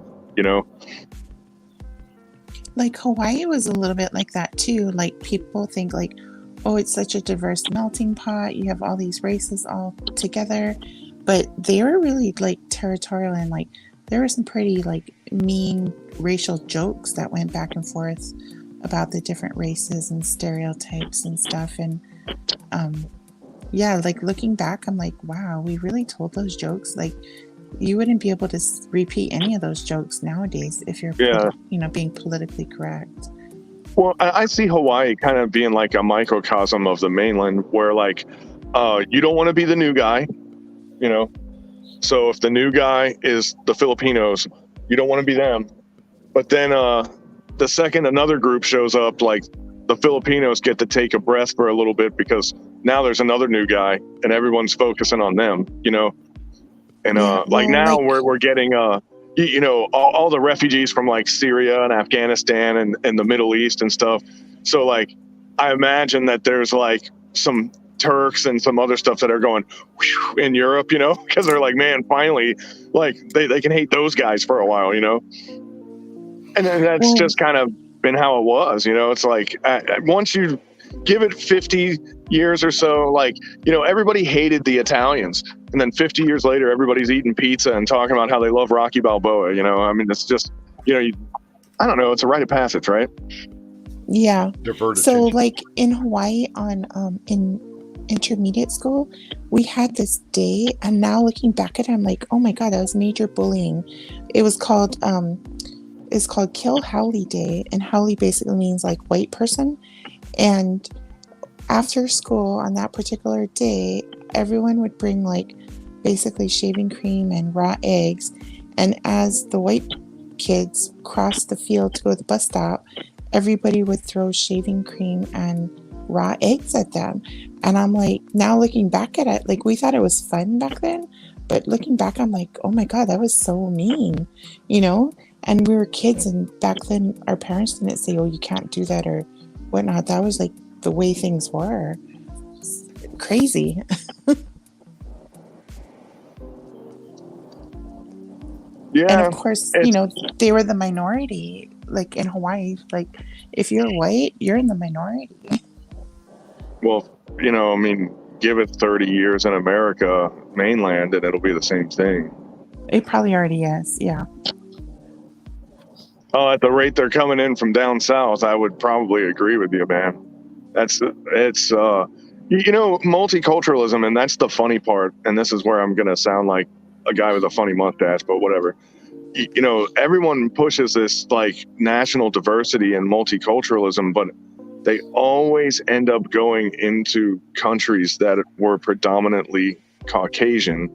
It's like they never go into other countries, so it's like, you know, there's Asian homelands, there's African homelands, there's all this other stuff, and like there's a particular demographic that's just disappearing. And I mean, it is what it is. It's the future. Times are changing, right? You know, I mean, all that stuff. Boy, howdy. But I do notice it. You know. Yeah. Like I think the new generation coming up, they're colorblind, even like sex blind now, right? Like they don't even know boy, girl, whatever. Like they don't really care. So it's like they're being like, we were desensitized to race, and now we're, you know, the next generations, they're desensitized to gender. Is it kind of like mindless drones? I'm just, you know, and I mean, in all reality, it's like it's like if we don't get some kind of grip on the school system, you know, some values back in homes, then I think we need to call it the school indoctrination, not the school system. Well, that's what it is, but it needs to be a school system. So, and it ought to be local, and it needs to be back in the states. The Fed shouldn't even be involved in that. Not over here. We don't need a government in that. States need to take care of their education, and then local counties need to look into it. But you got to establish family values. You got to put some kind of, it's like the meaning, man. I mean, what is so wrong with doing the Pledge of Allegiance? But it's like it's been so ostracized that it's like, oh, you say the pledge, I'm not pledging to nothing. I'm me, I'm my own. And it's like, by the way, when do I get my stimulus check? And it's like, well, I'm sorry, what happened to being me and my own? I mean, well, I have to make a confession to you, Rescue. That was all my idea. No, I'm just kidding. But I was actually opposed to prayer in school. But I'm going to say this, because had I known what they were going to replace it with, I never would have opened my mouth. I never would have made a single comment about it. I would have probably defended it, because the void that was left when all that went away is the space that all this other crap showed up in, you know? And if I would have known that that was going to be a give and take shell game, they beat me on that one. That's, I guess, what I'm saying. Well, this is what happens when you see when God was put in, and then you have people that didn't agree with that. Well, it wasn't okay to just not agree or want to follow that, because that's what the country was founded on. Was like, now you have the right to do what you want and to believe what you want. That was one of the cool things. So, well, it flowed, but then that still kind of was a structure. That still had a fabric. That still kept people right and wrong. You know, that still kept your mom and dads, even if they didn't really follow any faith or religion. It was just that the core right and wrong values from a Judeo-Christian type thought was put into play. Well, I mean, and it plays in a bigger picture. So then as you slowly start to ostracize and kind of make it look like, oh, well, if you're believing in that, look at this, look at well, you start putting doubt. Well, when you do, you're also doubting all those core values that all that was built on. Because it's not that you have to believe it. Yeah. What I forgot, and this is what I forgot, because, you know, I never needed it. So I assumed that nobody needed it. But then again, I never needed a warning label that said, caution, this coffee is hot. You know, like I just knew it was going to be hot. Or smoke for 30 years and then sue RJ Reynolds because you got lung cancer. Yeah. Oh man, don't say that, because I'm getting there. But yeah, you know, like, hey, there are people that, you know, those lowbrow regular dudes, you know, like that do those menial little jobs out there. And that's like, you know, there's to everyone their ability, right? You know what I'm saying? There's just some ordinary lackluster people out there that have ordinary lives. They're just regular dudes or whatever, right? And those people need to be reminded what morality is. And that was where religion came in.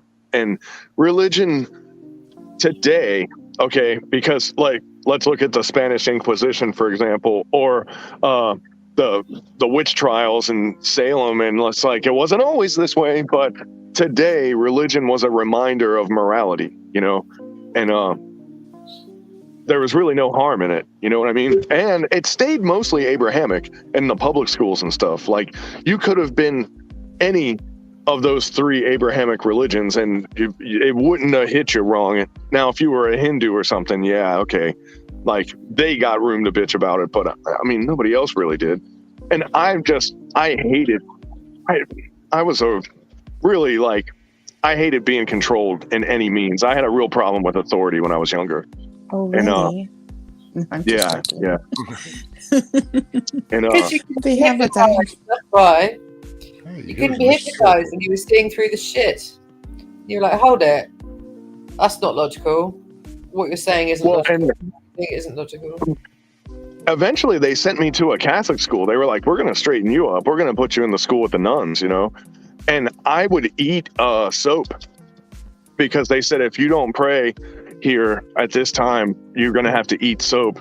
And I would bring my own soap and I would eat it because I was like, that's fine. I'll eat soap. I don't care. Hey, Joyful. How are you? What you're talking is rubbish. Yeah. It's difficult, isn't it? Hi, Joyful. We gotta have a live where we can just actually say it all. Man, it's been a while since I've heard you, Joyful. She's got a very soft voice, too. It's so good to see all of you. Thank you for a wonderful morning. And Mrs. J and Aloha. Joyful, your mic. Do you got it one that plugs in? I do.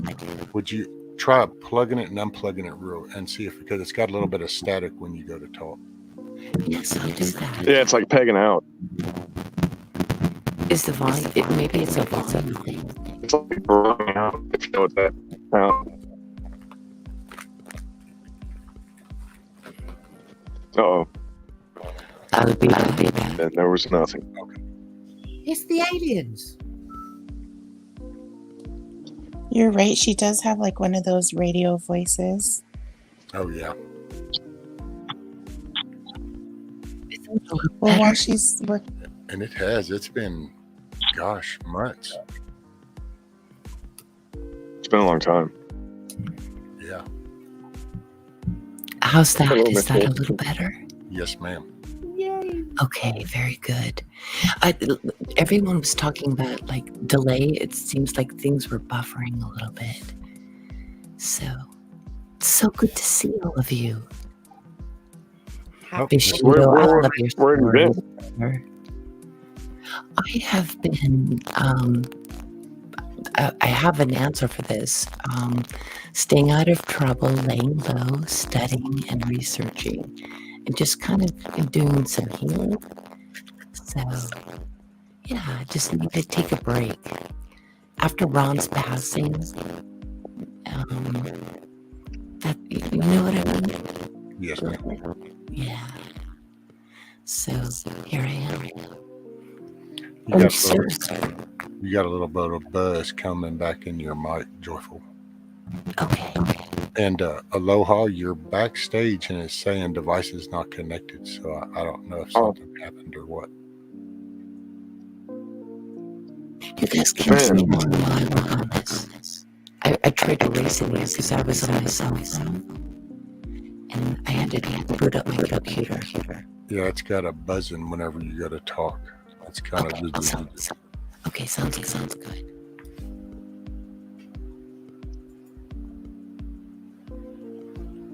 Man, I normally drag race with the German Shepherds here, and one of them's like a play baby, and the other one's like a responsible, big, like mama type, you know. And I started, and what I do is I downshift, and then I slam the gas so the vehicle sounds like I'm going really fast, but I'm really not. And then I let the German Shepherd win the race. You know what I mean? Because it's just fun. And so every time I drive by that house, I let the German Shepherd beat me in the race. And this time the other dog was out too. And the dog, right when it started running, the other one tackled it and like pinned it on the ground. And I was like, oh, I'm sorry, dude. That was all my fault. You pulled him into it. Okay, Miss Debbie, you have a great day. Be sure and smile and have an awesome 4th of July. Happy Independence Day.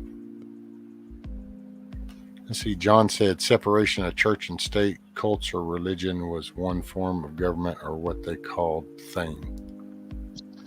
Yeah. Well, it's like, the separation of church and state, I guess I never even really thought much about it, but it was never an issue for me. And it was just a few weeks ago, I think it was one of the Hillsdale college professors or somebody, then they were talking about it and an explanation of the separation of church and state. And it wasn't to not have any connection to religion, it was to remain neutral,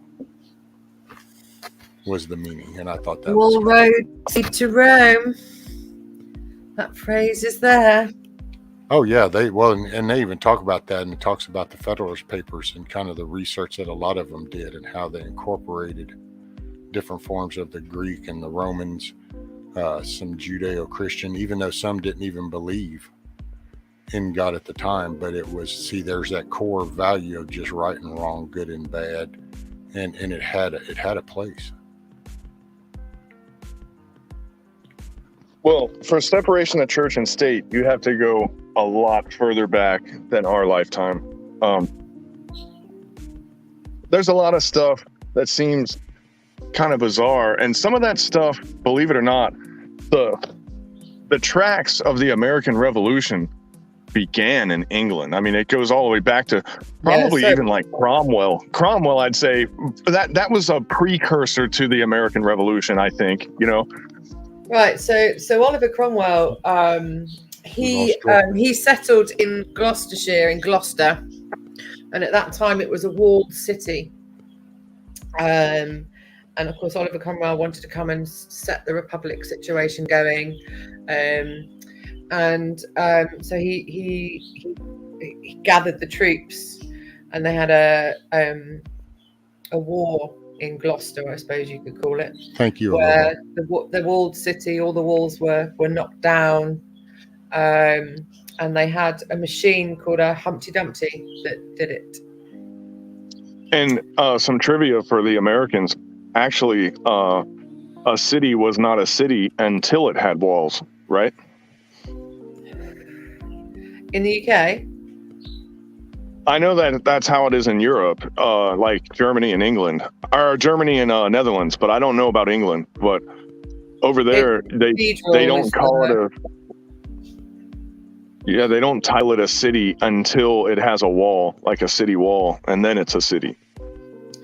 I'm not sure about. I'll have to research that. But I do know that if the place has a cathedral, then it becomes a city. But since the Queen's got older and older and older and older, every year she makes a decision on another place becoming a city. Hence why St David's is a city, but it does have a cathedral, even though there's about 10 houses there. That's it. It's all a bit odd, really. I think she made another city up. She just decides which ones. Well, whoever decides, they decide it's going to be a city, and then she goes along and gets a key and stuff, and it's a city. I don't quite know how it works really, but I do know that if you have a cathedral, it's a city. Here, anyway. Tony will answer that as well, probably, because Tony might know. Ah, there's Aloha. Yeah, her battery in bed. Okay. She said, Thank thank you, you Rusty so and much. JBB in chat for playing the lyrics game. And you're welcome, ma'am. Thanks for being up here. Yeah, totally. Really lovely lady. I got to run too. Everybody's home today. I guess it's a holiday or something today, huh? Yeah, it's 4th of July. Yeah, it's weird. I pulled in and I just saw cars everywhere, and I'm like, oh my God, everybody's home. Which means I can't hang out on my couch and play on the phone, you know? This is true. Now you're barely going to get much rest at all. Oh, wow. I don't know, man. If they don't wake me up to grill something, I'll be surprised. But we were talking about that earlier, saying barbecue. That's it. Little BBQ. Definitely. American barbecues are just the best. Over here, we're rubbish at them. Throw a sausage on it, and that's it. But the States, you just make the most incredible barbecue food. Amazing. well, you know something funny? My wife had never had barbecue sauce until she was in America, and she never had macaroni and cheese until she was in America. And this is all just like stuff that you would think that everybody had, you know, but I guess not, you know? Yeah. I could see some places not wanting to eat some of the stuff we do just because they know better. Well, she didn't like it. She didn't even like it. She thought barbecue, like pulled pork and stuff, she thought it was disgusting. Now she loves it because, you know, she's been here 20 something years, but yeah, at first she was like, I don't know how you eat that garbage. And now it's like, she's the one asking me to go to the places. Well, go over there and take a ball peen and knock a little chimp in the head and start pecking away. And that's not really that'd be my appetizer. But yet some cultures, that's the shit. Not for me. You've been watching too much Faces of Death, man. No, dude, how long has that been? That's been like, what, 30 years ago or some shit since that was out? Or longer than that. I'd say probably 40, man. Been a long somewhere time. In that neighborhood. That's when I guess it would kind of go along with the video recorder thing. Once that kind of became out and about what we would call mainstream, then be kind of like, can you imagine if they had like the cell phone thing back then, son? Things changed so dramatically in the last 30 years. It's unbelievable. And how it's classed as being normal when you actually look at the grand scheme of things, it's really not. It's not normal. Oh, it's man. Not normal. If I could go back and change something like fur on, just kind of like, okay, give you one thing for the world, I would get rid of this whole digital crap. As much as I like my little computer doing horsing around on it, but the overall good does not outweigh the bad. So it's like, nope, it ain't working. Oh man, every time you get rid of it, Bill Gates will just invent it again. Nah, Oh, Because this time Texas Instruments going to keep the code to themselves. bug out. Rescue's got my email address. Let's get together and actually have a proper conversation that we want to have, because you've got so much to say and I really want to hear it.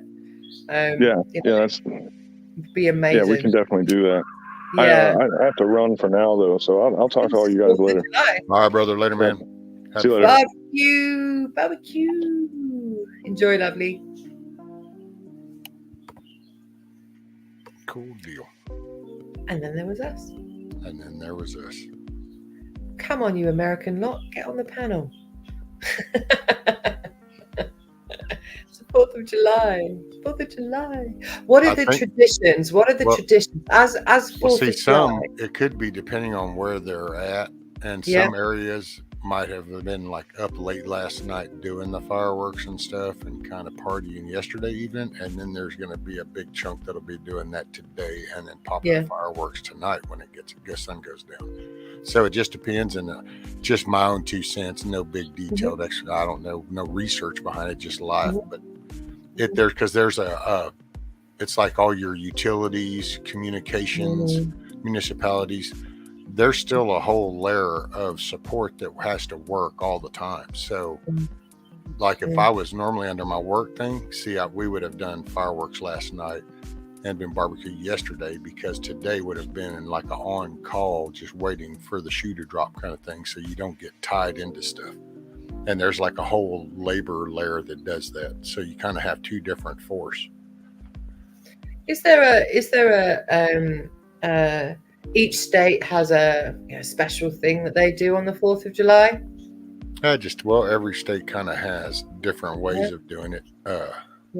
This year, I'm sure is going to be, pretty off kilter like last year was, because normally over there, like what the Mr. T dude did at Mount Rushmore, that was real cool with the fireworks and all the flyovers. So it was a landmark. Hey, this is joyful.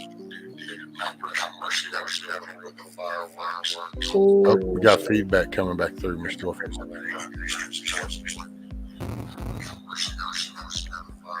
Yes, ma'am, it's coming back through. I'm gonna have to mute you for a moment.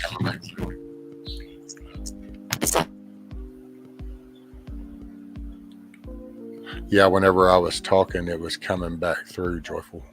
Is that better? No, ma'am, it sounds staticky. It's like is it like a laptop and a headphone connection plugging in? I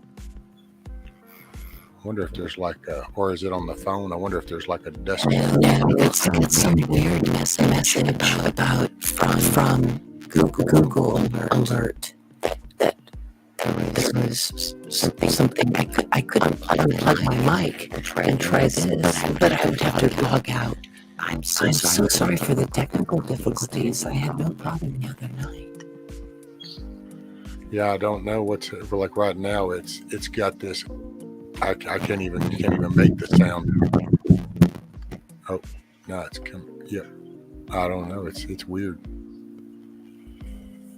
So I don't know if it's a connection or the mic or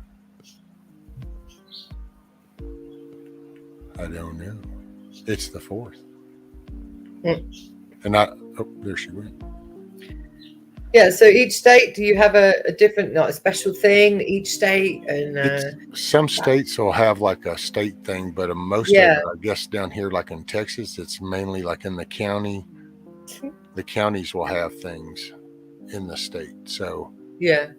Like in the Capitol, there'll be something, and I guess you could call that the state event, was people around the Capitol. But like Texas is so big, I ain't fixing to drive some 5.5, 6 hours to the Capitol. For 4th, we do it down here, just like last night. The fire department, we had the lake here, and we did a big fireworks show last night. Because at least if you do it on like a Sunday night, most people can all participate, because even people that would have to work Mondays can do it. But yeah, it's all down here. It's county, but then you can go down a couple hours down the road, and they didn't even allow fireworks in that county. So we call it a bank holiday, where you have the Monday off because there's a something like a special event happening. So May Day is really important. It's just to be honest, it's a pagan tradition, really, and everyone has the Monday off on that weekend of the May bank holiday, they call it. That's a really big one. Most people are off here because of the federal holiday is what they'll do the 4th. Yeah, so it's a federal holiday. Yep. Because you have state holidays, you have federal holidays. Wow. Okay. So each state has their own day. Well, yeah, okay. You know, because it just depends. It's like Texas. We were actually a country at one point, so there's a history to us. So it's different. Oh, I know. Northeast. I said this to you, didn't I? I'm sure I said this to you about how actually it's the same as us in the UK 1,000 years ago. You know, we had each like I was in a country now. Devon was a country. Cornwall was a country. You know, and now it's all merged to one, and we have the Queen, who has reduced her everything now. From today. So Charlie is doing all of her job now. I think she's only doing maybe the odd ribbon cutting, and that's it now. She is 95 though, bless her. So not long. We've got probably in the next 5 years we will have King Charles. Wow. Can you hear me now? Yes, ma'am. That's awesome. Okay, very good. There's something funky going on with my mic. I apologize. I got this immediate email. Like my Yeti microphone was suspicious. So I just unplugged it and I'm just coming off my computer. So I hope my volume is okay. Oh, yes, ma'am. Okay, good. Very good. I had to unplug my Yeti. Mrs. J, it's so good to see you and meet you. I love listening to your stories this evening. It's just been wonderful. Oh, that's really kind of you. Just, you know, I haven't spoken to Rescue for ages because I've been so busy with everything. But Rescue, you're a little square in my corner of my my laptop, so I listen in a lot. In fact, I tune in every day in the morning. I'm normally around every day in the morning. I'm listening to you, so it's nice to come on and actually say hi again, because I've been so busy, so I've not been able to come and speak to you. But you're always on my laptop during the morning. I normally have you on until about 2 actually, and then I'm doing other stuff. But yeah, because it's nice, man. I love the chat, and I love the positivity and the really interesting, diverse people that come on and share knowledge. And also you can hear that frustration where people want to say something and then you can't do it. You know, it's a great little channel. It's done so well, Rescue. Oh, well, it's been so helpful for me, and kind of got me back kind of sitting upright, kind of, you know, and just yeah, I get it. It's been awesome. That's how some days I started kind of going, nope, but it's the commitment. I just say, nope, I'm doing this Monday through Friday. This is, and it just, for me, that's what it works. So I wouldn't recommend it to anybody. I mean, trust me, 40 plus hours of YouTube world is like, holy moly, it is tough. Yeah. Bless you, though, Rescue, for being here and doing what you're doing. Oh, yes, it ma'am. Means a lot. It's like my window to the world. Morning, Rocksteady. Which morning, Random? Which morning, everybody? I'm sorry if I missed chat. We've been sat here and chatted on panel and stuff, so I haven't acknowledged you. So good morning, good day, good evening, wherever that's fallen. And something else just came to mind, and I was meaning to ask this yesterday or last week. Has anybody heard from Daniel Broberg? He's our Greenland buddy. Yeah, he was on Steve Horowitz. Okay. Yeah, he was on his show two shows ago. So Okay. Yeah, he's okay. Because he had moved and then they were still settling kind of in. He had bounced in and out and in and out and then out. And it's just, sometimes I don't always acknowledge right away, but then all of a sudden I realized, it's like, wait a minute. And it's like Dana's another one, barefoot in Alaska. I'm worried about her. She hasn't even responded to texts or anything. So I'm hoping everything's okay. My prayers always go out. Is it okay if I just talk to the chat for 1 minute? Well, yeah. I just want to say a massive thank you to Wizard. He has been a constant on my channel since the at the beginning when I had the other channel, but also with my new YouTube channel. He knew it's about 3 months old now. Wizard's always been a supporter, and he comes in, he makes comments. He joins me when I do my little radio show, because I do a positivity music show every Sunday, and Wizard always comes and joins in, which is lovely. And I try and sneakily get around the algorithms of what we're on, to try and get some music, because I do all of my new music and stuff.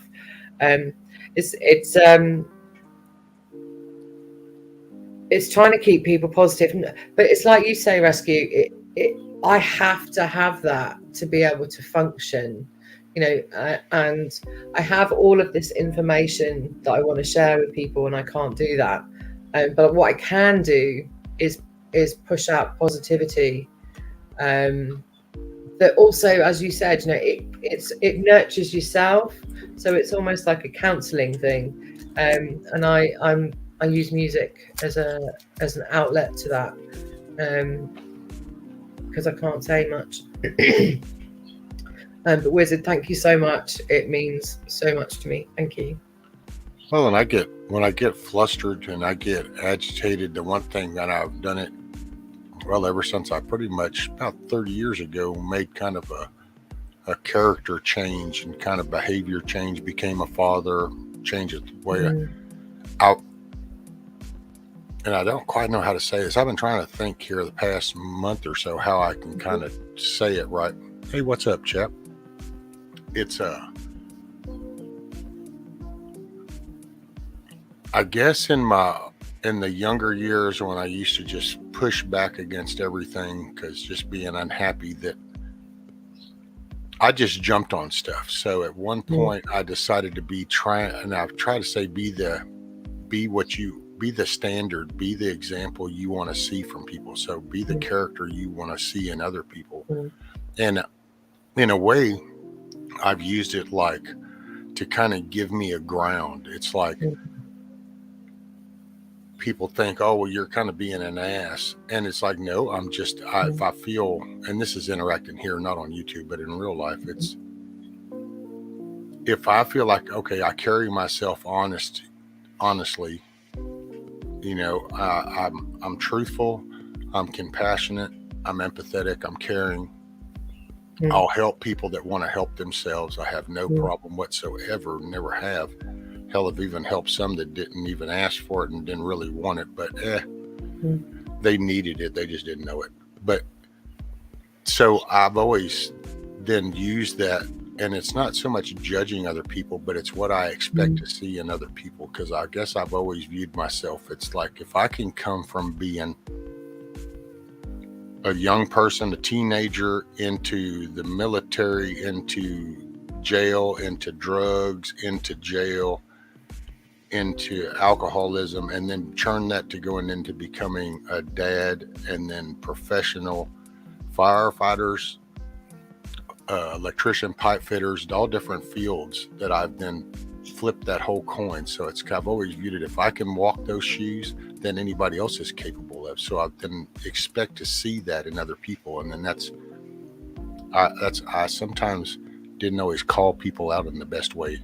That's one thing I'm adapting to nowadays, because it's easy to expect things from people, but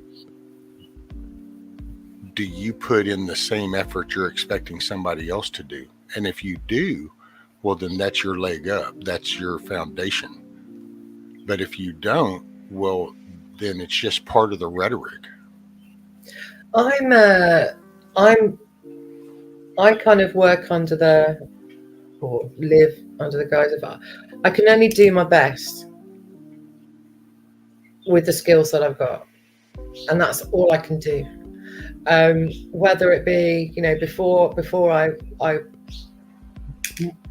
was like this, and so now I'm doing the best that I can do using the tools that I've got, but at home, and doing this sort of thing, where it benefits me. It nourishes my soul, and that's me being a little bit selfish, but it's true. It does.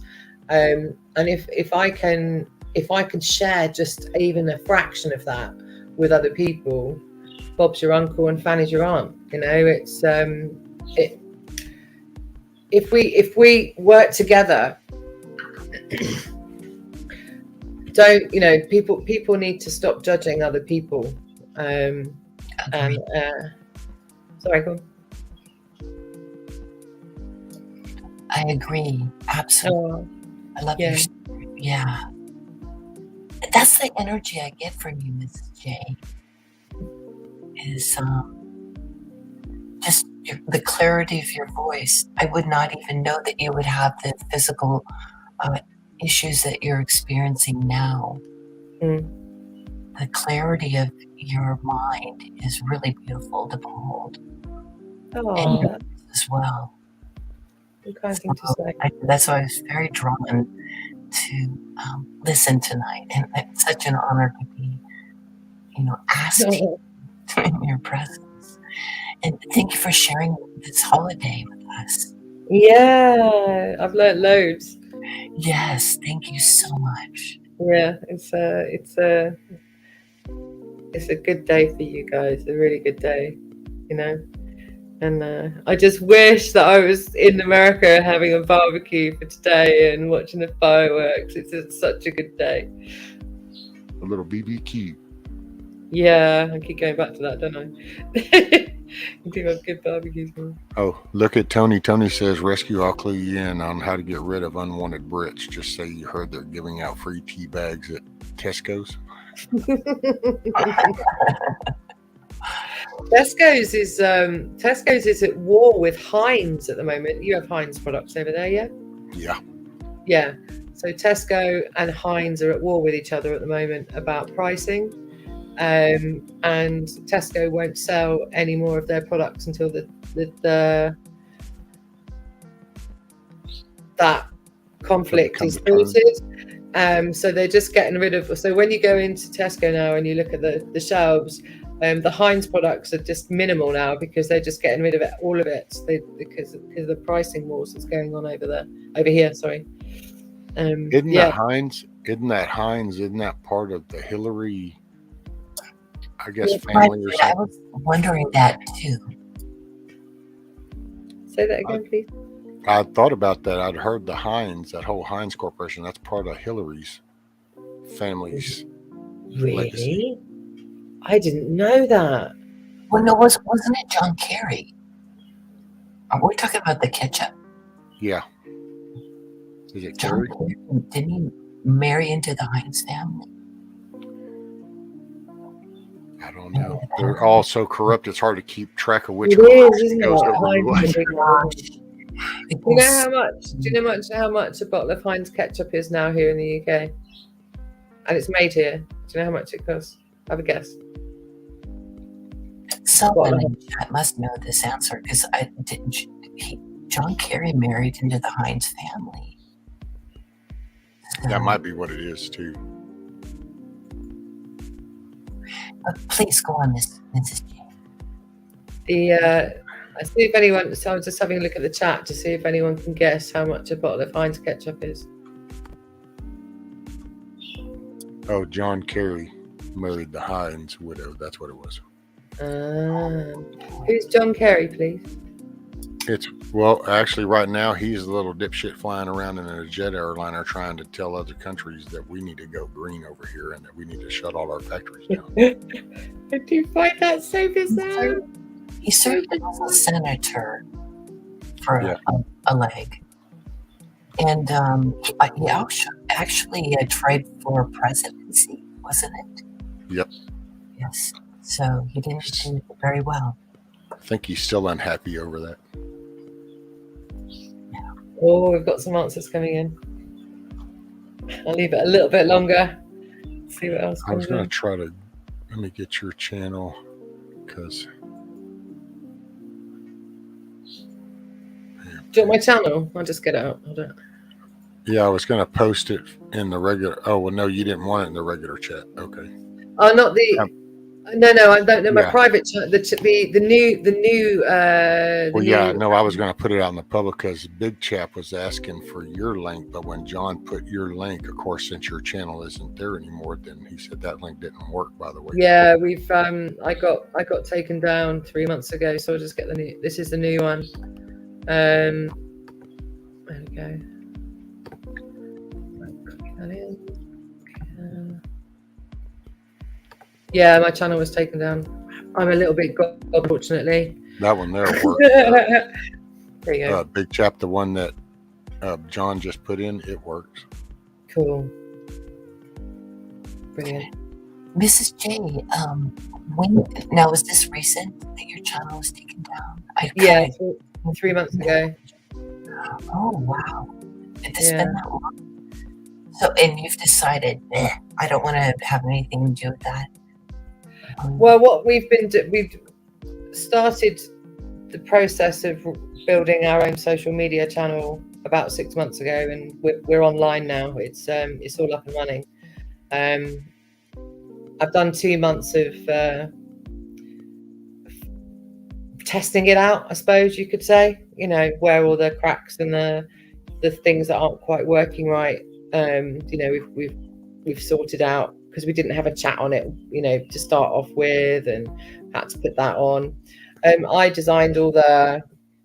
I'm the artist in the team, and I do all the marketing side. So I'm working on that at the moment.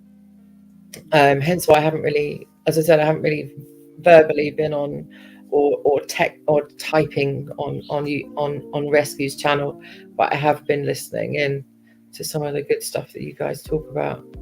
Right, so Heinz ketchup here in the UK used to be about £1.60, and that was 2 years ago, and now it's £3.50. So it's about $5. It's a crazy price. Crazy. Morning, Miss Lisa. Crazy price. Silly amount. Price. Same with salad cream and mayonnaise. Wow, it's like crazy prices. Mayonnaise is £5 for a jar of mayonnaise now. Heinz mayonnaise. Yeah, mental. Yeah, so I'm working with it. There's a team of us that are doing it, and it's coming really well. It's really doing good. But of course, I've not got any content yet, because I need to get some content on it. So I asked Rescue to come and do a live with me on the other channel, where we can openly talk about some of the stuff that we have to not talk about. You know, and it'd be really good to be open about it, because as Rescue said, it's like your teacher's looking over at you whilst you're passing a note or something, isn't it? It's like that, isn't it? Yeah. Make your own mayo. I know it's so lush. I would make my own mayo, but I'm lazy on that one. I used to make my own, by the way. So other 4th of July stuff. Tell me about your 4th of July as a kid. What was your adventures that you would have on the 4th of July?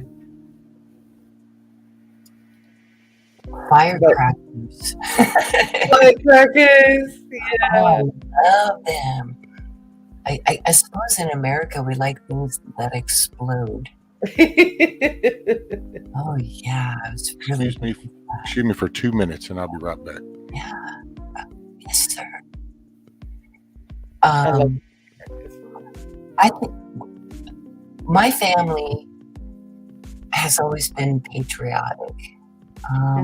But what we learned was not true. And I think that's what the whole world is going to come to realize, is that we've been kind of, well, not hold the integrity of what we deserve. So 4th of July to me now means something so very different. It's Yeah. what we're doing here, and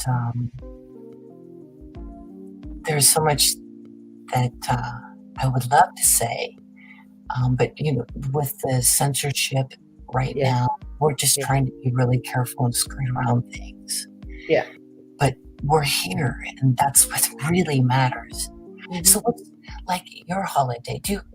How do you experience your celebration of your country? So we're all different, and I follow, not follow, that's the wrong word. I'm a believer really in natural law. I feel that I follow things naturally. My last celebration was I went to a stone circle on solstice. There's 3 stone circles on the top of Bodmin Moor in Cornwall, and I was lucky enough to have, because I can't go too far because of my back. So my lovely friend and we hired a yurt. And we went to Cornwall, which is only about 45 minutes from here, and went and watched the sunrise on solstice at the stone circle on the top of the hill. And there's three circles of stones that are there, thousands of years old. And we watched the sunrise.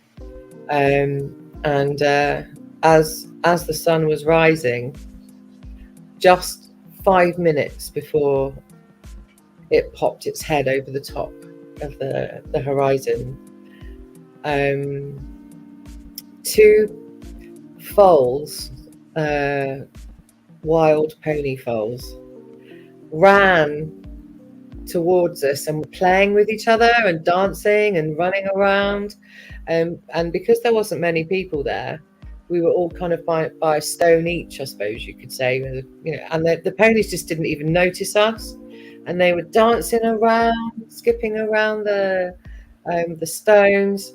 And then all of a sudden along arrived, I would say, about 40 wild horses with foals came through the stone circle just as the sun rose. And it's one of those moments I'm never going to forget. Never going to forget it.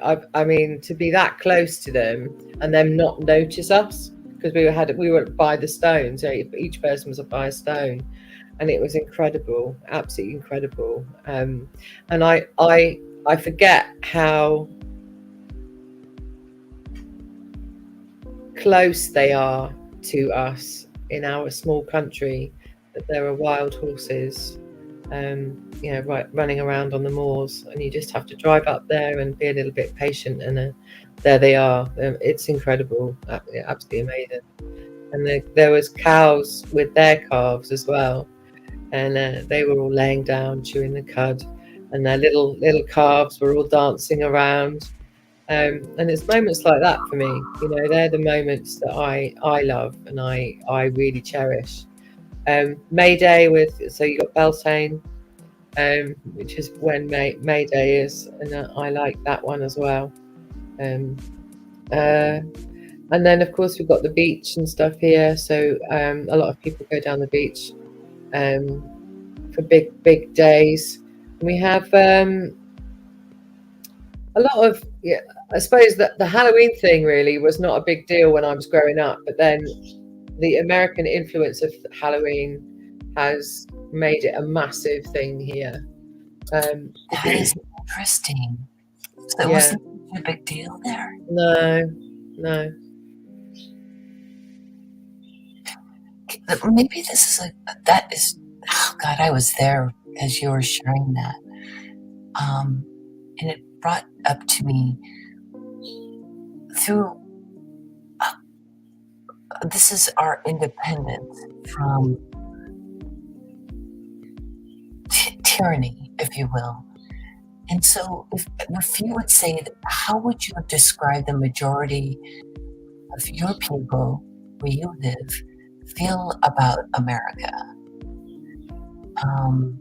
as we gained our independence from England?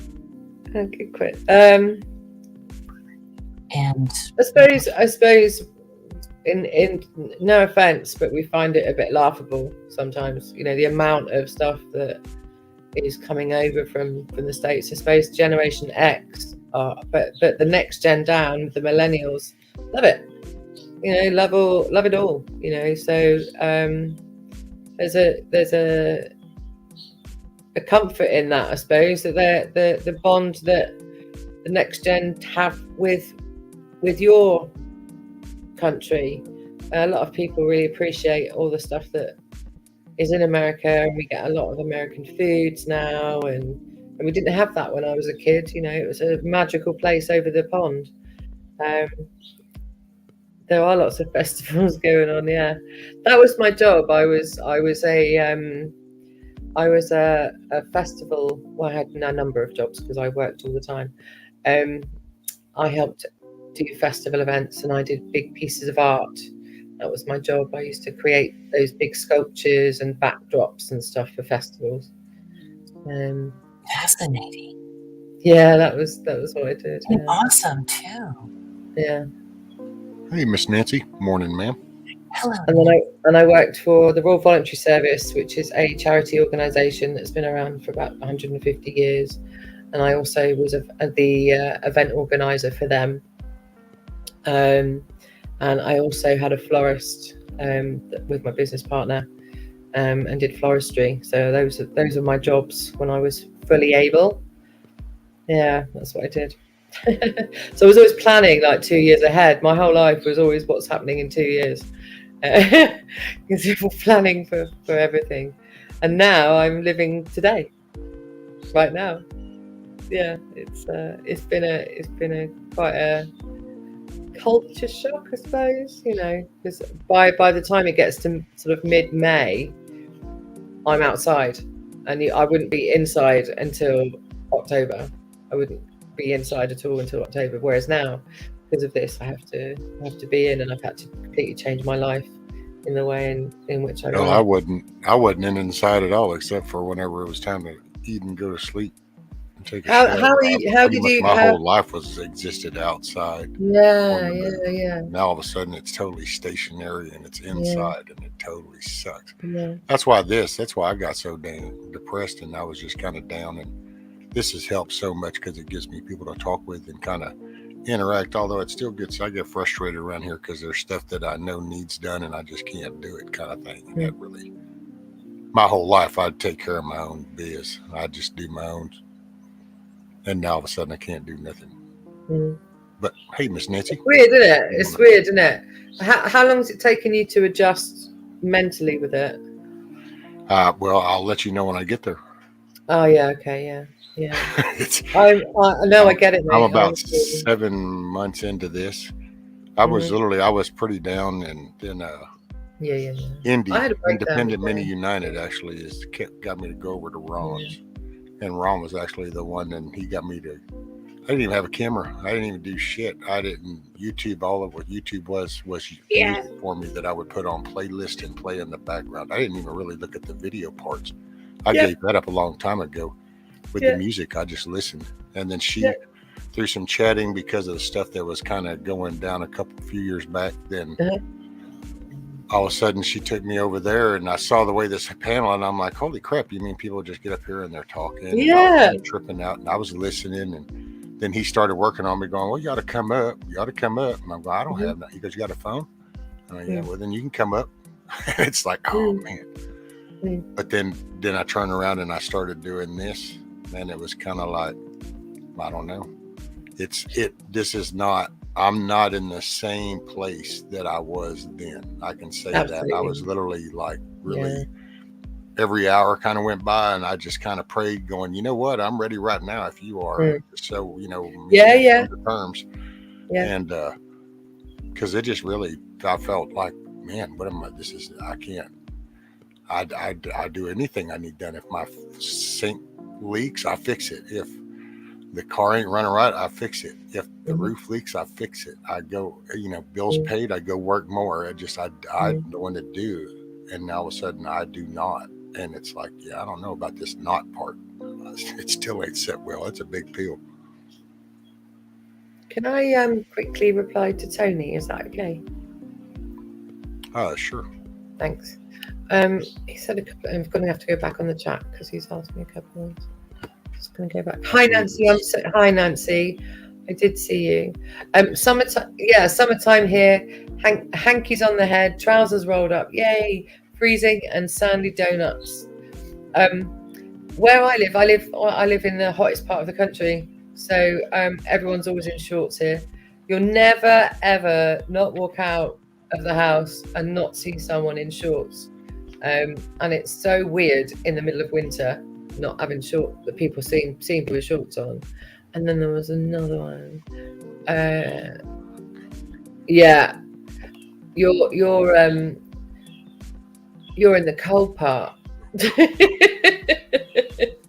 You're in the freezing cold part. I'm like, no, I'm not going up there. It's rainy and windy up there. There we go. Thank you. Phone call. That's interesting, though.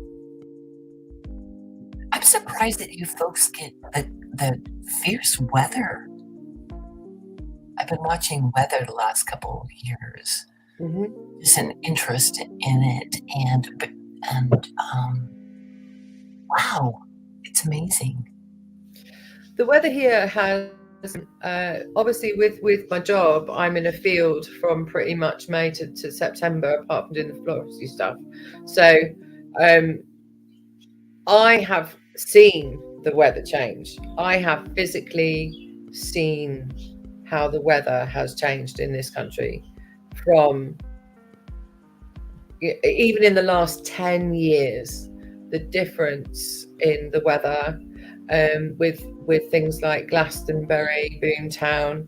If you go to Boomtown now, you know that there's going to be a thunderstorm. If you go to WOMAD, you know there's going to be a thunderstorm. It's whereas before, sort of 15 years ago, you'd be like, oh, it's really warm, it's lovely weather. And August was always brilliant. August was always the best time. 100, holiday weather. Not now. It's the rainy day. It's the rainy month now. August is, and then we have this crazy hot bit, and then it's rainy again. It's changed.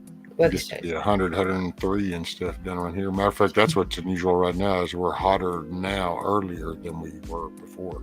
Usually we don't start hitting the hundreds until the end of this month, and we've already started last month.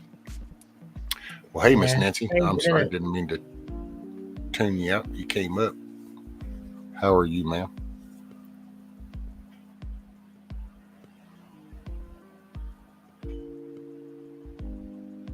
I am doing good. I had to get back over to StreetYard. Morning. Oh, wait, I'm going to turn your mic up a little bit because I can hardly hear you. Let's see, bang. Okay, try now. Sounds like we have somebody from across the pond. Yes, ma'am. All right, cool. Happy 4th of July! With us. Boy, I've already seen 2 fireworks shows, 2 different places at the Lake Travis here. So Very cool. yeah, We had a pretty good one over our little lake here last night. yeah. So what you got planned for today? Oh, I'm not doing much today. I'm just hanging out. I helped my sister with her fish fry on Thursday and Friday and Saturday. I got pretty exhausted doing that, so I'm just kind of laying low. There you go. I've already been out and gathered eggs and fed animals and that kind of stuff, so I'll get back out and do some gardening and before it gets too hot this afternoon. Yes. Was it a catch and cook kind of thing? A what? Were they the fish that you caught? Did you say barbecue? Was Oh, it no. fish? Fish fry. Where you Fish take fry. everybody have to. But it It's a was bit. was it It's a, fish? I think what she was wondering, was it fish, fresh fish, like freshly caught fish, or store oh, bought fish? it was from a restaurant around here. Nice. I don't eat catfish, but I ate a piece. But nevertheless, that's what it was. It was from a restaurant. She knows the man, and he just brought everything for the fish fry for her, and then we cooked it all.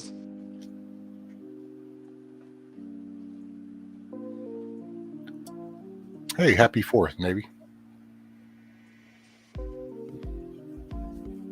And Hoot Owl, happy 4th. Welcome, everybody. Morning, good day, good evening, wherever that's working for you. Happy 4th of July. Happy Independence Day.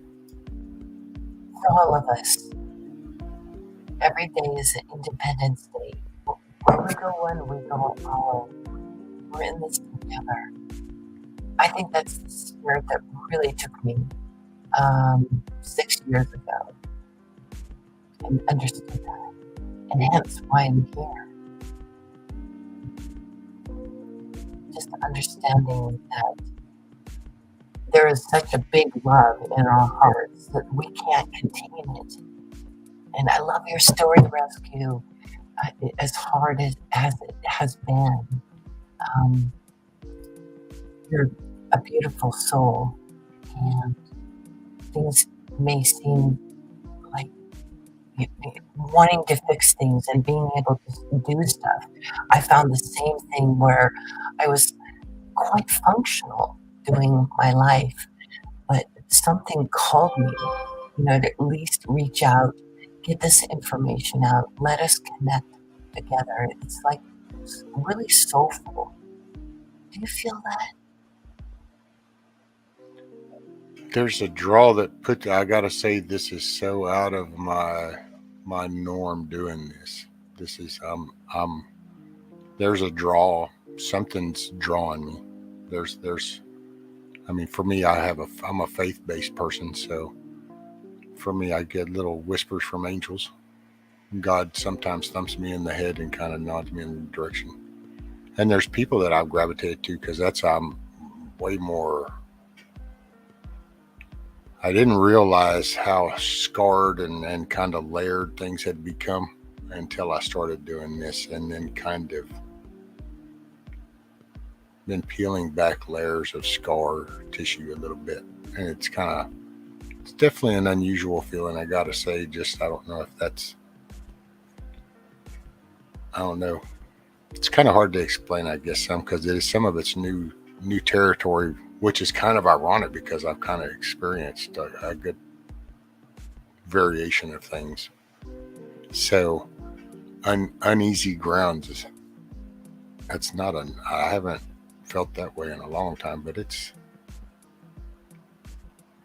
morning, Mayday, by the way. I just saw that Song of the South morning. Sorry, I wasn't trying to take away. It is a layer. I've gone through the same thing. I've been gone for a while, going through those layers and opening up my heart more. Boy, I was surprised how much I was capable of turning off my own heart. And the thing that really inspired me was what I said just a moment ago about where we go one, we go all. And it just goes like multi-dimensional. And not just the humans on this planet, but the living things everywhere. That we're in this incredible opportunity to experience love that we've never experienced before. Perhaps we're just the caterpillar right now of that, and it's dealing with past traumas, regrets, guilt, forgiving, abuse, whatever it may be. I can only imagine what you went through, rescue, being in jail. Such a free soul like yourself, being jailed up, for the time period that you were, what you had to endure to even be here and be the wonderful man that you are and human being. So, Well, I was harder headed enough that the first time didn't do it. It took the second time to finally go, wait a minute, somehow I was here not long ago. Oh, wait a minute, what's the common denominator? Oh, I might ought to change what I'm doing because I'm not digging the outcome very well. And yeah. And you see, but I don't know, I guess it was, and that's where I think I got some scar tissue or something, because I used to think about that a lot, and then at one point I just, the past was the past kind of thing, and it's kind of like when you fall overboard and you're freaking out and you start dog paddling and you swim for shore and you're kind of tripping, but when you finally get your foot under you and as you're walking up out of the water, you just kind of like, okay, it's all good now. That's kind of how I had a nervous breakdown. Because we had the C word going on when I had my accident, la la la la, and I'm trying to wave the flag that there was something seriously wrong, la la la la. 1 sec, Miss J. All right, Brian. Later, brother. Have a great day. Happy 4th of July. Bye, Brian. I had a breakdown. It just totally wiped me. And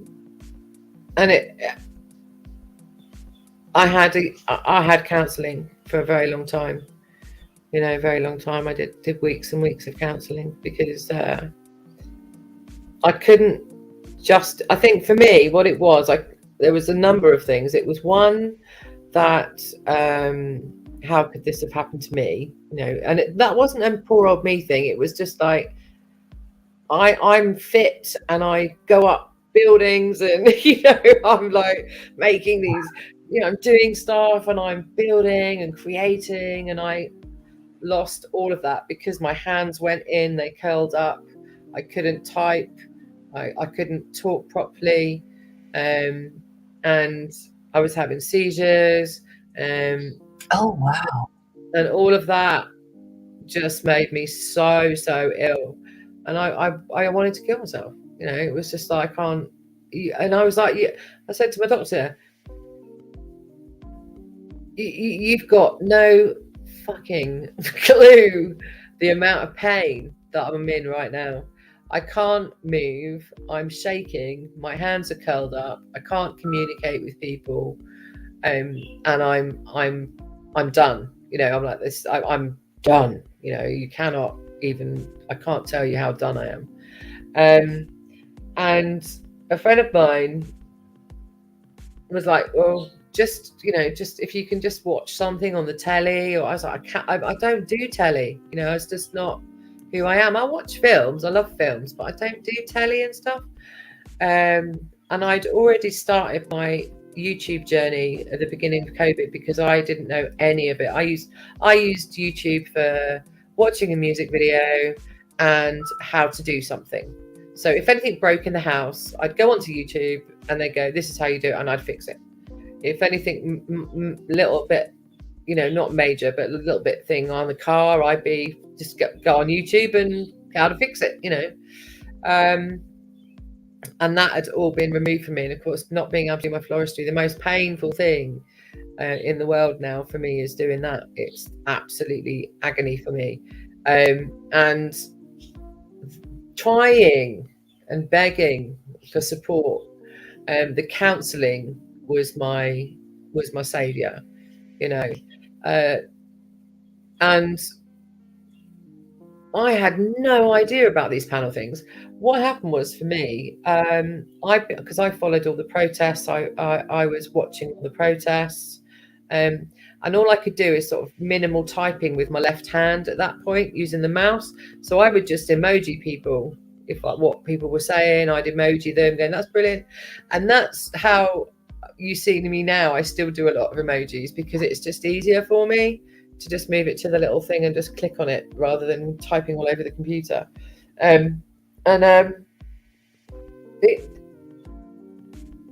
Indie went, it's a different Indie to the one you have over there. Indie went live, and I was like, oh, is there a protest on? You know, when you think, oh, okay, I'll just click on that and have a look. So I'd clicked on it. By Later, Tony. May last year, I was able to start typing again. So it was May last year I was able to type. And he was doing a whole load of stuff on the protest at that point, and I could type. I was like, oh, I could type stuff, you know. And then he went live, and so I went and had a look. I couldn't believe it. They were all like this on a panel having a conversation. So I didn't know you could do that. I didn't know you could do that. I didn't know you could go on and say what you need to say. And because I struggled at that point still with my hands and my typing, it was easier because I had so much to say. I went on panel. It was easier for me to go on panel rather than type. And that's how it kind of started in May last year for me, doing all this, you know. Wow. Yeah. That's awesome that you're here then. Yeah, it was like it's helped me loads. And also I think to connect with people who are completely on the same wavelength, and you suddenly, all that information you'd been gathering and learning and informing about that we had, you know, it was like, oh my God, there are other people that agree with me. There are other people that get it. There are other people that are seeing through this shit, you know. And then now, and we met, what, November time or September, no, December time, wasn't it? It was around then, wasn't it? Yeah, somewhere in there. Yeah. I'll shut up now anyway. Cool.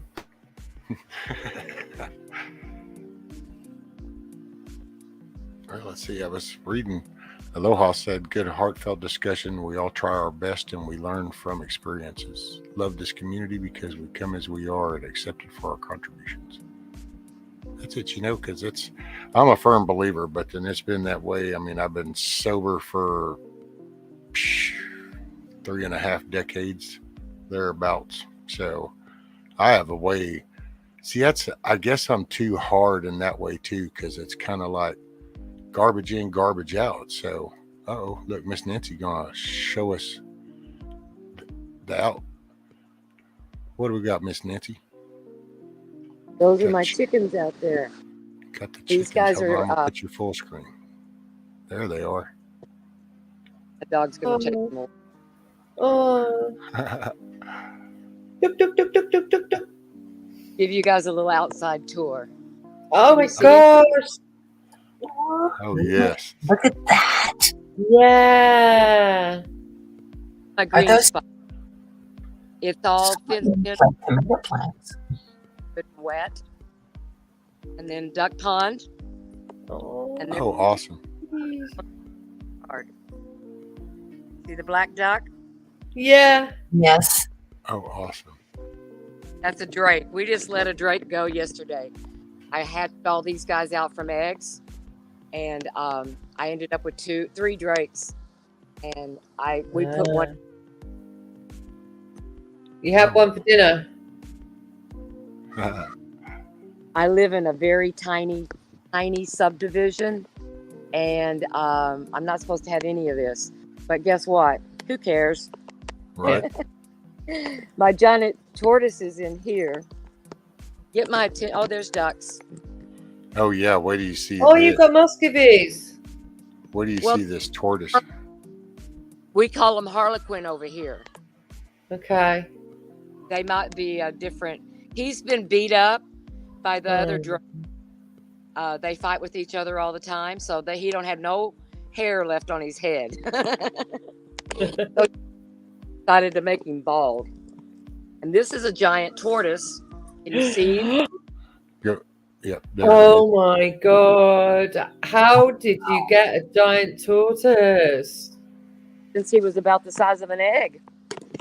He lost one of his to have it amputated. He got tangled up in a kayak rope. There's a big old female around here somewhere too. She has all her legs. I might be going to lose you guys. Oh, there she is. I'll see if I can get her in. Can you see her? Yeah. Oh, there she is. That's a female, and she's wishing she was out of here. And I'm trying to film her because she's outgrown my yard. And I'm trying to gift the three-legged tortoise to a young man that his dad is a veterinarian. And that would be an excellent place for that tortoise to go, because anything that he would need in the future, he has a veterinarian in his family. Because I had his leg amputated, and that cost me, and I can't afford animals that need vets. These are my first. I raised these two from eggs. I got eggs at the farm. This is B, and Belle's the tall one, and B's the short one. Okay, and all these chickens around here are their babies. And when that chicken thing came along, and they had that whatever that chicken thing was, it was killing chickens. I decided not to buy chickens. I decided to hatch them. So these 3 ducks I bought, and they came into my property a year ago. And all the other ducks, there's actually 4 other ducks now, and I hatched those from eggs. So Morning, Mama Red. Everybody out here pretty much came out of my incubator, except for those 3 guys right there. That is impressive. I have a barn, and it's built onto my fence. So I'm the only one in the neighborhood that has a barn built onto their fence. The whole backside of my barn is my actual front door fence, my front yard fence. But I just live in a bitty, tiny 1972 trailer amongst all these big. Love it. There's trailers everywhere out here. It's real diverse in my community. And what it is that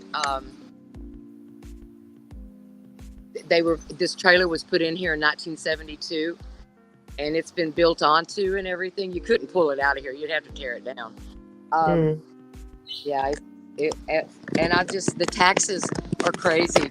My taxes last year were less than $200 for the whole year.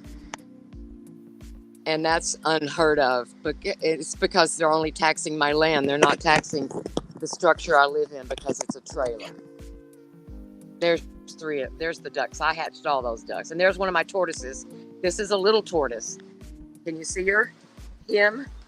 He's a little black rock walking. See him? Oh, yeah, there he goes. He is a Sri Lanka star tortoise. And they're endangered in Sri Lanka. This is a captive bred. I didn't know these guys were still out. And there's a leopard tortoise out here too. And he's also captive bred. And there he is. He's up in the corner. How old did they go on to? How long? How long to what? So I said that incorrectly. How long do they live for is what I'm trying to say. Sorry, that was my bad English. Sorry.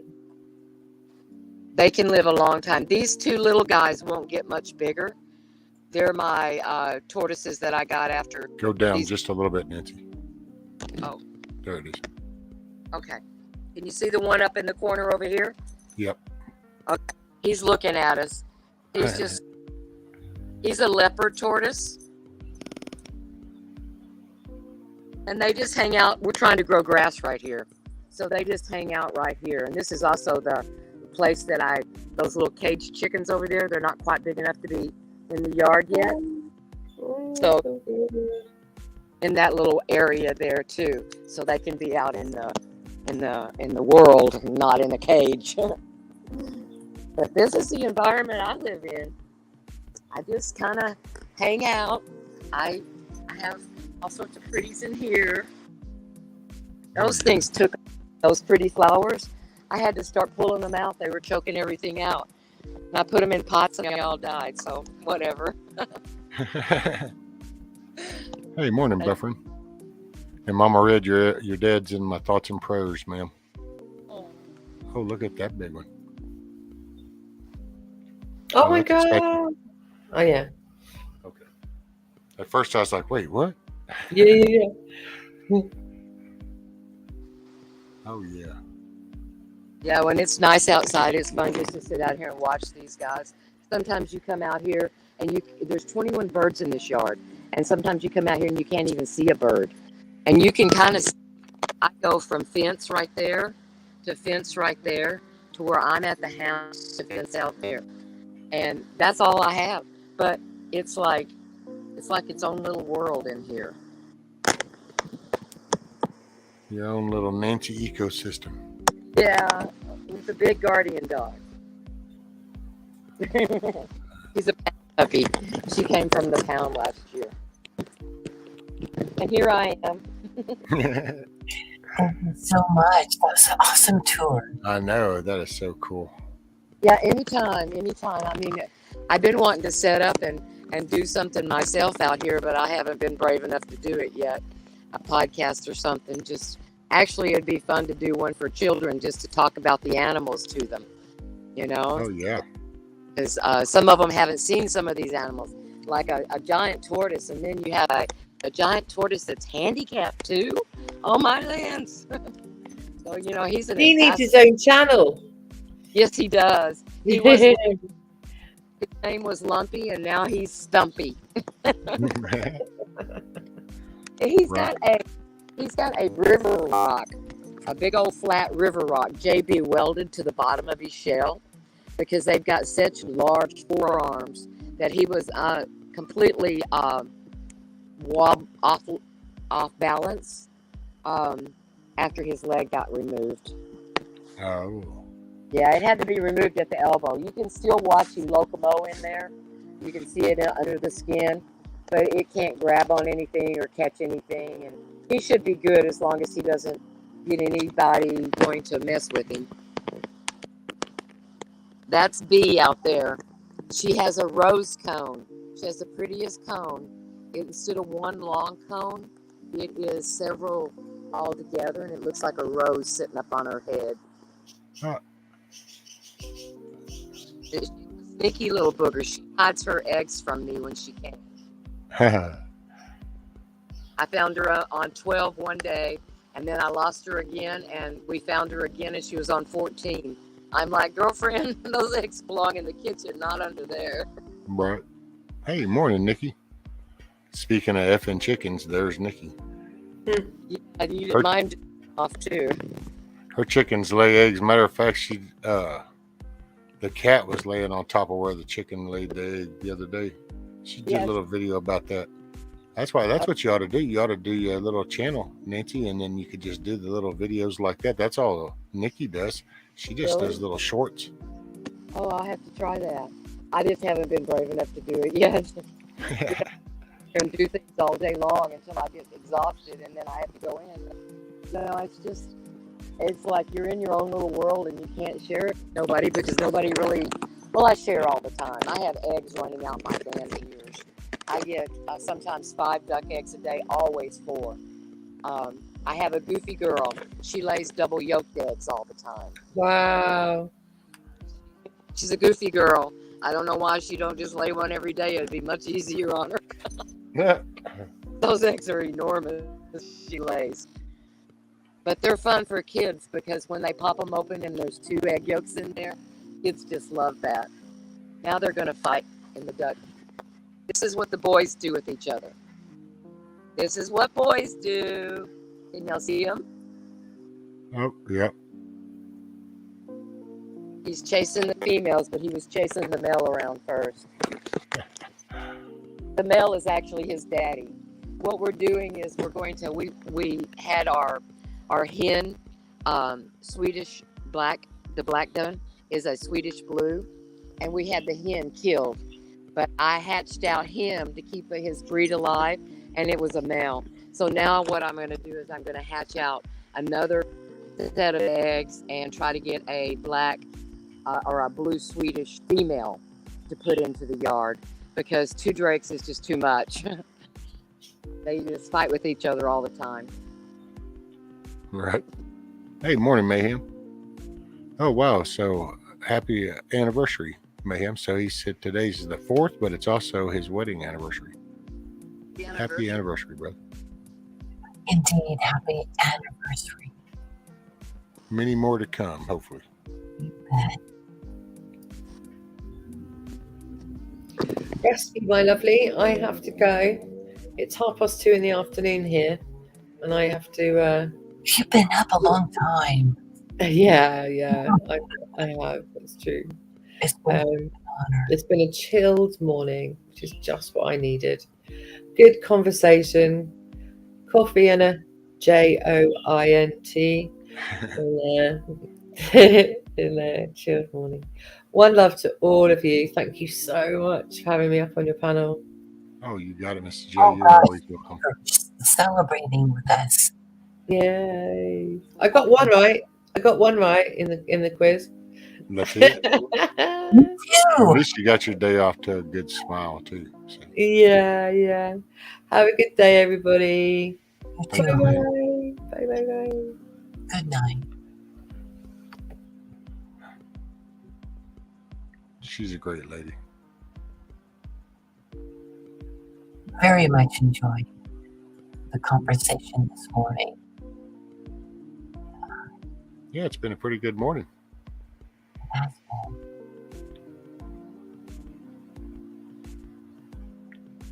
I was trying to make sure I didn't miss nothing in chat, which StreamYard chat, I have a hard time seeing that sometimes. I have to look at the YouTube so I can see if my name is mentioned. Oh, and yeah. Oh, Mr. Joyful. Yep, get her a wrench.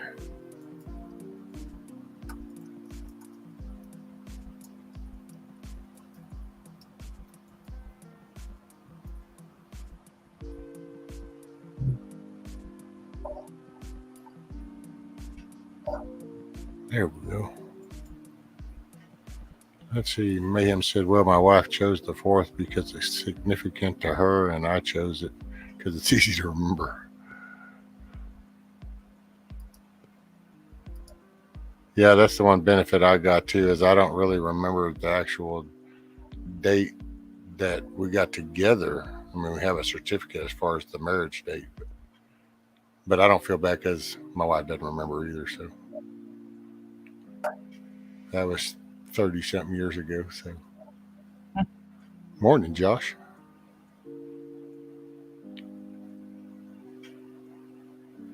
Amazing. Miss Karen said she would have been married 41 years today. Oh. It's funny how that lingers. You know? Yeah. Oh, now there's a fact I did not know, Mayday. So Mayday says that Calvin Coolidge's birthday was the only U.S. president born on the 4th. I did not know. Kind of, I can see the odds. That's a pretty unique date.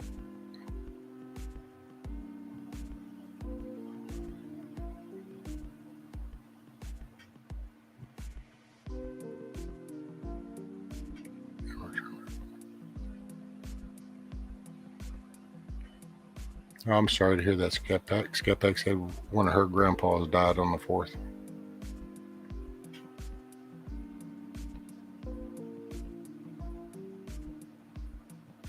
Oh, and by the way, Mayhem has a premiere coming out for Happy 4th of July.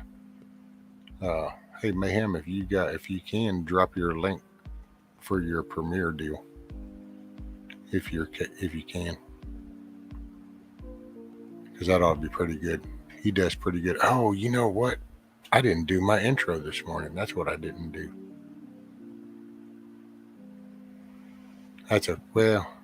It's pretty kind of it's an impactful one, I'll say that. So maybe I needed to skip it this morning.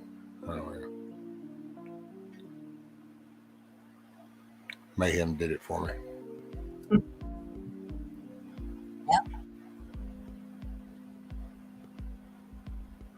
T-Girl says, funny, my handsome husband always remembered. I didn't, but now that he has passed, I remembered. Yeah.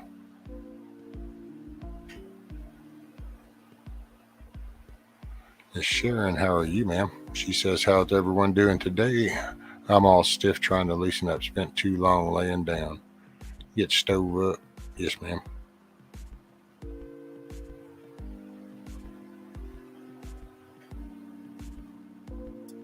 I have to admit that I enjoy when you channel rescue. Ma'am? Does that make sense at all? When I first started listening to you, you would read from the chat, and it was really relaxing. So please continue. Oh.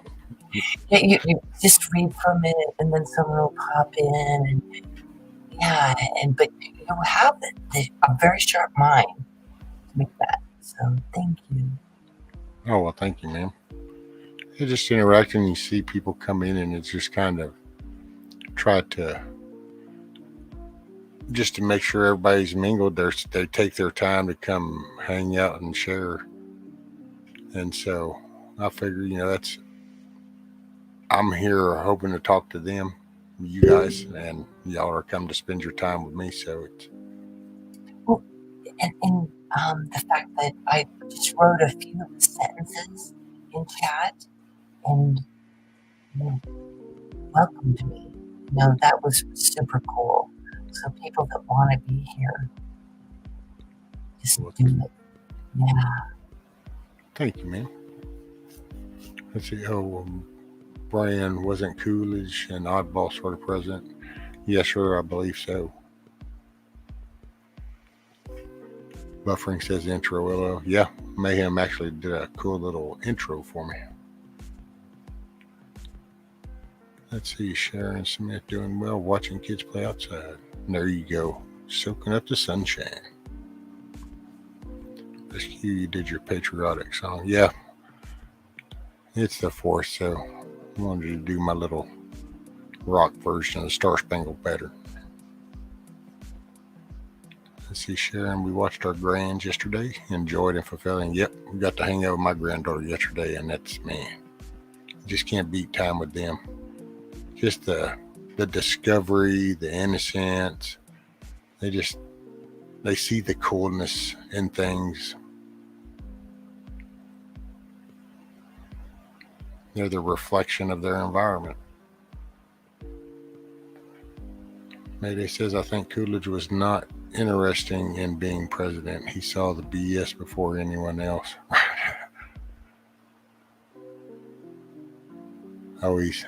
he did a quote for Calvin Coolidge. So let's see, Mayday says, quote Calvin Coolidge, says the collection of taxes which are not absolutely required, which do not beyond reasonable doubt contribute to the public welfare, is only a species of legalized larceny. What's up, Mr. Anniversary Guy? Yeah. Hey, notice the background has changed. I'm at home. At home, stationary. Yeah, I actually have a home for all the people who always see me in the truck. You mean that's not mobile? Hey, I'm happy. He has actually a real home. Yeah, ew. It's a green screen. Don't let him lie to you. Yeah, it's a green screen. See? You are breaking up, sir. Morning, Miss Mare. Yeah, I have a horrible signal out here. If I don't move. Is that better? Hello. Good to see you, sir. Yep, it's what. Oh, don't move around too much, Mayhem. Then it makes it. There you go. Hey, Nikki. I can't move. So I have to be like this, don't I? Yeah, don't move any data. Nikki, No have day. a great day, ma'am. And you got to rub in the deviled eggs. I see how you did that. Just slipping that right on in there.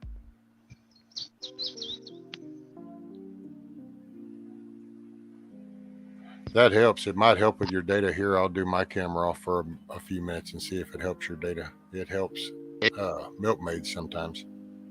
It might not, because when I tell people I live in the backwoods, I live in the backwoods. Now he's trying to figure out how to flip the camera so he can show us the woods. There it is. Oh, look at you. Hey, I see all them kid toys. That's cool. That's the playground.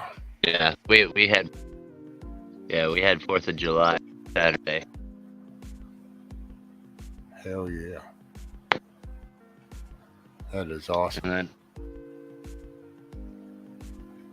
yeah, walk back to my chickens.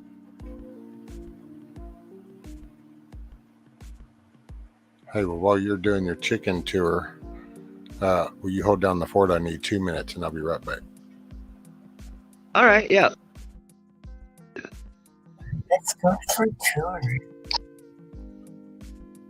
Hey, There's my dog.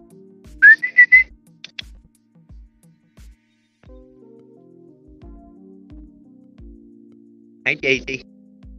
Hi, Dixie. Shiny, come here. Come here, Shiny. Come here, Shiny. He's camera shy. He's over there. Shiny. Or not. Dixie. There's our chickens.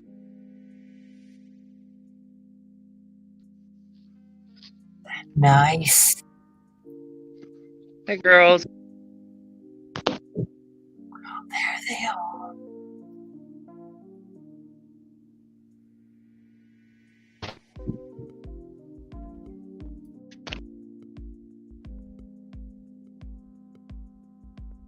Come here, Gray. Come here, Houdini. Come here. You, Houdini. Get over here. Girl. That's Houdini.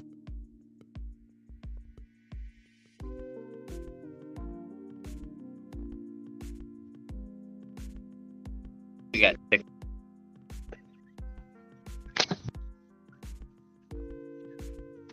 And then there's my backyard. I need to mow. How large is your property? I've got more property back that way. 80.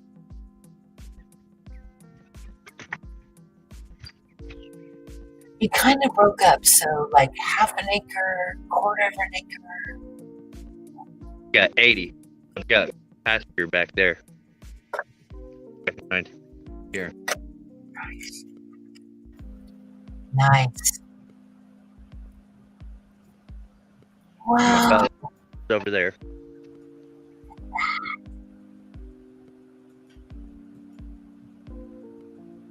Very cool. Here, I need to put you full screen. Wait. Okay. Shoot, yeah. Gotta love that woodland.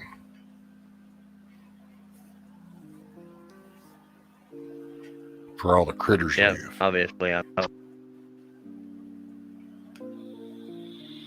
Oh yeah, see, I put you full screen and all of a sudden it starts to lag and stuff. Oh no. There it goes. It's moved up a little now. No, you didn't see my chickens, did you, Rescue? No, sir. Apparently you have a white chicken because Jen says she has one of those white chickens that are skateboarders. Yep. Come here, Houdini. Come here. Escape it. Aha. Here's Houdini. Black Ah. one is Chirp. That. Where's that? Sassy. Come here, Sassy. That's cool. Oh, you. You're on camera. It's like kiss my butt. Girl. Come on. Okay. How often do they lay? They haven't laid yet. They're Oh, not that old yet. gotcha. Yeah, we have to feed the chicken feed until they actually lay. I think they've laid yet. You girls laid yet? Probably not. Nope. Nothing yet. Nothing yet, girls.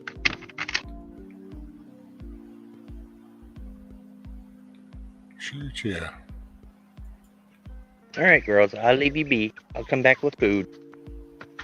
He is cool.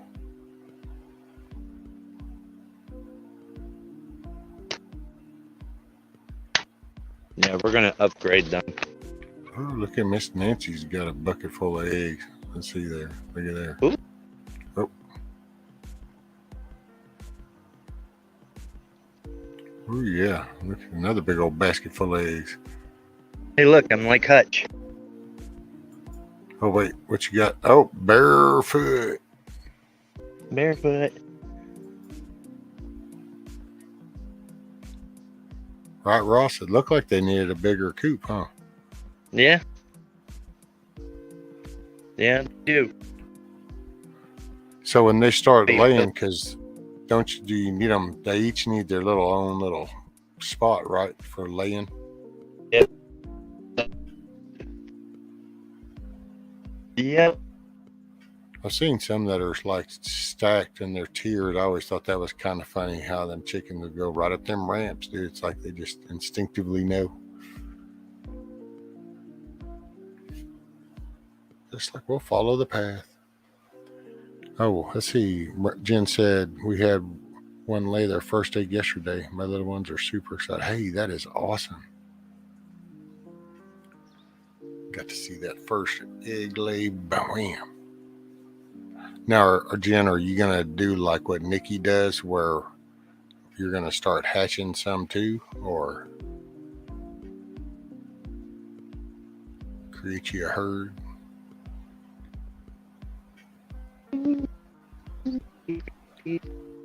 Hey, Double Dog. Happy 4th. Dirt road. Brother. Dirt road. Now, is that where the edge of your property is? Yeah, that's the edge of my front yard. Ah, gotcha. Now you're breaking that.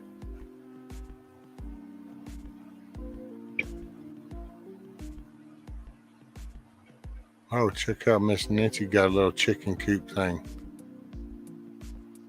It's a little red barn. Yeah.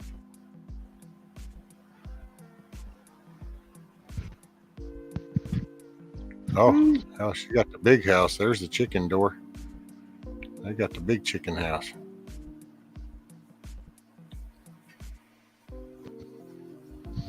And we got a pool we got to set up. Look at that big outdoor. Yeah. You better get busy, Dad. Yeah. Sharon said rescue chicken fight over a nest, sometimes 3 fighting over one nest while 2 are empty.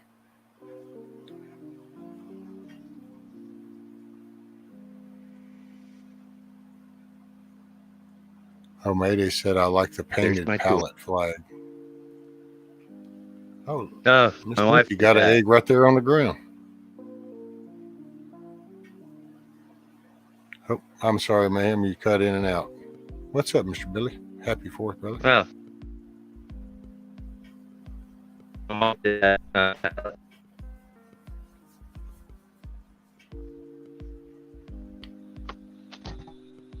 if I have instead.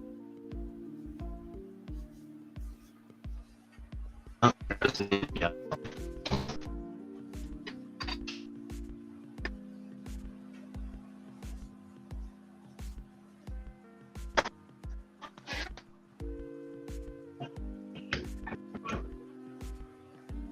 Oh, look at that, a tortoise.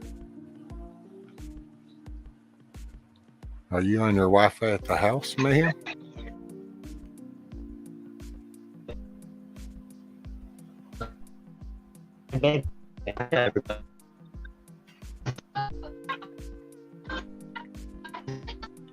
Doing good.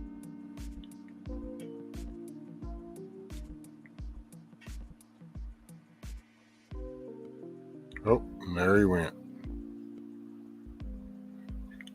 And there he's back. That would be nice, Jen. That would kind of get you a stock going.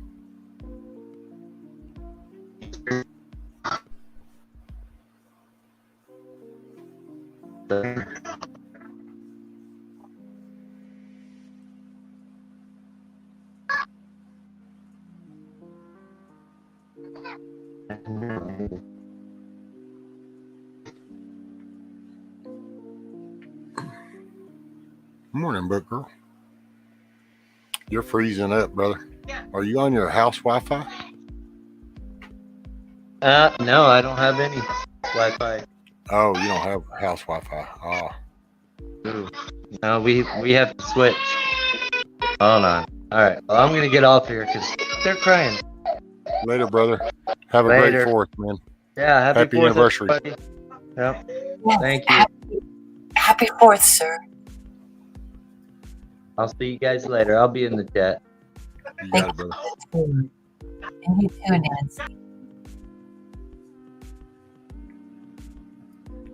Got them kiddos running around. Yeah, they're waking up.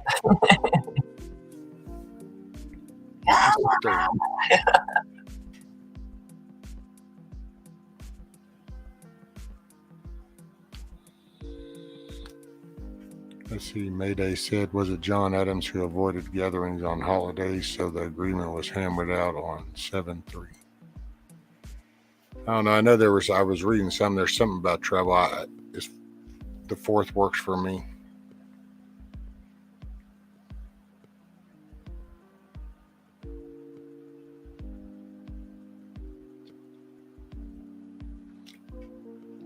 What's up, Rank?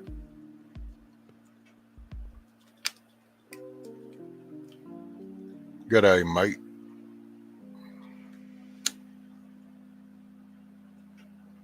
How goes the weather down under?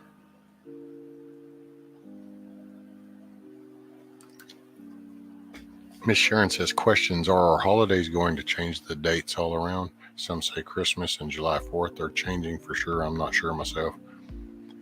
You know, man, it's kind of like everything else. Everybody, I guess, is entitled to think and do what they want. And I have no intention of changing 6 decades on this ball of dirt just because. Just my forethought on it.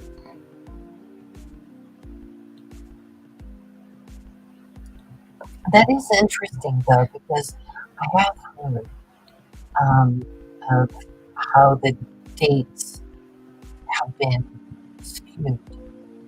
So I like what you had to say, Rescue, in that you've been on this ball of dirt for 60 years, and it's just going to be what it is. And that, maybe we will choose, but sometimes these dates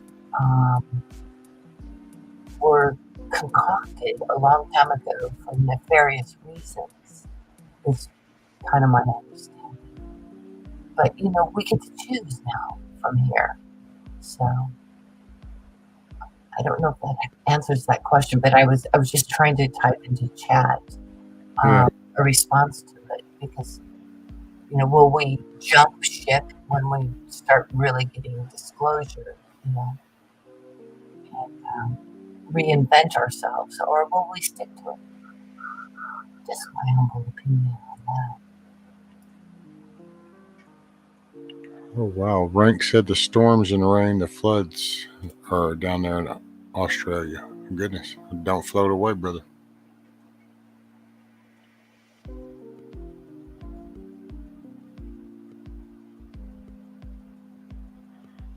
Oh, Sharon says, kiss off who's Doug? That would be Doug Mastriano. And thing. I don't know if I can pull that back up.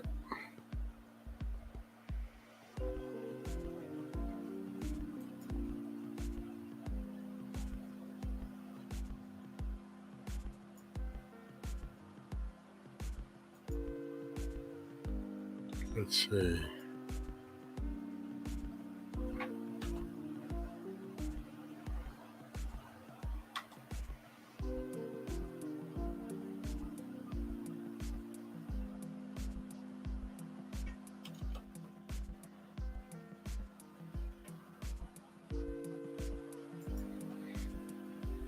Hey, Kiss Off, if you'll, if you can you put that Facebook link back in? If you can, I'll pull it up. It was only like 11 minutes long. Okay, Rink, you're on a hill. That's kind of how I feel about where I'm at. I've had some floods. I've been flooded in before, but I don't worry about actually being in the water. If I'm in the water, then there's something wrong with a good chunk of whole southeast Texas, because the elevation level matching it up.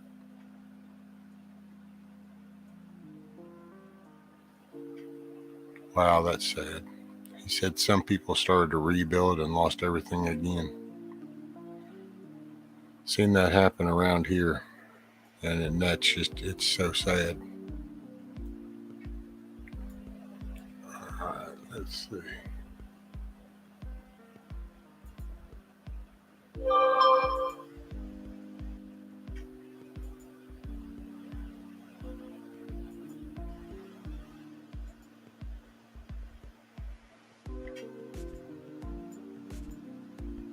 Okay. Oh, Mayday, it's down. Oh, we're down in Australia.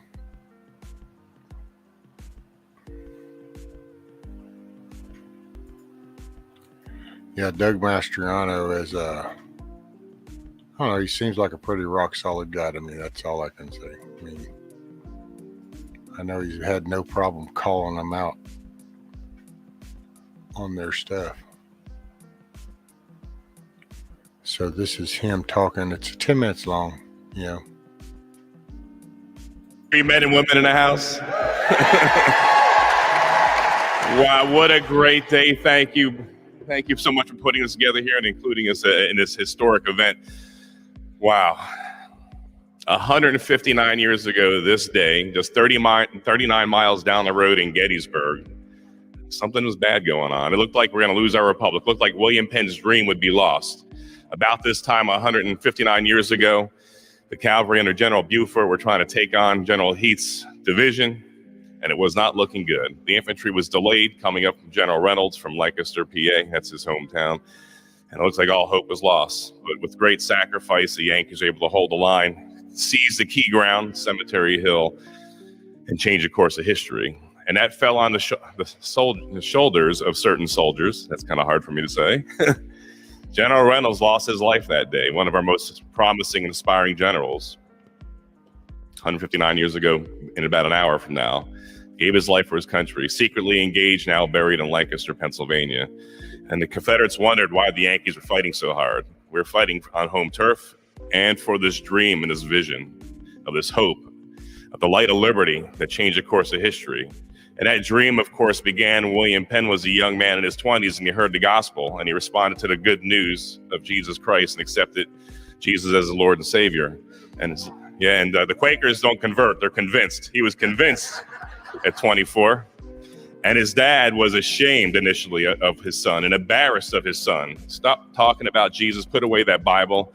And as you heard already, William Penn landed in jail many times for his faith. He was mocked in the media, ridiculed, castigated, as we're seeing today. The religious freedoms that we've enjoyed over the past several centuries here have been an anomaly in American and world history, I'd say. Not American history, but world history.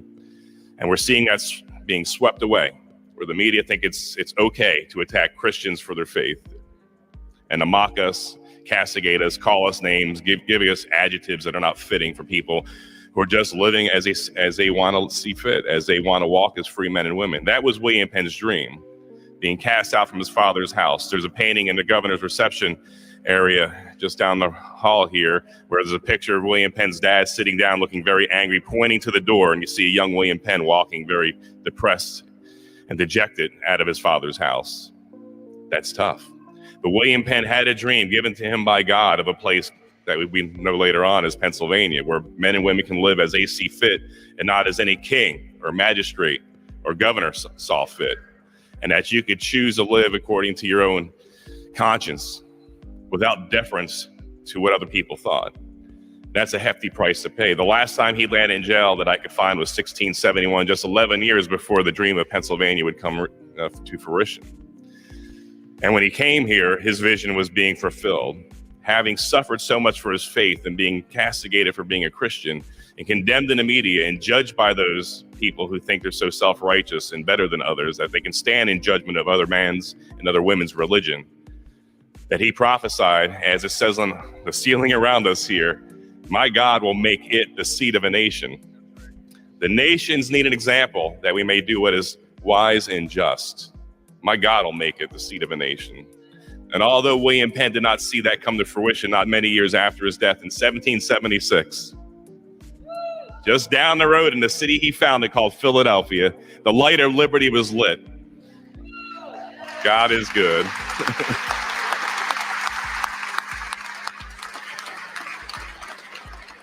"249 years ago tomorrow in Philadelphia, in what we call Independence Hall today, our founding fathers gathered together and took a huge risk, taking on the greatest economic and military power of the world at that time and voting on separation, independence from a tyrannical king. Tomorrow, Philadelphia. On the 4th of July, 1776, of course, the Declaration to be read publicly, and that's why we celebrate that as Independence Day. But what a legacy William Penn has given us. We are the seat of a nation. There would not be a United States of America without Pennsylvania. And there'd be no Pennsylvania without William Penn.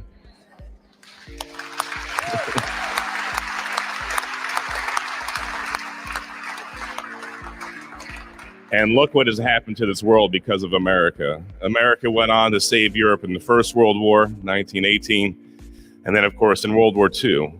And the only land that Americans took were to leave our dead behind in Europe and elsewhere around the world, the Philippines and what have you. What a nation. What a legacy from William Penn. But of course, the cause of freedom. And as you know, Benjamin Franklin was a great participant in all that happened in the early days of our country. And in 1787, depicted on the walls of the Senate, where I work, and some of my colleagues work behind me, there's a depiction of George Washington presiding over the Constitutional Convention, and things were not going well. It was contentious, heated debate of what form of government we should have since the Articles of Confederation had failed. And in the midst of this heated debate, finally, Benjamin Franklin made a comment. He saw the chair George Washington was sitting on, and there was a sun painted on it. And Benjamin Franklin, I'm paraphrasing, said, I don't know if that sun is rising or setting on our country. But if a sparrow cannot miss God's gaze when it falls to the ground, how can an empire be raised up without his blessing? And because of that, Benjamin Franklin beseeched the members that we should always start the proceedings with prayer. And so arguably one of the least religious, but not as least as people say today, he asked that we open these proceedings in prayer. And so when that happens upstairs on both sides of the General Assembly, and when it happens in Washington, D.C., that's the legacy of Pennsylvania once again.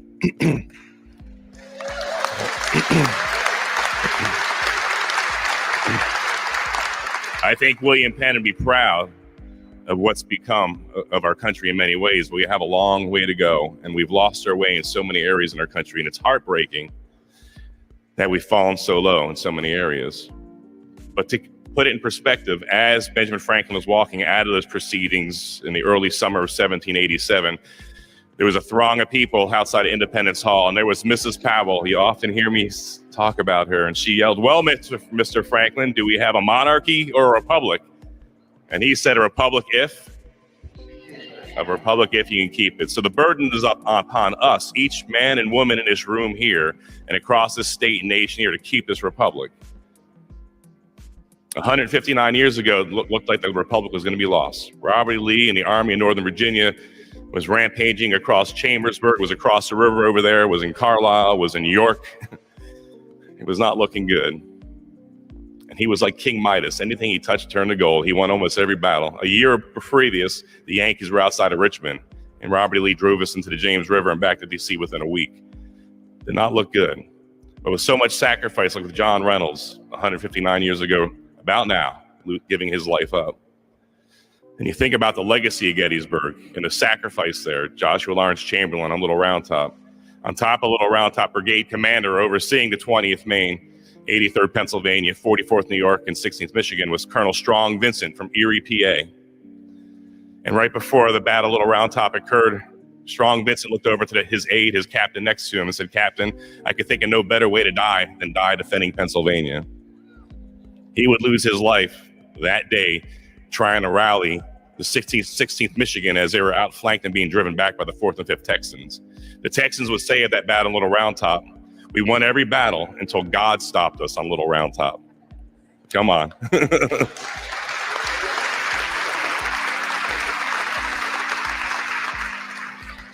So much sacrifice. Down in the valley below Devil's Den was in 99th Pennsylvania. Nobody was yet upon Little Round Top. Whoever got to Little Round Top first on the 2nd of July, 159 years ago tomorrow, would win the battle. 99th Pennsylvania saw the Texans and the Georgians storming towards the rocks up Little Round Top.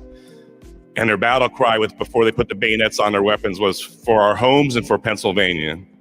Losing about half their men, they swept into the Texan and Georgian ranks, delaying them for 15 minutes, giving enough time for the Yankees under Colonel Strong Vincent to get to the top of Little Round Top to hold the key terrain. 159 years ago today, and about 2 hours from now, was the Battle of Railroad Cut. Rufus Dawes from the 6th Wisconsin with 2 New York regiments were pushing against the Mississippians and North Carolinians who were about to outflank the Yankee cavalry and win the day. His grandfather was Charles Dawes, who rode with Paul Revere. On the 3rd day of Battle of Gettysburg, 2 days from now, 159 years ago, would be a Colonel Paul Revere giving up his life, defending against Pickett's charge, and we know his grandfather. A republic if you can keep it. Rufus Dawes kept it. Paul Revere Jr. kept it. When Abraham Lincoln came here to Gettysburg on 19 November 1863 to give his famous address, he said 7 years ago. That's 87 years before, 1776. You see that connection? A republic if you can keep it. On the wall in the Senate is probably the most profound comment from Abraham Lincoln of his speech, which is a magnificent speech. He says, after honoring the dead, "It is up to us, rather, the living, to attain to the unfinished work. A republic, and we keep it. It's up to us, the living." So in honor of the legacy of William Penn, who wanted to create a place of freedom for all men and women, and in honor of the sacrifice of all those who lost their lives, not only in the Revolution and in the Civil War, but also all wars Americans have fought and Americans have fought in across the centuries, it's our job to keep this republic. And so with that, we're going to keep this republic.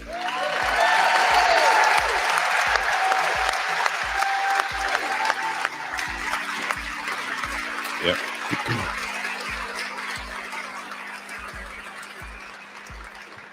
And we will see a new birth of freedom for Pennsylvania and the United States of America. Thank you, and God bless you. Well, pretty cool. I like positive stuff. Awesome. I like encouragement. I love that. Oof. Oof. I'm all teared up. Yeah. Very cool. Thank you, Kiss Off, for sharing that. Yeah, Doug Mastriano, I've heard him talk before at the beginning of when a lot of the stuff was going crazy and stuff we're not supposed to talk about. He was calling it out, kind of like, well, this isn't right. You didn't kind of follow the state constitution. Oh man, they ostracized him. They tried to take away his committees. They tried to prevent him from doing a lot. Now he's running for governor And it looks like he has a pretty good chance at Pennsylvania governor. So that'll be a good person to have in that spot. As a matter of fact, he's going governor, and then you have Matt DePerno that's doing Michigan. I think, isn't it, Michigan State Attorney? So there's some changes happening if we can get there. No way, Rank. He couldn't even read that off a teleprompter, right? Yeah, it was like from his heart. Something that was soulful. He's an airborne vet, so I mean that passion was true with him. Yeah.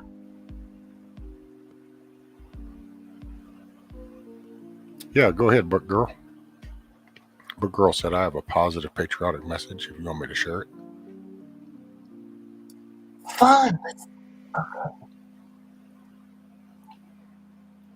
Mayday says, I'm waiting for my governor to be taken away in shackles. Gee, I don't know, Mayday, but I'm going to guess you don't happen to live in Michigan, do you?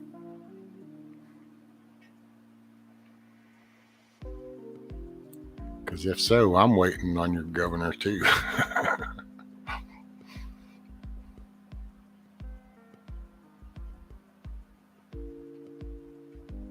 And I don't know, Huda, let me see. It doesn't sound familiar. I don't.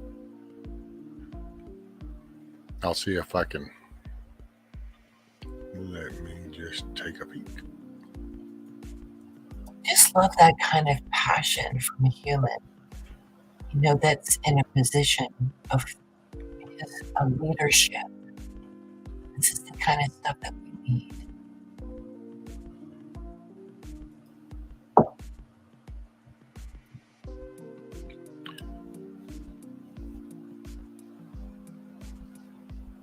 Oh, let's see.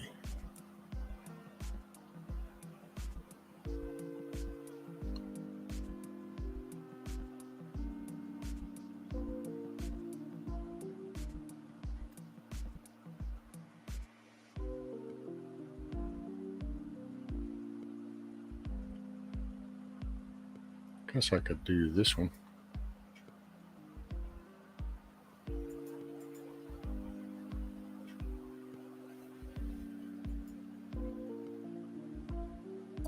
And the gentleman behind him, you see that he was just so into what he was saying.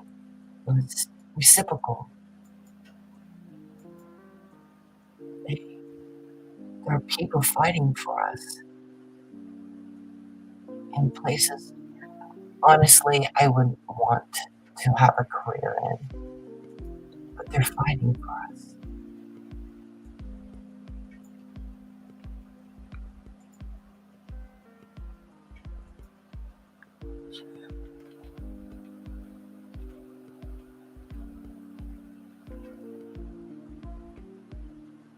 What does that say? Governor Phil Scott. Scott, where is he at?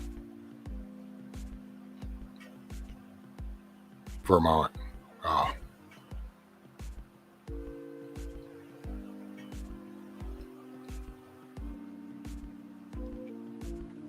Miss Nancy lives outside of Austin city limits. Yeah. Man, that town's changed. Holy moly. I haven't even been to like Barton Springs or Hippie Hollow, but all I know is it ain't the same as it was 30, 40 years ago. Man, that was such a cool place.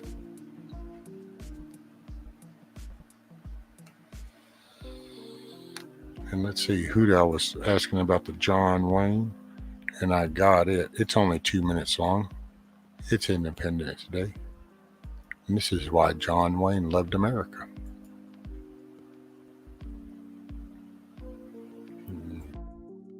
You ask me why I love her? Well, give me time and I'll explain. Have you seen a Kansas sunset or an Arizona rain?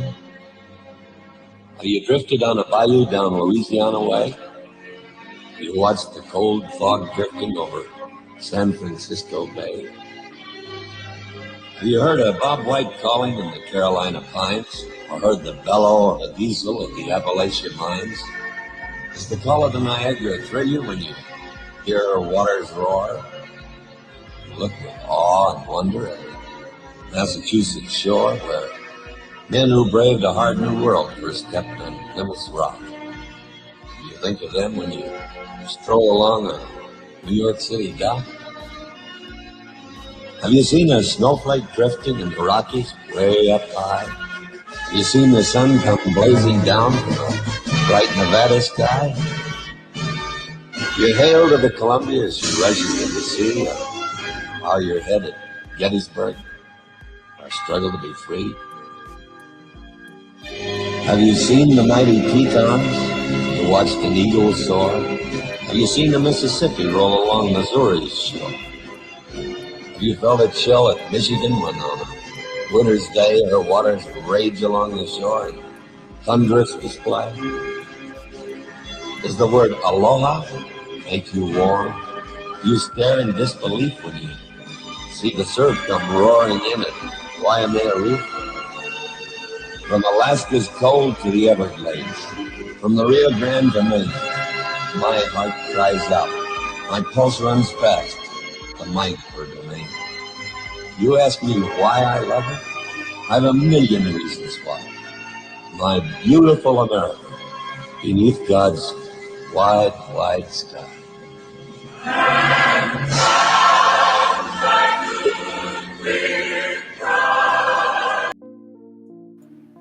That's awesome. I like that. Thank you, Hudo. What's up, D-Dog? What happening? Yeah, I always like listening to John Wayne because he always makes it plain and simple and puts a little poetry behind it. Yep. Just good, simple thinking. And by the way, Nancy, that's cool to hear. I saw that where you were talking about the Hippie Hollow, still a great place for hiking and stuff. That's cool. I had heard it was kind of, took a little bit of a hit. Good morning, D-Dog. Morning. See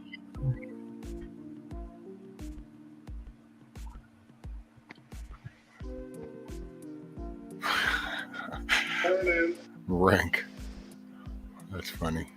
Rank says, I don't trust hikers or bushwalkers. They always seem to find dead bodies. I was just going to respond to that with just a laugh. Or hunters that run into Bigfoot, for God's sakes, you know, they have their right encounters. So okay, so Book Girl was gonna tell us something patriotic. So she says, I can tell you about the scene in John Tremaine where they discuss why they are preparing to sacrifice everything for freedom. Can you drop the link? ? But what do you mean? But then she said, oh, that was to you, Joyful. Yes, it's a scene at the Boston Observer before the Adams cousins leave for the Second Continental Congress. It's awesome. Well, do you have a link to it, Book Girl, or?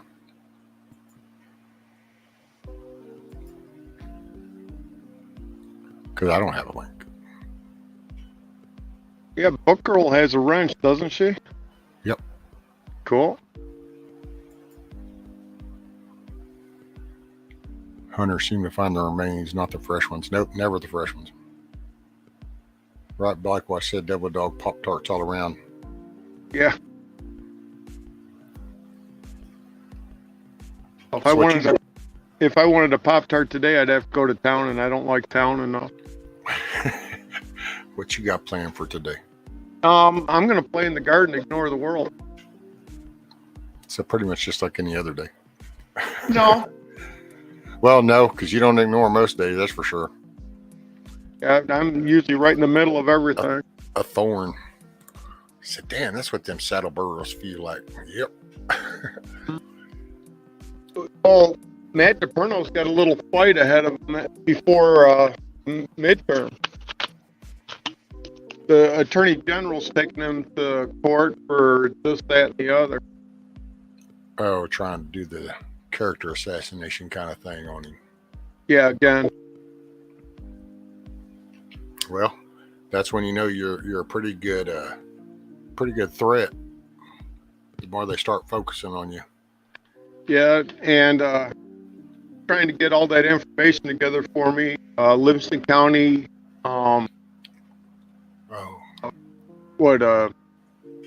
the county clerk was given a document they were supposed to hand over to the county commission, and they never did. And all of our selection material was supposed to be handed over.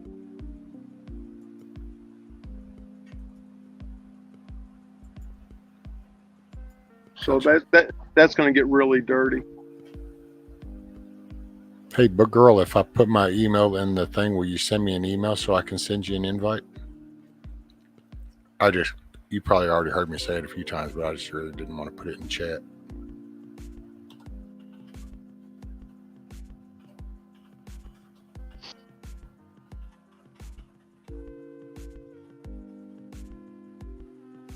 There you go. Put my email in chat.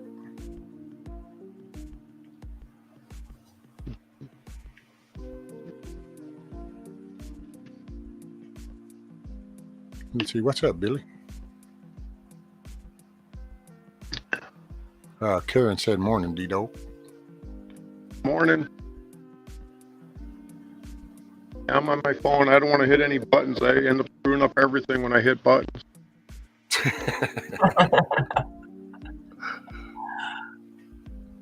Have you had your coffee, D-Dog? I only hit the buttons that I know will work. You know, like the buttons on the back of elected servant.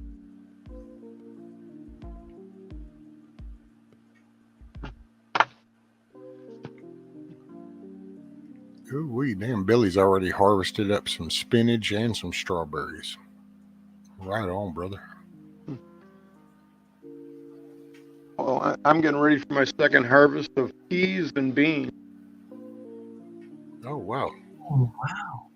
Morning, Crystal. Happy 4th. Mm-hmm. Hi, Crystal.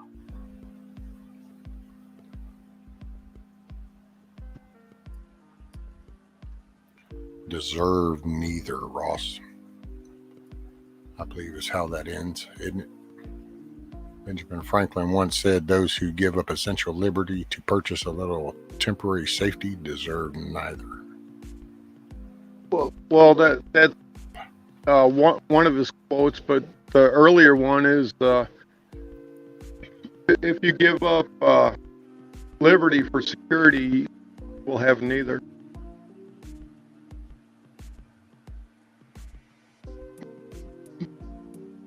Oh, Miss Nancy, look at you, lady. She harvested some green beans, cucumbers, and tomatoes. Yeah, I'm not ready to harvest the tomatoes because I got the salt shaker right here in the tent. Be ready to go. Yep, one at a time for snacks. Kiss off. What's my day going to be? Well, I'm gonna have my bowl of chicken noodle soup. Hey. And I hadn't made up my mind if I'm just gonna kind of kick back and read, or if I want to go ahead and fire up around a Band of Brothers. A what? Yeah, it's a movie. It's Oh, Band. no, got it. yeah, the documentary series type thing. It's Gotcha. I always the one thing miniseries. Oh man, it just, and I don't mean this in an insultive way to nobody, so just don't read more than that's in there. But it's just, you watch that, it's true character and drive and determination of guys. Yes, you're seeing actors, but the real men do interviews, and those real men, you see the emotion. What it took to get that done. There's no dress up way to do that. So, right. And when you just kind of get reminded of you can get a little pissy about shit right here, right now, but I'm sorry, there's dudes that were sitting in holes, freezing their ass off, sharing just a couple of bites of food every other day type stuff. So there's been people that have made some pretty tough calls, and they did it because it was the right thing to do for them. That's they believed in the thing. We can all look back over that and dissect it and rip it all to shreds. But at that moment right there, those men went into that no different than the guy that puts his life out there. He might find out 20 years down the road that, oh, well, what he did was pointless. It doesn't matter. At that moment, that man had the fortitude and the courage to do something that a lot of people don't. And those guys back then did. Hmm? Now, how would you compare that to Saving Private Ryan with Tom Hanks? The series. I'm assuming you're talking about the Band of Brothers. Yes, ma'am. Well, I think, I mean, just my take on it, because that's an okay movie, but to me, that's a more on the Hollywood version. And Band of Brothers is more like, yes, it's got some acting in it, but it's all, they had some of the actual people walking them through that going, nah, this needs to be here, that really needs to be this. So it's more of an accurate display, I would say. I have not watched Band of Brothers because Private Ryan was kind of traumatizing in itself, if that makes any sense. Well, Band of Brothers will really be traumatizing, to be honest. I mean, if referencing those two, if I put on a 1 to 10, Private Ryan being a 3, Band of Brothers being an 11, to me. And so they would show the acting, and so they would have like commentary in between. Like it, when it starts, it'll have interviews with the original guys, the real guys from like Easy Company. And so they'll tell you about like the episode you're fixing to watch. They'll tell you about that, kind of their mindset, what was going on, how they were thinking, what they felt, and everything. And then you're going to watch the acting portrayed version of what they described. And then it'll be over, and then it'll start another episode, and you'll watch some interviews from the characters from Easy Company to tell you what you're fixing to see. This is the real person telling you this is what it was really like, and then you're going to watch it. So it's like that. That's why it's my go-to. I love it. Matter of fact, well, hold on, I'll show you. You'll see it's a series.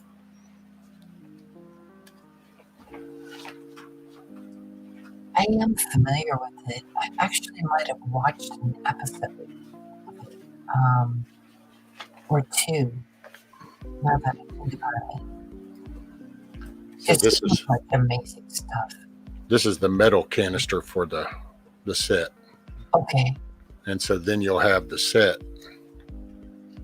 and it comes out like this. So all of these are the sets. And then, matter of fact, let me see if I can do this for you, Joyful. You can stand it right there. So this is the back. So these are the guys from the show, and it's about Easy Company and everything they went to from being deployed all the way to Eagle's Nest. Because they're the ones that did Hitler, or were there, or however. That's a whole nother. But anyway, that's so amazing. I've heard about this. Yes, I did, Huckleberry. I found that disc for those that have been paying attention. Thank you for asking about that. I was so worried I had lost one of those damn disc, and I thought it was in this 5-disc changer that we used to have that I had chunked when we first came over here because it didn't survive the travel. It's what happens when you were working 13, 14-hour days. You come home, you throw shit in the U-Haul, drive it over, drive back, go to work the next day, work 14 hours, throw shit in the U-Haul, drive back. It didn't survive, but it didn't. I happened to find another little Blu-ray portable one that we had. And I was like, I wonder. So I whipped out my little paper clip and pink, opened the tray, and it was like, yeah, score. The angels were looking out for me. They needed to know. That's my positive, man. That's one of my motivators right there. I used to, believe it or not, We Were Soldiers actually used to be one until Mel Gibson ruined it for me. Prick. Yep. Now I just can't get over it, dude. He gets off that chopper. He does that classic looking to the left, looking to the right, and I just want to punch my screen going, yeah, you. Okay, so you're talking about We Are Soldiers, or We Were Soldiers? Yeah, We Were Soldiers. So how would you interpret that film? I've watched that one a number of times. It used to be, I used to love that show. I used to love the movie. Thought it was great. Mel Gibson, just when actors start opening their mouth and got to throw their political stance and their opinions down everything. And now you get a visual of them, and that's now what comes to mind. It's not the movie anymore. I love that movie. Yeah. I love old war movies, honestly. Oh, that whole principle of I will be the first man on the field and the last man off, that meant something to me until it just, man, he just had to ruin it for me. What did he do? Or say? It's just his whole political, all the trash talking, the lying with the coof stuff, with the big E word that we can't talk about, and all the hateful talk over Orange Man bad. And it's like, I'm sorry. Not to mention, I got to say, I got a pet peeve because here lately, I think he even does one over Feed the Hungry Kids. And I'm going, well, I don't know. Are you going to offer them to come to one of your vacation homes? Because you're wanting me to sacrifice my $1,000 a month where you're making $1 million. I don't know. Maybe you ought to pony up something. But he's a typical Hollywood little. Yeah, just another bitch. Yeah, there you go. Okay, so if we're talking about Mel Gibson, how did you feel about The Passion? The story of Christ he produced. I can't remember it, to be honest. I can't remember when that one came out. I don't know if anyone remembers it in chat. It was pretty much a crucifixion of Jesus Christ. And that's great. See, I thought that Mel, I wondered what side he was on, and if I understand correctly, he was Catholic, or is Catholic, and that he's been trying to ride a very cautious line in movie making. So, like we were soldiers. I absolutely loved that work that he did in The Passion of Christ, or that particular movie. Really was a button pusher for the whole world. I've had friends tell me that they had to leave the theater on that. So he does really tough work. But the deeper work is what is controlling us. And I think that Hollywood tries to tell us about that in its own way, with people. I think nowadays you have a lot of personal things that come into the movies, where in the older days you literally had people that were into directing and producing, and then you had people that were actors, but now you have actors that have slowly become so powerful and wealthy that now they produce and direct their own stuff. So then they start to shape and pick the narrative that they're wanting to put out, because they can now look at it as their platform. Right. And who is controlling them to tell those stories? I believe that there was a time when movie making and music making was much more pure. And as the decades went on, 80s, 90s, 2000s, that there was more control over what we would consume as an audience. Well, it's slowly, it's one little bump on a bigger problem, because that was part of that whole moral thing, like we were talking about the good and the bad and how that's all been broken apart. Well, that was what used to be an art form became basically a transmitter almost, because then it got to putting messages. Well, then when we go digital, now that's all it is. Now look at it, when you really think about it, now you can't even hardly communicate on these platforms if you don't say what they're okay with. Hell, I remember growing up where if it's just a bathing suit was a little too short, they got a fine from the FCC and get a warning. But it was a different life. We didn't do 24/7. We didn't try to bust ass 7 days a week. It wasn't, or at least not down around here. I'll put it that way, because that's one thing I've adapted to with talking to people from all over is just down here.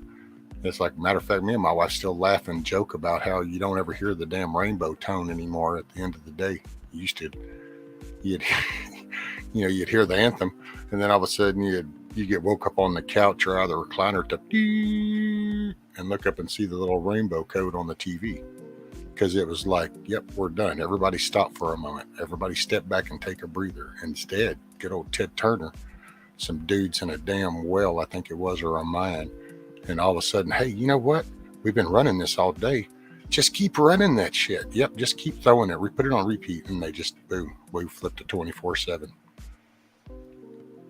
Now we can't slow down now enough. And then now we're sitting here on phones and we need instant gratification. I sent you a text, Joyful. How come you didn't respond? What's the deal? Are you pissed off? What's the matter? What's going on? It's totally changed our whole way of thinking. Morning, Sophie B. Which is not true because I did respond. I'm here. AI, that's the deeper rabbit hole. Artificial intelligence.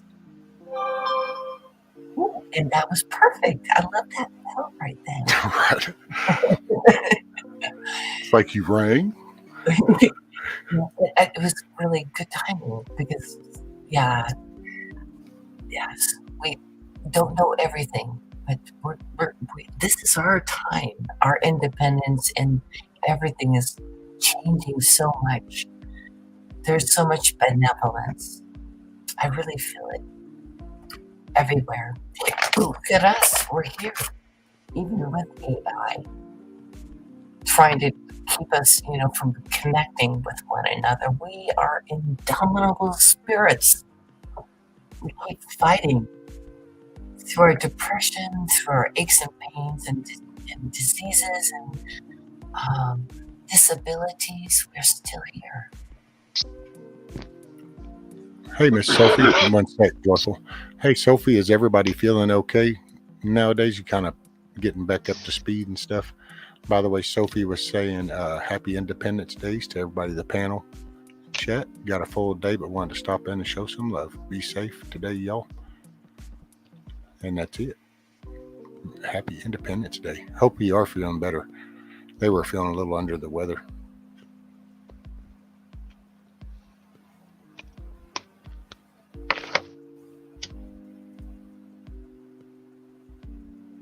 Kiss Off says, even I Love Lucy, they had to have one floor on the floor when they made a bedroom clip. Yeah. Yep.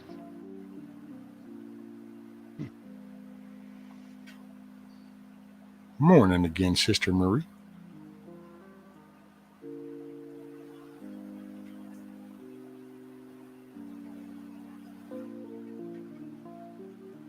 That's what I love about those shows is it's the drive. That's the actors have just ruined it for me here lately because you can't help it because they just made it a point to get on the screen so much and they just bombarded it so much that now when you put something on, it's like, man,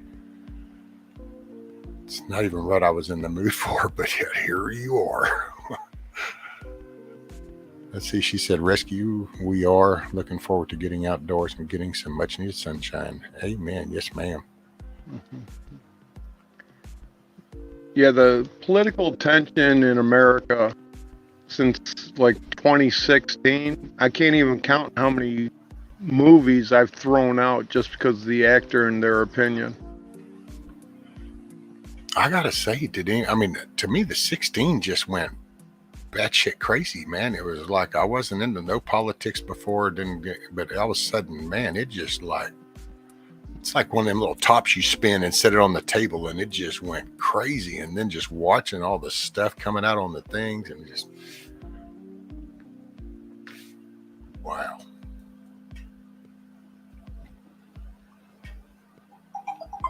I really had felt for a while like I had just raised my head up out of the clouds and looked over going, what the hell? Because I was so focused with my kids and just around here, day-to-day life, going through it, dun, treasuring decade, okay, fine. And then all this went and I kind of raised up and it's just listening to the hateful talk. And I was like, holy crap. Boy, did this switch gears pretty fast. Yeah, I have a T-shirt that says it's a shame that I'm awake. And I'll walk down an aisle in a store and stuff, and people go, yeah, I wish I was still asleep. I'm so tired. I'm so ran out. And then you get that one guy that says, yeah, after I woke up and seen what's actually happened, I actually see what's going on. And that's the one who gets it.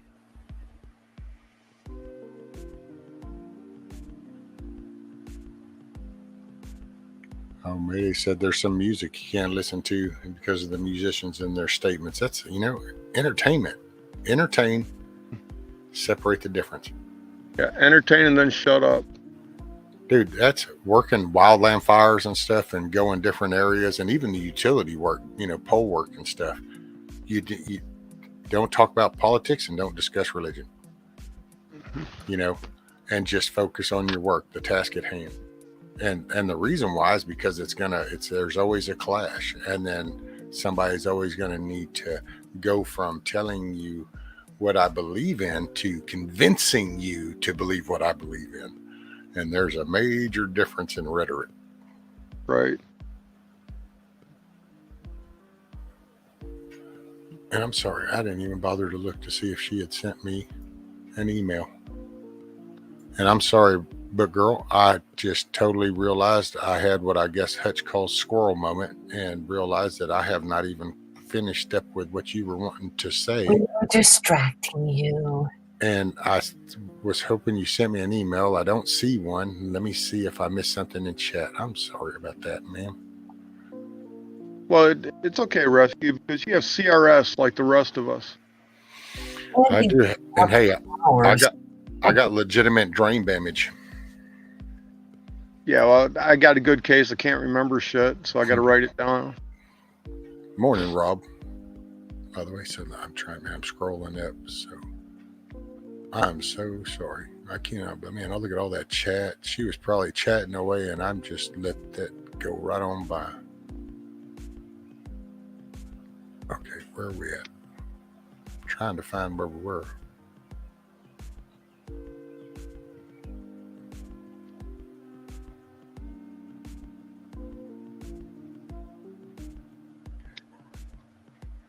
Man,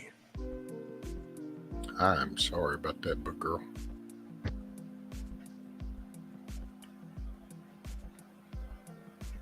cannot find the link, but the scene is at the end of chapter 8, A World to Come with James Otis. Morning, G-Mall. Morning, TT1 in the house. Hey, I got something for you, just for you, TT1, just for you, brother. So give me just a moment. Watch this. Somehow I need to get your address, brother, because I think that this, sir, is all you. It has served me well.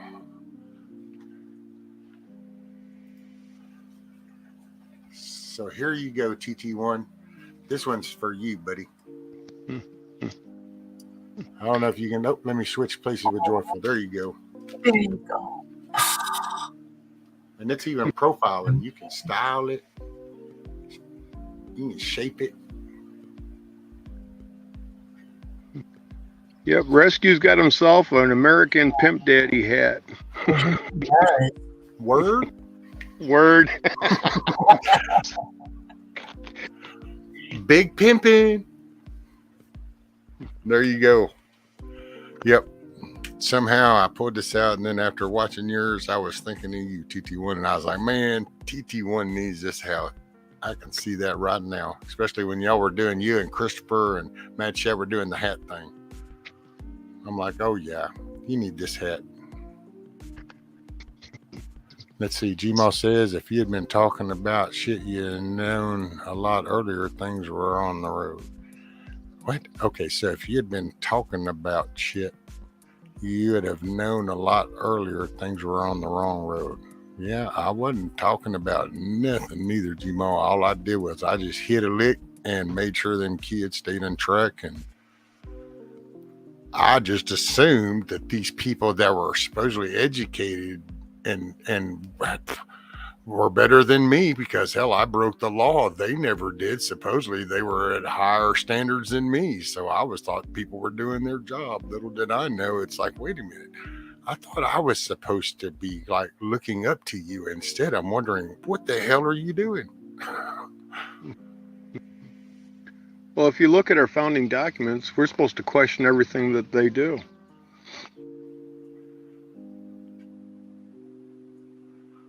That's it, Sophie. You have to tell Chris. I threw him some signs.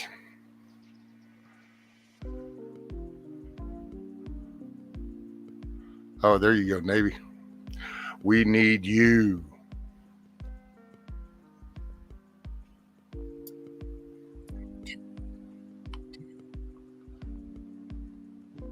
Hey, it's 4th of July. I used to wear this out around my barbecue pit. Yeah, This used to be my 4th of July barbecue pit hat. And given this 4th of July now I just have to go with FJB.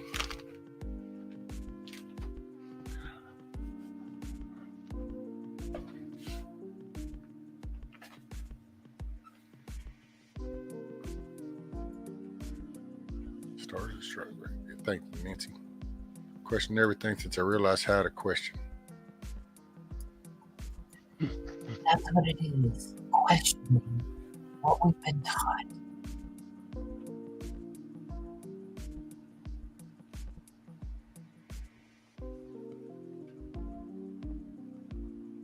Oh, Nancy is out on another Sound patrol. here. She's doing it.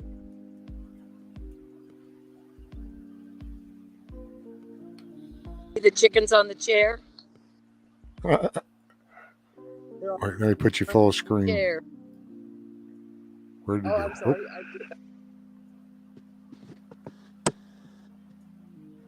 Oh yeah, there you. Dang, look at him. Nobody's sitting in the chair, so they're going to sit in it. They figure, hey, we'll keep it warm for you. Yeah. She's just wondering. I think this is a rooster, but I'm not sure. I'm thinking that he's going to prove to be a rooster because of the way he's standing and the way his tail is straight up. Ah. Yeah. And if you look at some of the hens, you can see they fake you out. I don't know what breed of chicken this is, but they fake you out. They look like hens until they're so old. But I figured it out. You have to excuse me. I'm running around here, my Johnny's. I figured it out. If you don't put any pointed eggs in the incubator, and you can also hold them up, and the roosters will just hang there like they were dead, and the hens all jump up and pitch a fit. I'll be damned. It's fun.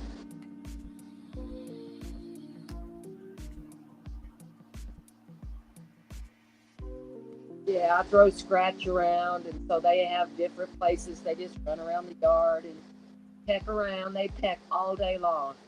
You know, you've seen a chicken neck? Oh my goodness, that thing works a lot. Chicken cannot move without that neck going. I mean, Oh yeah, they got to have that damn head bob. That would be awesome, Sophie. That would be cool. She said, I'll have Chris put his full America outfit on today and take a video for y'all. That'd be great. Really, that'd be fun. Oh, I love it when you share your property. It's so intimate. Thank you. What poke salad is? Our grandmothers ate poke salad. Let me see if I can get my poke salad. It is going to be, this camera drives me nuts. if I can find myself. Oh, here we go. See that real tall one right in the corner, up in the top corner? That is a poke salad. Right up in the I saw that earlier. That yeah. will get a And little out of control, you were saying. that's poke salad in the top and avocado in the bottom. And poke salad, the berries come on. I don't let my berries come on till later. But when the berries come on, they're really good for arthritis. They're a real dark purple berry, and they're supposed to be really good for arthritis. But my mom's mom loved poke salad. You saute it in a skillet just like you would spinach or that kind of thing. Oh, yeah. Yeah, I spread it all over. I have poke salad growing all over the little plant here, there, and everywhere. Sophie said chickens are the best pest control ever. They're tiny raptors decimate. They kill snakes.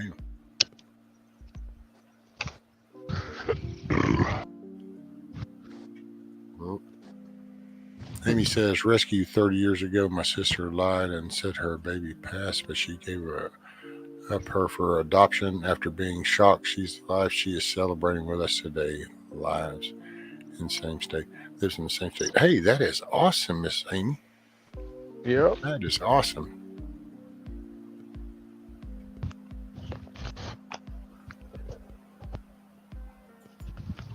Hickey says, I love my poke.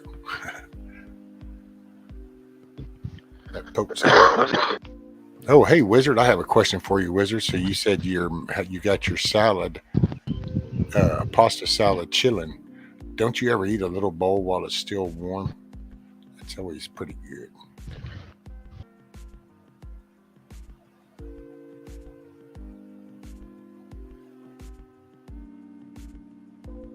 Wasn't there a song, Poke Salad, Annie?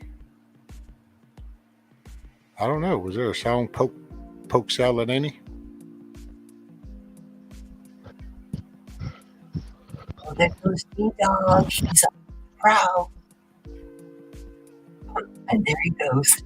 There he went. Yep.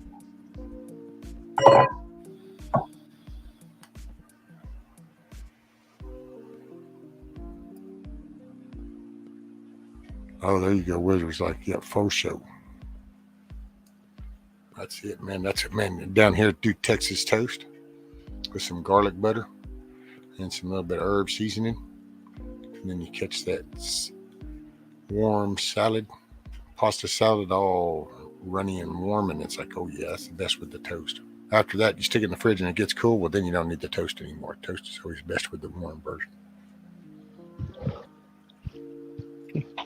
So, who's coming over? He's got a pool. Look at you. Is that your pool? Yep. Beautiful. So when's Gretchen coming over? Two, actually. I don't know. She'd never leave. And take that however you want. And that's where I swim. Y'all aren't celebrating together?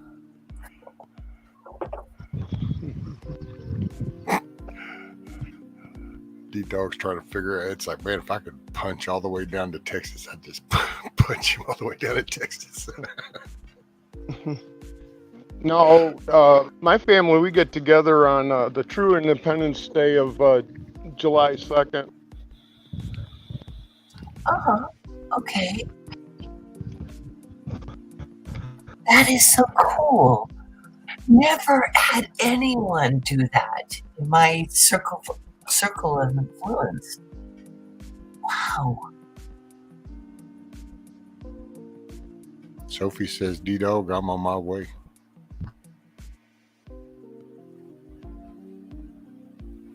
Poke Salad Annie by James Burton was written by Tony Joe White and was first recorded and released by Tony Joe White in 1968. Hey, thank you, Miss Sharon. And for the other Miss Sharon, she says, rescue, get Book Girl on. She wanted to come up. And I put my email out there. Just all you got to do is send me an email. Let me refresh it, see, make sure. Nope. Okay. Yeah, but girl, if you just send me an email, then I can send you an invite. Oh, there went D-Dog again. And then Gmail says, no, Tony Joe White saying poke salad at me. Well, yeah, that's what Miss Sharon said. Said the song by James Burton was written by Tony Joe White and then was first recorded and released by Tony Joe White in 1968. Sophie B, are y'all going light up the sky tonight? Probably so. And there he is again. Ooh-wee. I forgot to turn off the damn Wi-Fi on my phone. Aha. Wizard said, yep, D-Dog is correct again. July 2nd was the date the Constitution was actually signed. Said that in chat about an hour ago. Okay, Wizard, are you in top chat or live chat? Because that's like, let's see, how do them Valley people do that? That's like 30 minutes ago. Well, I go off of the Lee resolution, which was signed June 6th, and it was ratified on July 2nd. And that's when all the colonies became states. So that's our Independence Day. I read an excerpt of Adams' deal from the second before he left the floor then. I read the last little part that in his little, I won't even say a speech because it was just got up and said what he had to say. But that last little, I guess it's about 2 paragraphs worth. Basically put everything into all of this, you know. Now, D-Dog, do you believe in the conspiracy that the 4th was kind of way to manipulate the celebration of the independence? And I don't know if that's the appropriate question. What, the Revolutionary War? Well, July 4th was for the deep state or dark ones to, kind of manipulate other things. So why wasn't it done on July 2nd? And can you explain that a little bit? I've heard so many different ideas. Mine was it was for their astrology and the deep state and the Kabbalah, to do it according to their astrology, the rituals and things that they do to turn everything upside down. So I'd love to hear your idea. Well, July 4th is when one man signed the Declaration of Independence, and all the rest signed on or after August 2nd. And when they did the Lee resolution, all the people that were involved with that were all excited about this day going down in history of us gaining our freedom. Have a great day, Sophie. Morning, Kentucky Moon. And I don't go to conspiracy theorists or rabbit holes. I just go to the original documents and the quotes that are put to paper. Sounds like typical bureaucracy or paperwork on an average day, right? Yep. How the system processes. So, okay.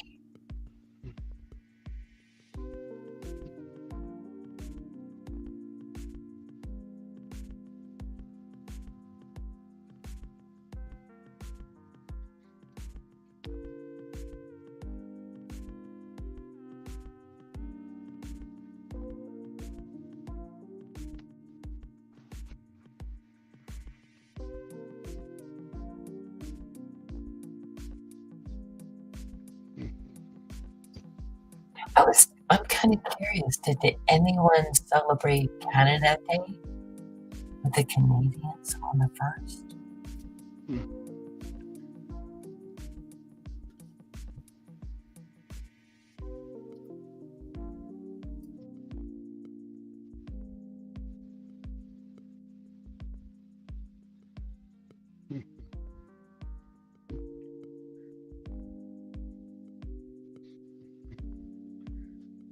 Rescue, did you get Book Girl's email? She dropped it in chat.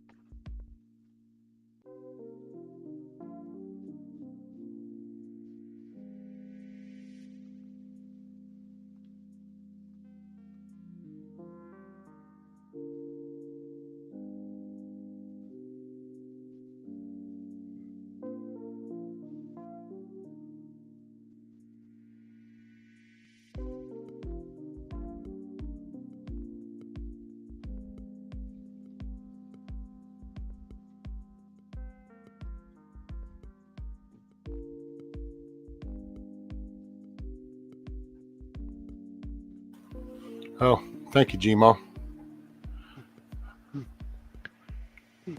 I was even commenting on how you always holler, and I was saying, oh, okay, yeah, you asked me about Book Girl, and I said, yeah, give me just a minute, and I guess I could take this opportunity, but no, actually, what I had said too was, I said, yeah, give me just a minute, and I said, but I will be honest, don't take this wrong, but you could email me, but I will email you, ma'am. Right here.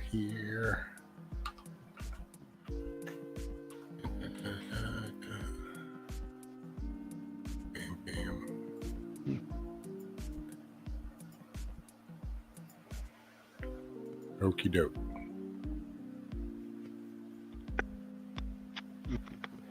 So have you guys watched any of Ronald Reagan's speeches for Independence Day? Not lately.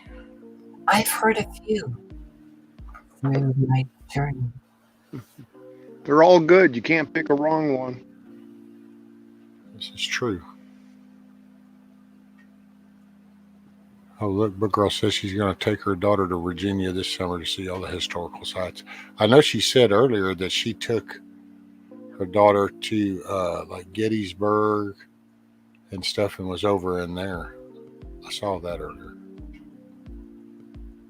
Oh, TT1 said he saw one yesterday, Dido.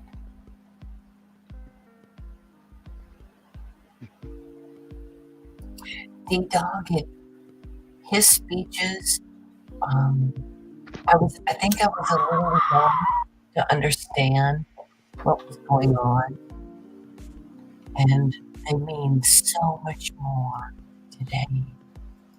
Absolutely.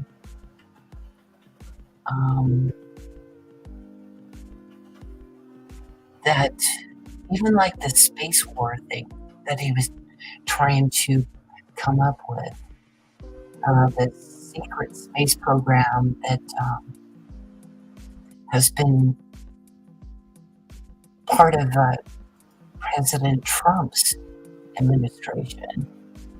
There's been benevolent beings here to assist humanity. And I think that in my mind was like he was introducing us way back then, the concept that maybe we're not alone in this universe anymore, that we were raised to believe that we were.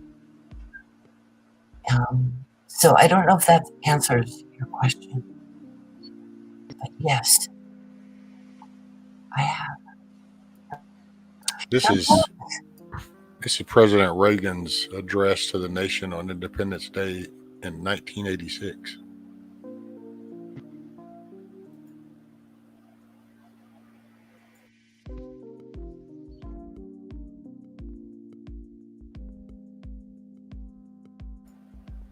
It'll start just one sec.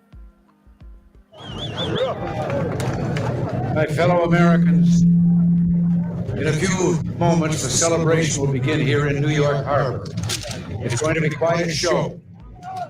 I was just looking over the preparations and thinking about a saying that we had back in Hollywood about never doing a scene with kids or animals, because they'd steal the scene every time. But you can rest assured, I wouldn't even think about trying to compete in a fireworks display, especially on the 4th of July. My remarks tonight will be brief, but it's worth remembering that all the celebration of this day is rooted in history.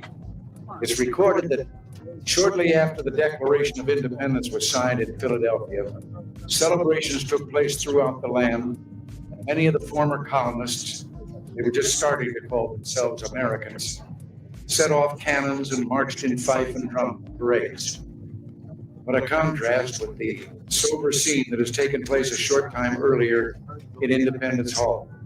56 men came forward to sign the parchment. It was noted at the time that they pledged their lives, their fortunes, and their sacred honors. That was more than rhetoric.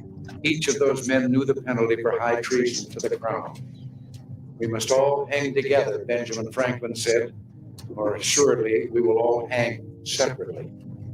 And John Hancock, it is said, wrote his signature in large script so King George could see it without his spectacles.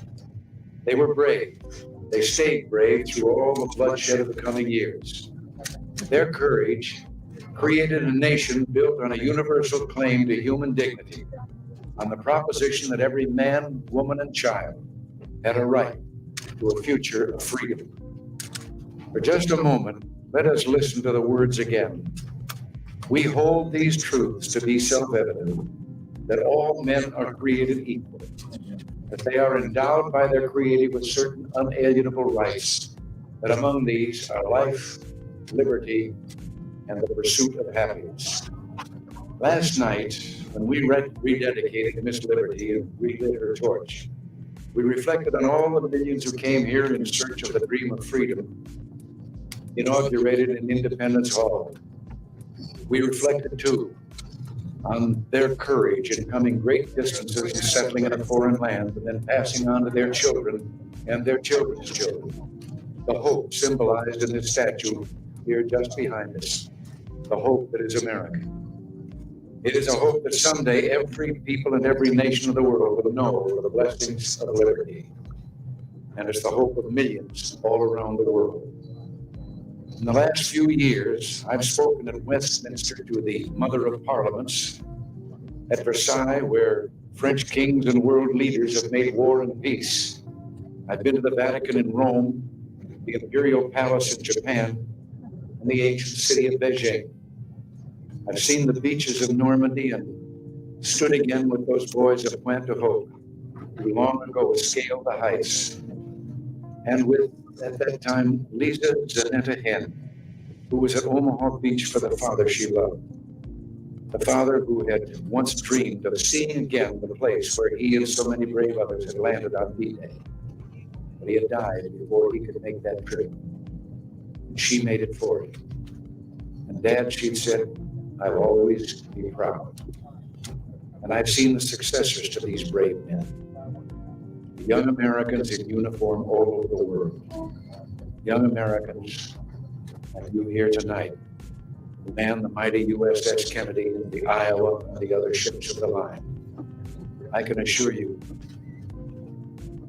you out there who are listening, that these young people are like their fathers and their grandfathers, just as willing, just as brave, and we can be just as proud. But our prayer tonight is that the call for their courage will never come, and that it's important for us too to be brave. Not so much the bravery of the battlefield, I mean the bravery of brotherhood.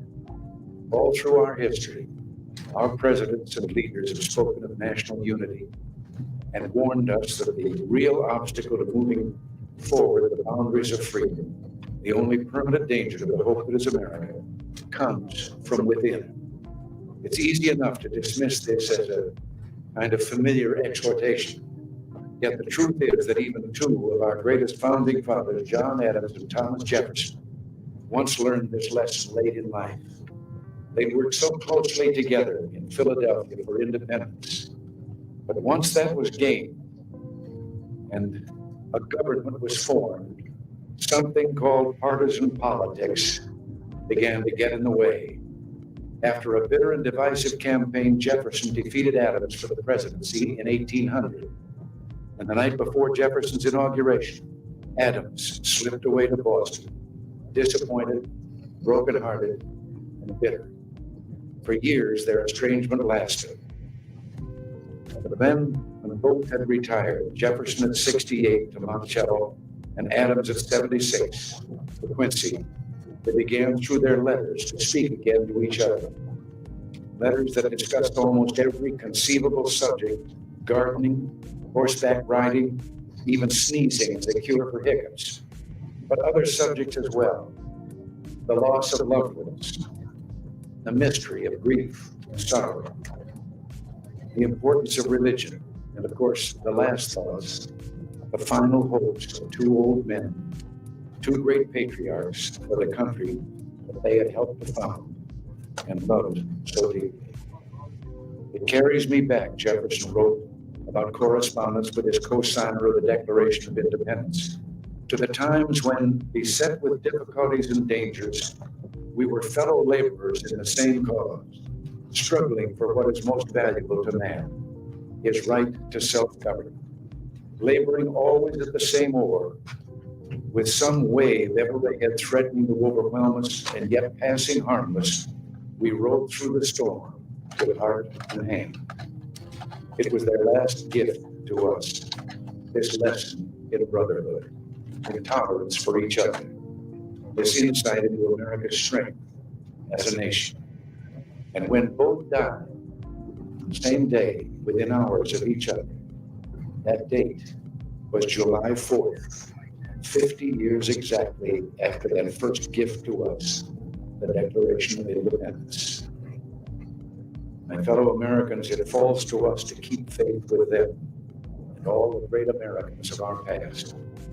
Believe me, if there's one impression I carry with me after the privilege of holding for 5.5 years the office held by Adams, Jefferson, and Lincoln, it is this: that the things that unite us, America's past of which we're so proud, our hopes and aspirations for the future of the world and this much loved country, these things far outweigh what little divides us.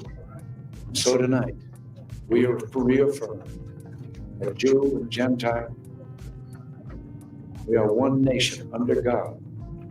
Black and white, we are one nation indivisible. That Republican and Democrat, we are all Americans.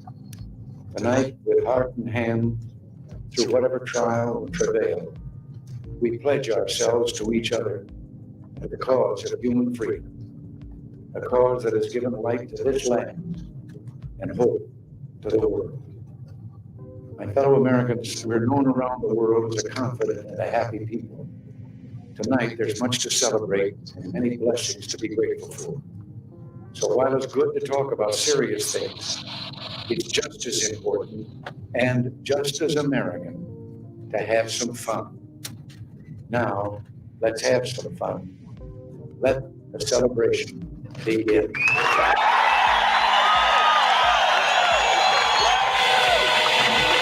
From light to the world, a beacon held high.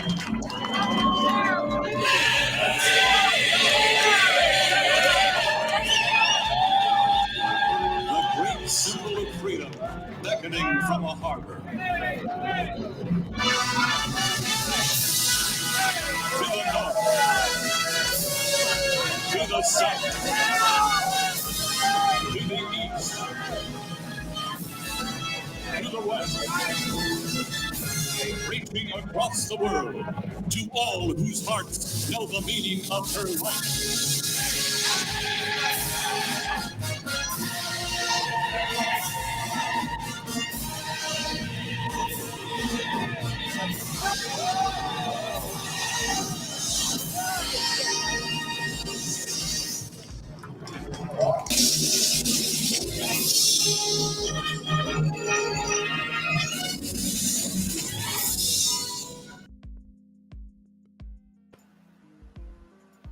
Cool deal. Wow. Blast from the past.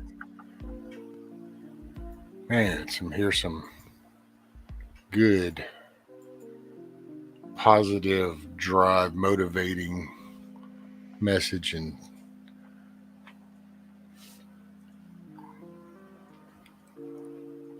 morning, Benjamin. Hey, morning, milkmaid.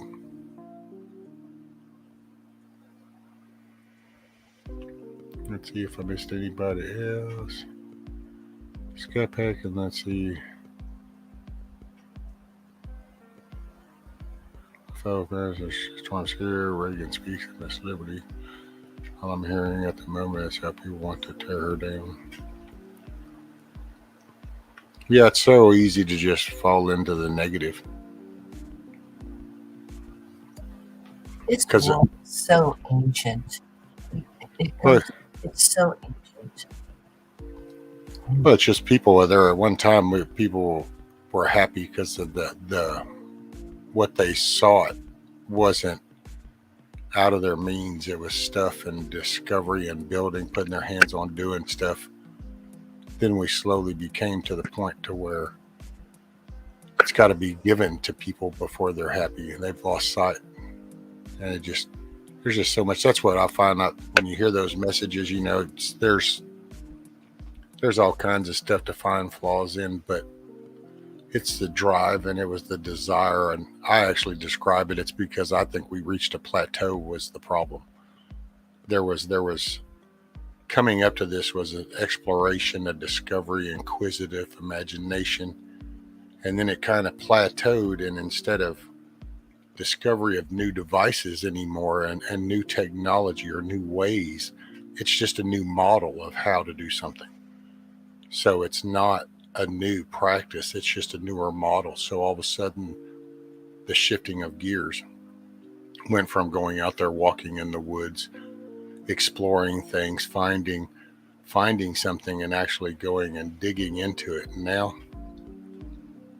it's just Google that. There we go. That's what it is. And then we even talk about how they shift the definition of stuff right as people are doing it.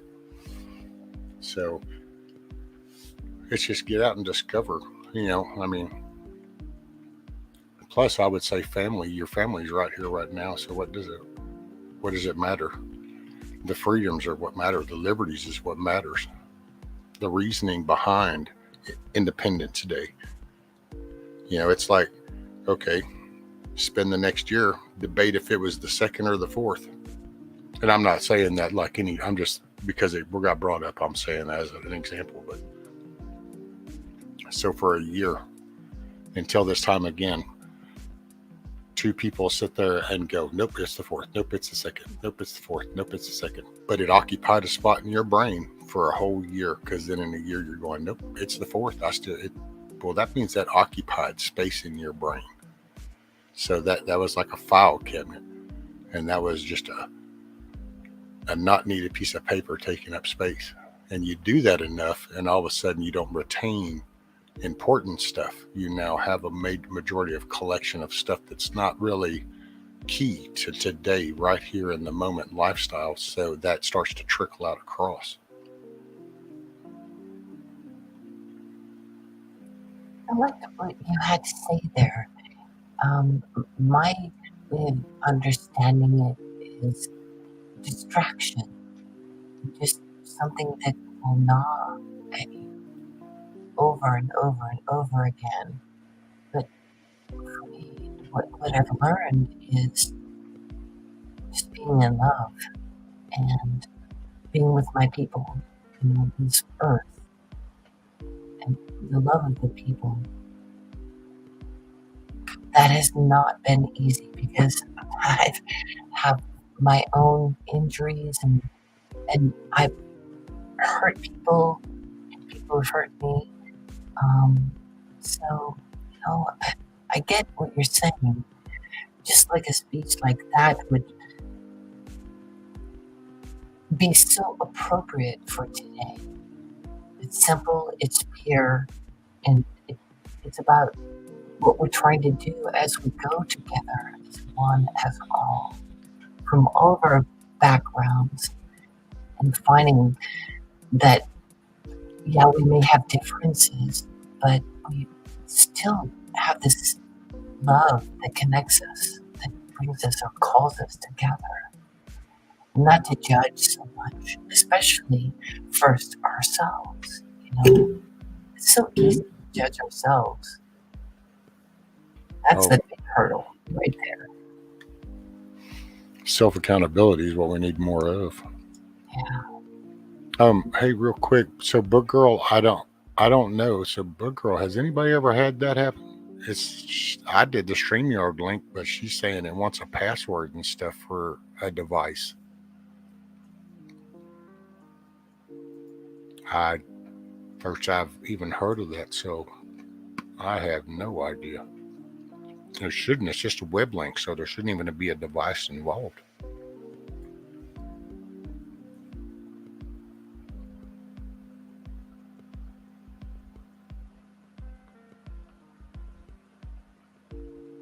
And when I stepped out of the matrix last August.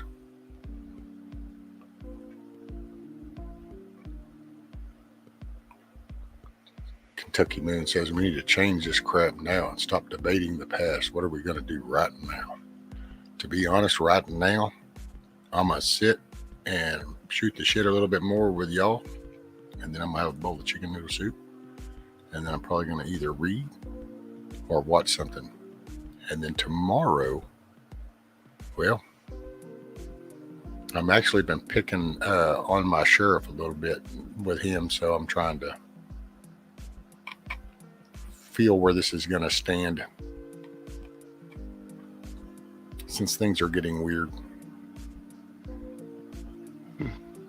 These latest Someone say sheriff. Right, I know. Said the trigger word for D-Dog. What was the trigger word? I missed it. Sheriff. Oh. Say sheriff and D-Dog will show up. Well, I had to step Doc. away from the phone because one of the deputies showed up here just shooting the shit with me, see what's up and when they can use my firing range. Ah, there you go. I'm just kind of, man, I'm some of this latest state stuff, really, not that I'm worried about Abbott doing some crazy shit like these other states, but it's just this whole mentality of like, we don't really care what the Supreme Court said. You know, and it's like, well, you know, you might ought to. But what bothers me is the overall message. Just like, so wait a minute. So are you so comfortable that you tried to push this, and when it didn't, you know, the Second Amendment got put back on you by the courts. So now you're still so powerful, strong enough that your little state people are going to go, to hell with that people. That's what makes me nervous. It's a big power. States have forgotten that they have the power to nullify anything coming out of DC.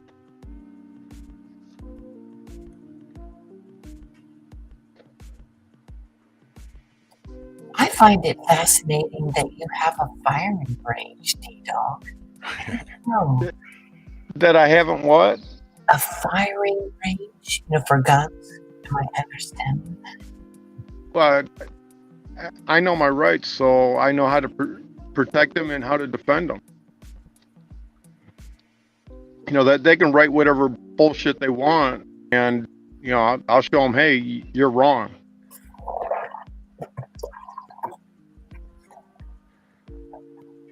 So, do you shoot on your property like bullets and guns? Yeah. Okay. A couple. Well, Joyful, don't you have a backyard? I do, but even a loud BB gun would be kind of scary for my neighbors.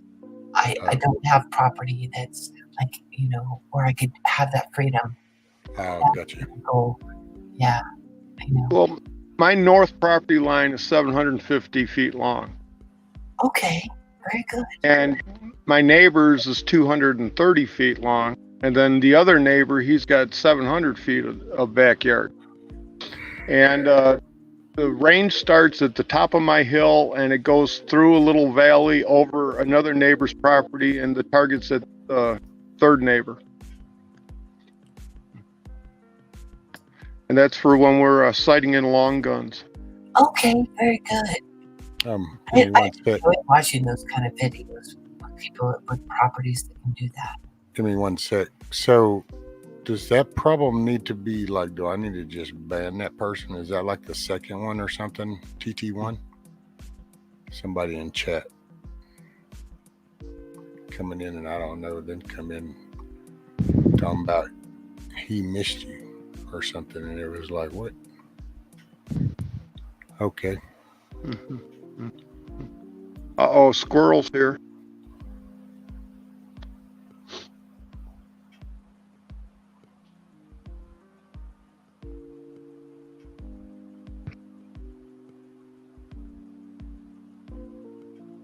So let's see if I...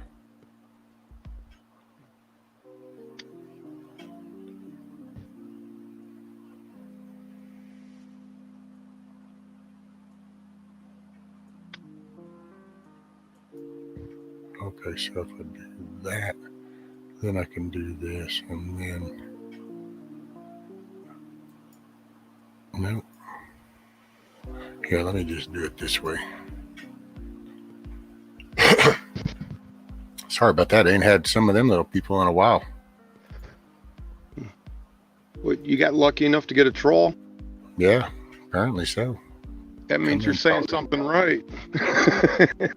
Coming and talking all kinds of goofy shit, and it's like, wow, that's out of left field. It's been a while since that's happened.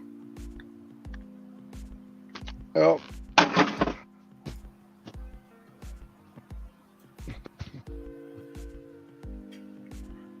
Yeah, we got good people, so let's see. Just gotta go in this way. Oh, wow. Pum, pum, pum, pum. Rank 2000 was saying there's a shooting range under the column on the south side of Sydney Harbor Bridge. I was just kind of curious. When I have like the air rifles, I have one that's really loud. It actually sounds like a 22. And the first few times I shot it, I got really self-conscious. My property was annexed in the city. So if I wanted to do any shooting, I would have to kind of go off my property at this time. But that's pretty cool.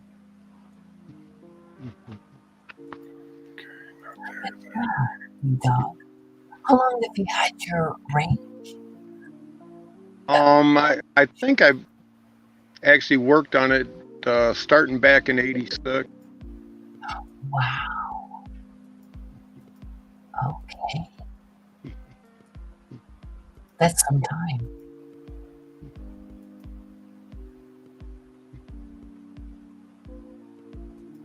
It's been a minute.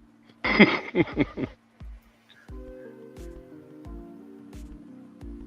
trying to think of this guy. I have to look him up. And I have to go to my other browser. Sorry, I'm...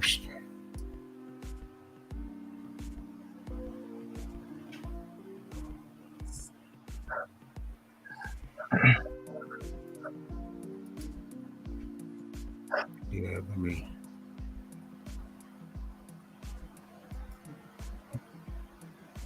Okay,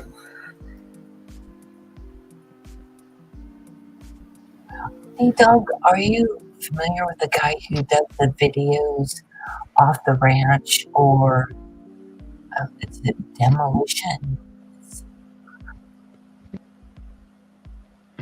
No, I stick with American history and reading the original documents. Okay, yes, of course.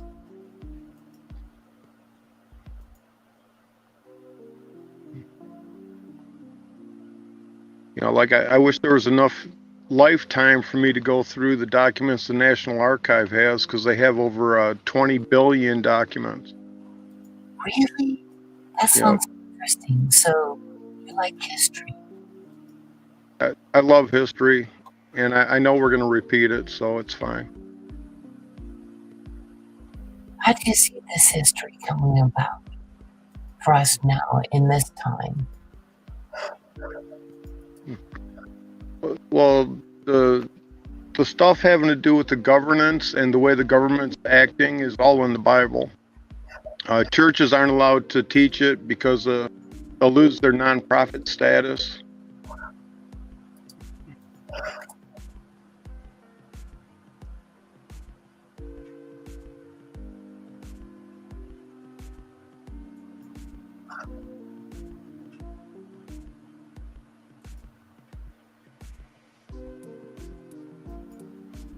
I am pondering that.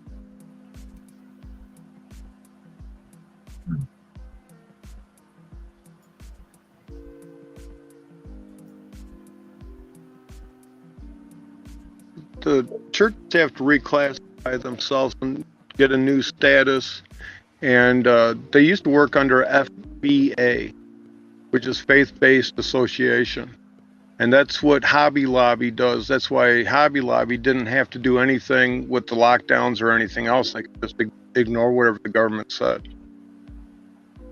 And like the gyms closing, I was helping gyms become PMAs, a private member association, where they're outside the government's purview and they can just be open and they don't have to do any of the regulation.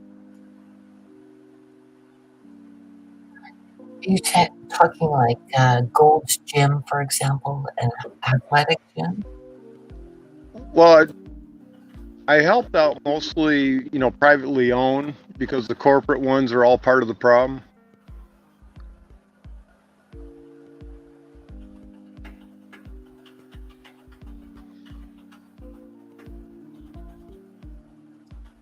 What are your feelings about restaurants? About what? About restaurants? Yeah, I've helped a couple of them. That it was just too hard for a small restaurant to stay open with all the regulations. So I helped them become a PMA, and they've found out that they can tell the health department to go kick rocks. You can't even inspect us if we don't want you to.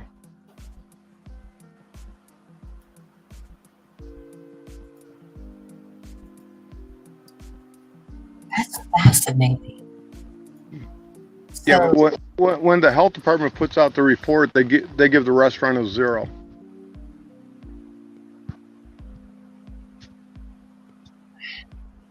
Do you know anything about the EPA ruling in West Virginia? No, I've been concentrating more in Michigan, but nationally, I've been looking into BLM. The real scary one, not those idiots marching down the street, the Bureau of Land Management, and that they've been have a history of redirecting water sources, so to starve out a farmer and do all that other stuff. Oh, talking about water, what do you think of Lake Mead? What's happening there? Hey, morning, Jungle Jet. I don't know. I think somewhere upstream the water got redirected. I've heard that its source was being where the water was coming into Lake Mead was Lake Powell. Right. Drains into Lake Mead.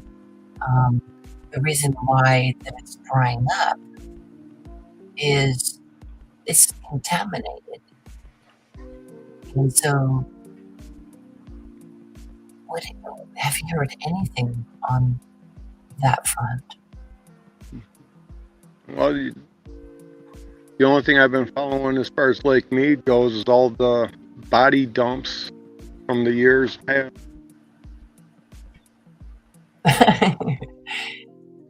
So it's a crime scene being revealed? Pretty much. Makes sense.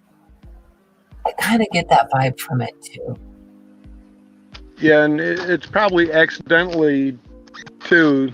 They're probably doing something to hurt somebody, and all of a sudden you're finding out some dirty secrets that have been hidden for decades. Wizard, there wasn't nothing. It ain't nothing I did. He was like, "What happened to my remove button, Risky?" Oh, he said, "Never mind, it's there." Oh, okay, yeah. If one of you does it, then the others won't be able to. And I don't know what the hell. I guess not to. Okay, well, give me just a minute next time if they happen to come in, so see if I can catch it. But I'm kind of curious. It's like where the hell this is coming from. It's like.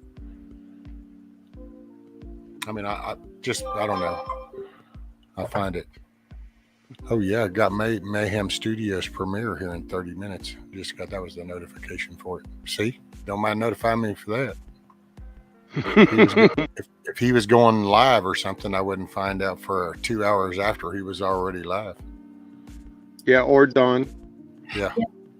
Tennessee Tactical says here, I've been watching lately. It's going down fast. Yeah. Oh, I watched that video that one dude did where he walked out to show over just how much that boat has slowly become exposed, and then he proceeded to walk out going and look at all the vegetation.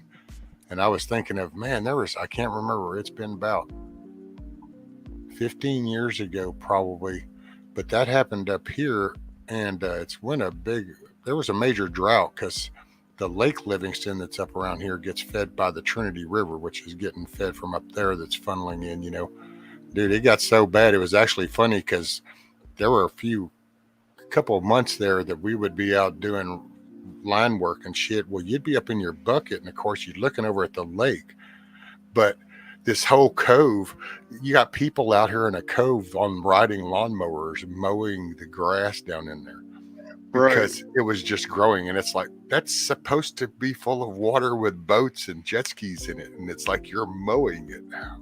Right.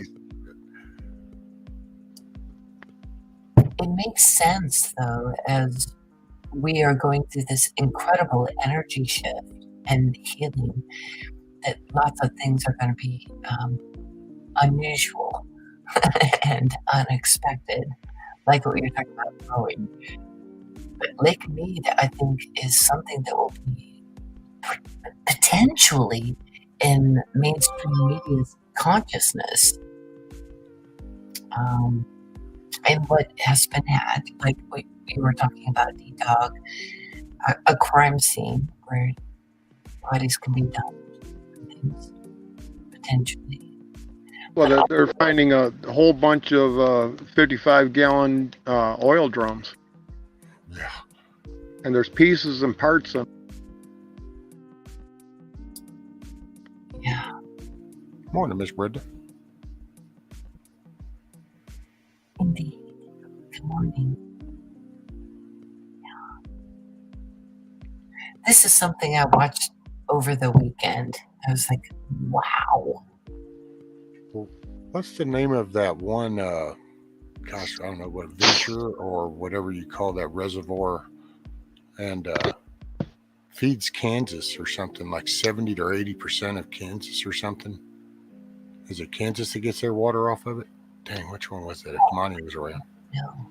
It's a weird name. I can't. That's why it's not just like the Taylor Reservoir thing. It's got a Nakasuka or it's some weird, I think it's an Indian name.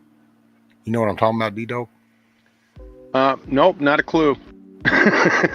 There you go. Jungle Jet. Thank you. Score for the win. The Ogagala Aquifer. Dang, that's a hard name indeed. Ogallala Aquifer. There we go. Okay, I so know it was. Well, apparently that aquifer feeds water for, I think it was 70 or 80% of the state. And there's even an area that they know only has water for like the next 10 years. And then that whole water resource will be gone for them. What's happening to it, I guess nobody really knows. And then there's, the minute anything sparks a question, anything's on the table. So everything I think has been thrown out there from when I did a Google search on it. It's like anything you can think of is applied. So I have no idea what's the accurate part. It's apparently having an impact because we've apparently been researching this for like the past decade, I guess it was.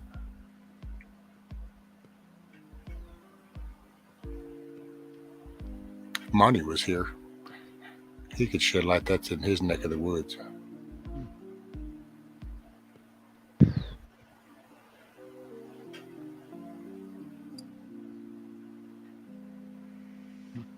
I learned earlier this morning he lost a friend, his furry friend.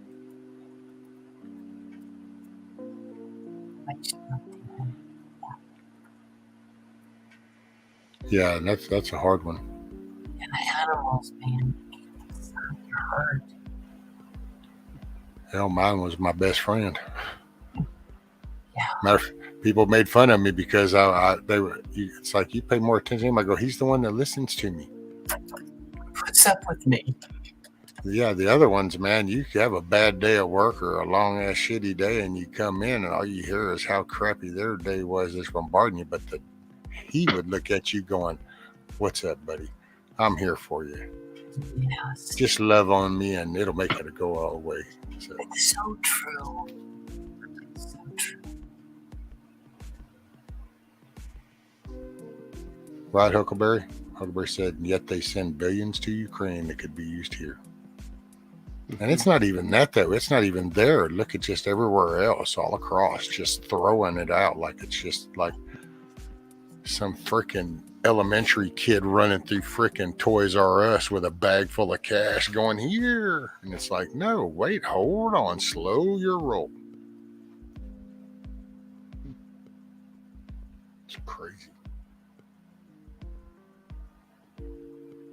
And there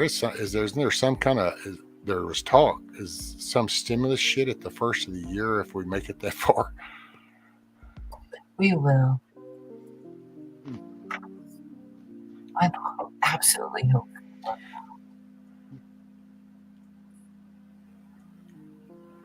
In one form or another, I reckon we're going to be there. Yep.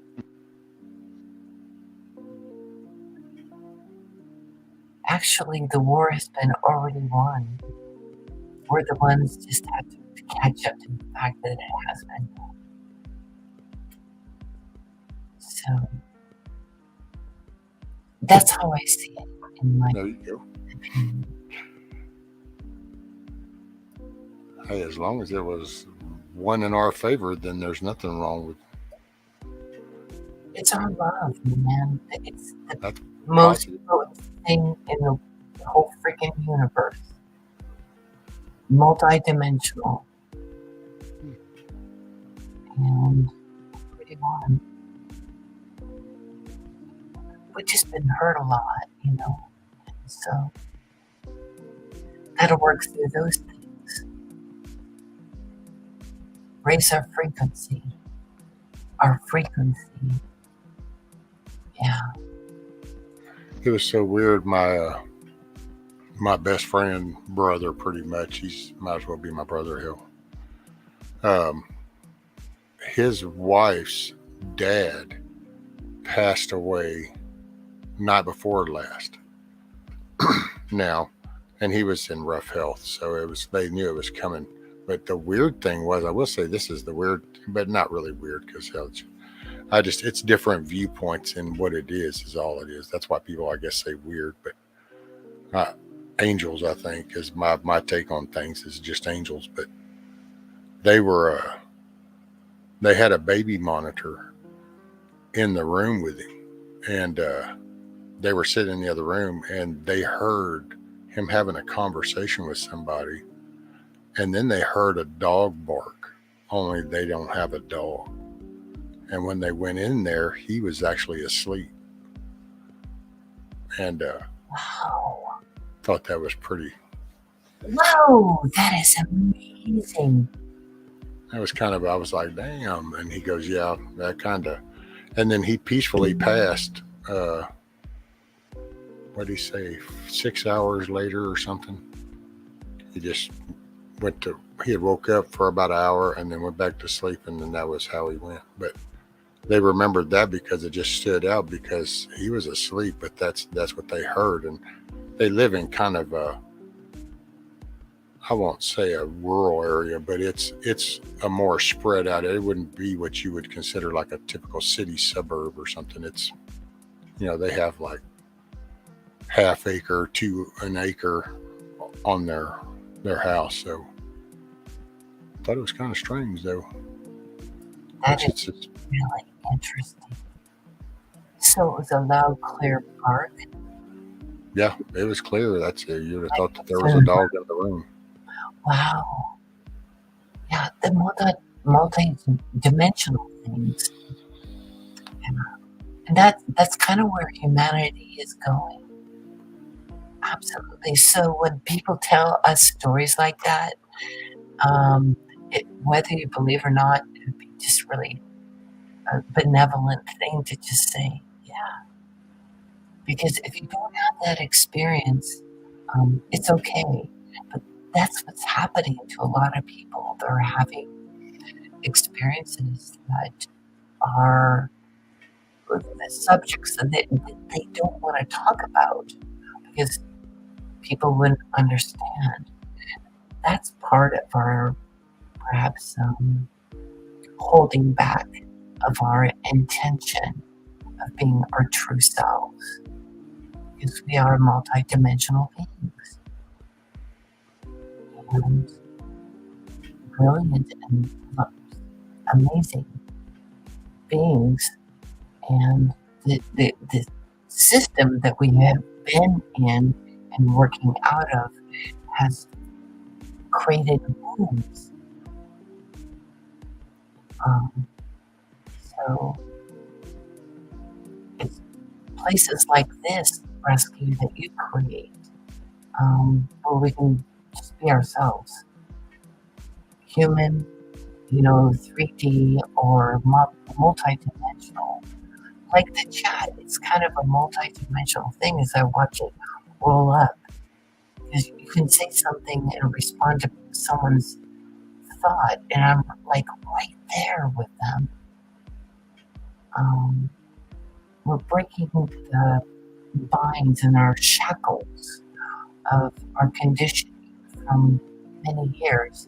So Independence Day means to me not just what our forefathers did, but what they dreamed for us as of the future that would come to understand frequency and light and love, compassion.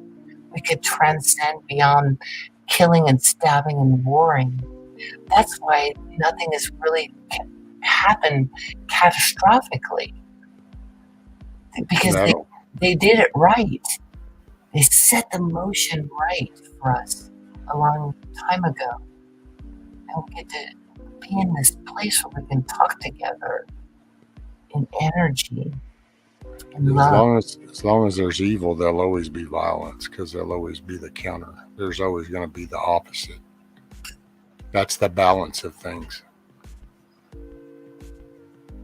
Or at least that's just on my tape. That's just because everything, you just kind of over time when you look, everything seems to have an opposite to it. It's the balance. Absolutely. And we have the free will to choose every day, every moment. Well, that's where I try to, whenever I'll say my little thing is garbage in, garbage out. Well, that's how that goes out. It's because it depends on what you put in. If that's why I try to avoid the negative nowadays, because it's so easy, because you got so much negative going on just in day-to-day life with little things here and there, whether it's the damn stove not working right when you need it to, or the car not starting, or having a little personality clash with somebody, or a bill thing. There's something. So it doesn't take much to get that ball going. You kind of, myself, I'm of one of those type of people. I have to make not like oh my God every moment, but I kind of got to keep that in the frame of my thought is not to take in too much negative. I can take in so much negative, but then I need to balance. I'm gonna put in some positive to balance that back out. You can't. Otherwise, you're occupying space and it's going to be what drives you, or at least that's what drives me, is that what it put in. And that's motivational. I don't know. I had an awesome mom. So while I might have done, I screwed up a lot, but my mom was great. She taught me so much. My dad was cool. Taught me mechanical stuff. I was hands-on working on stuff. So I just had my own attitude problems, and I didn't know how to handle my attitude that problem with my size always led to bigger problems. I mean, it wasn't until that last little door closing that it woke up. I mean, it was like, yeah, I got to stop this. And when my son, I've said this before, when my son was placed in my hand, that was like a major breaker switch. It's now you have a job, and this is what you focus on. This is what your world now revolves around. And just my daughter got added to that later was all, but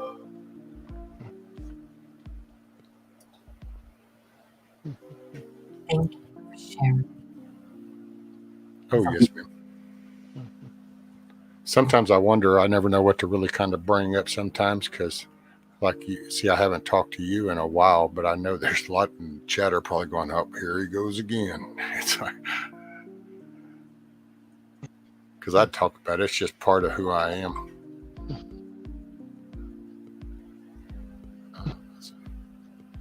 Well, I got to take off. The grandbabies showed up because they told me that I want to have lunch with them today. Oh, well, you definitely need them to inform you. You don't know what you're going to do until grandbabies tell you. Right. Well, I said to them, well, I dealt with you guys all day on the 2nd. You think I want to deal with you twice in a weekend? And you were like, yes, I do. No, they said, don't be an ass, Papa. And of course, you're not going to be. No, I will be. You got to go love on them grandbabies, you know it. Yeah, but I'd rather sound tough right now. You sound like a toughie. Yep. So everyone have a wonderful 4th and stay safe. Oh, Joe, brother. Happy 4th. Dog. Yep. And if you don't know your rights, you don't know what to protect. This is it. Knowledge is power. The more you know. Let's see what we got. What's you? Hi, beautiful. TT1 said, rescue my second child was why I quit drinking September 2007. Never took another drink. Right on, brother. God bless. That's awesome.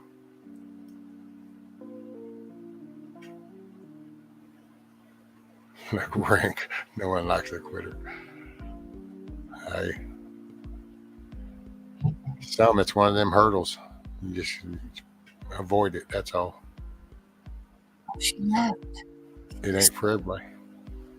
No, absolutely. Congratulations on that sobriety. All right, Mayday. You have a great day. And thank you for the company. Be sure and smile or be the reason somebody smiles. And have a happy 4th.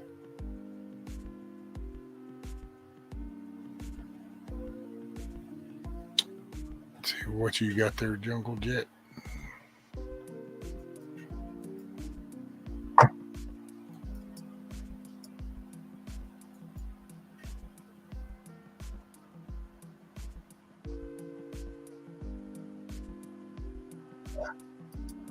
Oh, Lord. She's back. Bam, bam. That green looks so great on Nancy. He's lovely. K-top.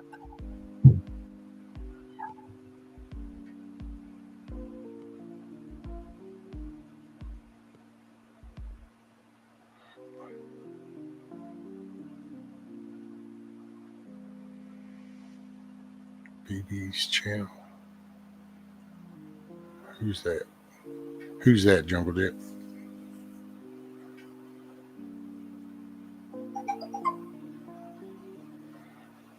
Let's see. Oh, this is all going to be based on Mama's reaction. Most will allow you to clean them day 3 or 4. John Dunnan says the devil doesn't come to you as a red demon. He comes as desire.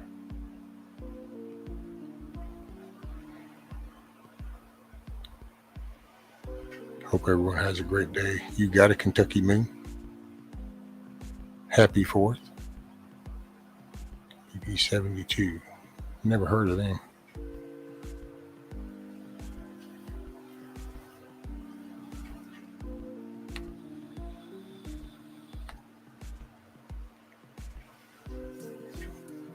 Which I might call it here in about 10 minutes myself, just because then that'll be 8 hours. And then I give them a bowl of chicken noodle soup. Absolutely. Is it homemade? Ma'am? Is it homemade? No, ma'am. It's Campbell's homemade, home style chicken noodle soup by the can. Nothing like there's nothing like that. Yeah, it's part of all what I got going on with me inside my innards, and so my intake is pretty much, that's, everybody makes fun because that's about all. Actually, here lately I've been venturing off the beaten path a little bit and doing some scrambled eggs and a little tater salad. Very little though, because I watch the spices. Anything I put inside my stomachs or just my colon or whatever, something's all shot down there. And the short version of a long story is I just ain't doing no hospital stuff right now. I got trust issues. So. Oh, do I understand that one? Absolutely. I concur. Here go. Oh, BB sent you. So he's a trucker guy. Oh, okay. I've never heard of him before.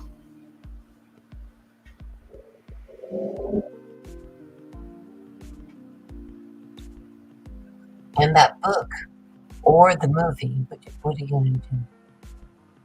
Do you think after the chicken soup and some rest? It's going to be the Band of Brothers. Yep. Okay, do it for me. I think I need to sit down and watch that. It makes me cry. I'm so tired of crying. Even if you just watch the interviews, you know, they're so impactful, and they just, I don't know, they let you know they're just, it's a good remembrance of strong people. Yeah. Determined. That brought us here in this moment. Yep.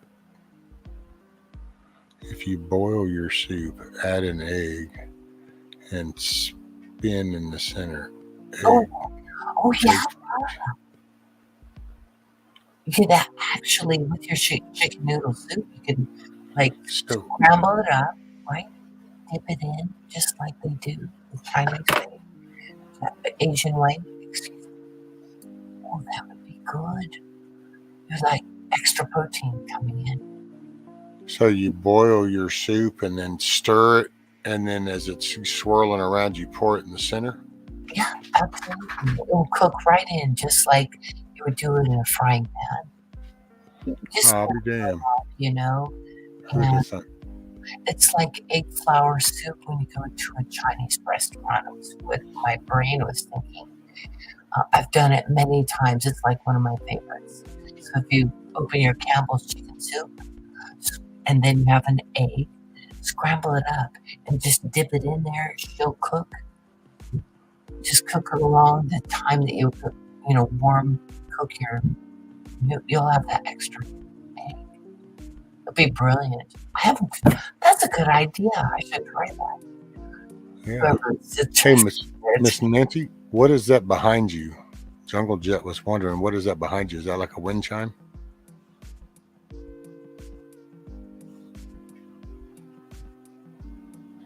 Oh, okay. Yeah, it's like a wind chime deal. A wind dragon.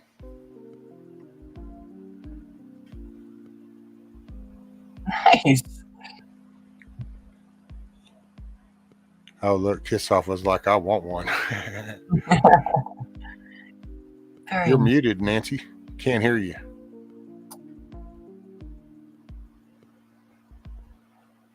That's weird. Why is that not working?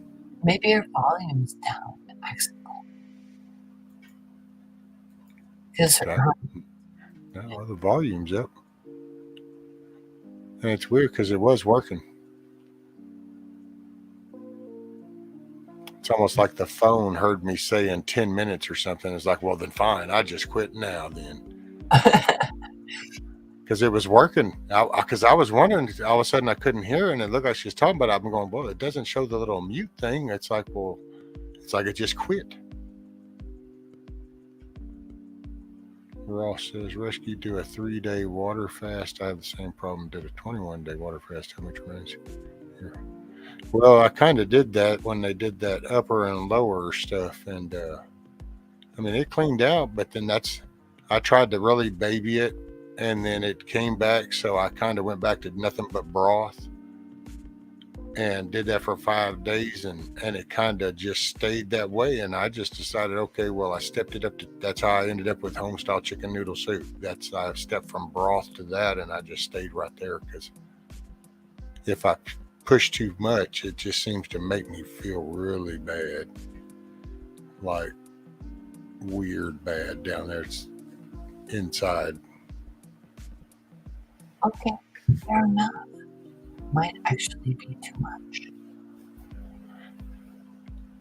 Well, I had, I think it was either 7 or 9 polyps. Yeah, 9 polyps in my colon removed. And it was so funny, because when I asked how they got there, like what created those, had no answer. And it's like, well, okay, sorry, but after this many decades, there's usually reason why all of a sudden shit just magically appears.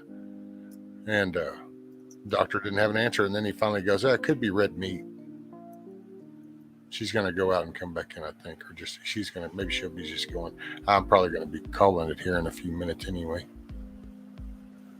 That way I can get my soup. But yeah, so I don't really know. And then about the time I was going to go, I got 2 MRIs on my whole back and got all that laid out, and just I was gonna go, and it was like 3 weeks later, all of a sudden, that's when all the coof broke loose, and I kind of was sick. I went back, and then things started kind of get really weird pretty fast, with as far as the way people were talking and things that were getting said, and the more that they said, the more I pulled back. And then the more I watched the whole medical field lie,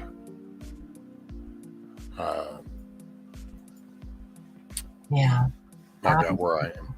Your intuition was right on. Do you drink? Well, you just answered my question. Water. Yeah, I don't drink any sodas. I cut all the sugar out. That was another epiphany moment. Quit smoking years ago was the first epiphany, when I quit smoking cigarettes. That was the first. Wow, what a shock. And then sugar during all this, because man, I was so bad. And a lot of this is my nerves are being pinched by my spine.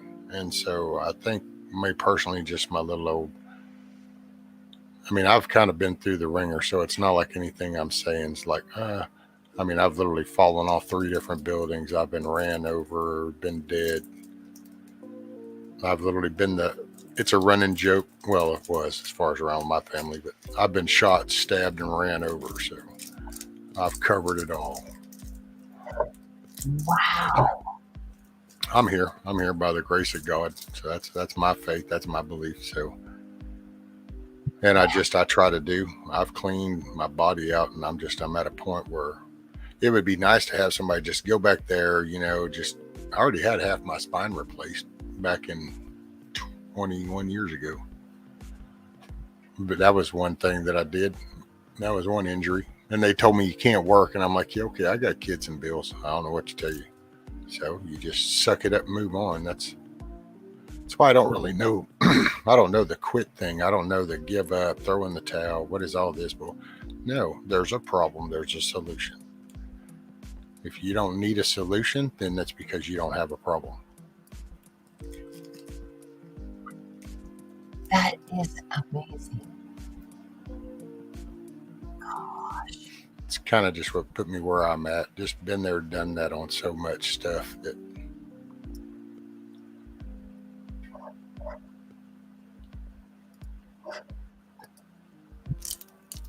So now going more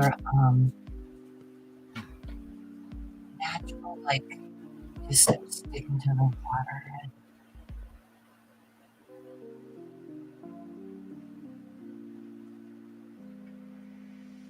When I see what is. So Ross said, Rescue, I have the same problem. I can only eat meat and vegetables steamed with butter, and I eat a lot of eggs, and I usually eat once a day. Oh, hey, Snooks. Morning.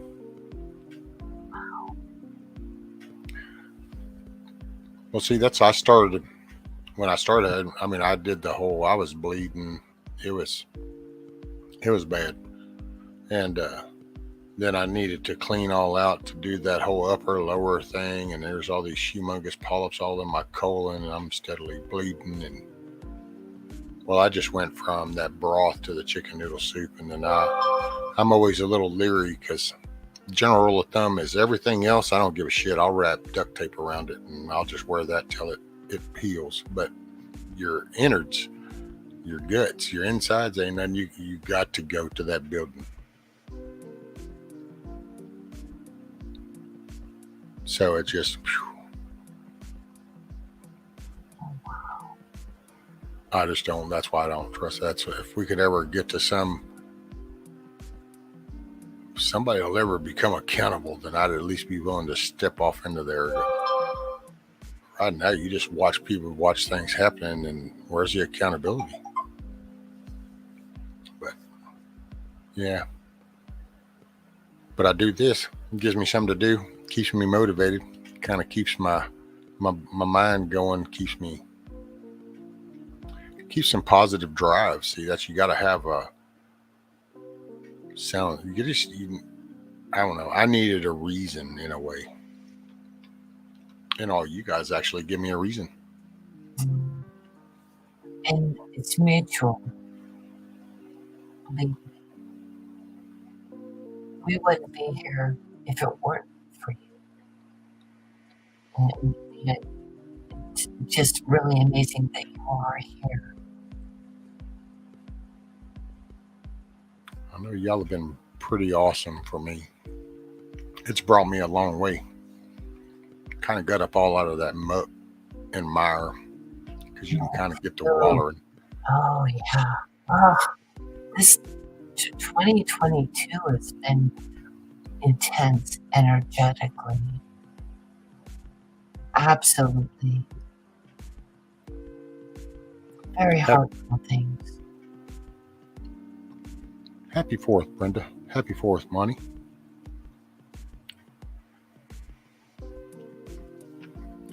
Well, Miss Joyful, I think I'm going to call it a day. Been 8 hours. It has been. I usually do anywhere from 8 to 10. It just kind of, here lately I've been more on the 8 because sitting up's getting harder to do for longer periods of time. Oh, gosh. Believe me, brother, I do know what you're talking about. I had to get like a butt thing from Rite Aid from the days when I was working with Ron, just being on panel with him. It stayed with me. Just the sitting, in front of the computer. But this is what we're called. And sometimes you just got to get out there and do what you need to do. But I am so excited about your chicken soup and stuff. And Band of Brothers sounds like it's on the menu. Yes, ma'am. Yeah.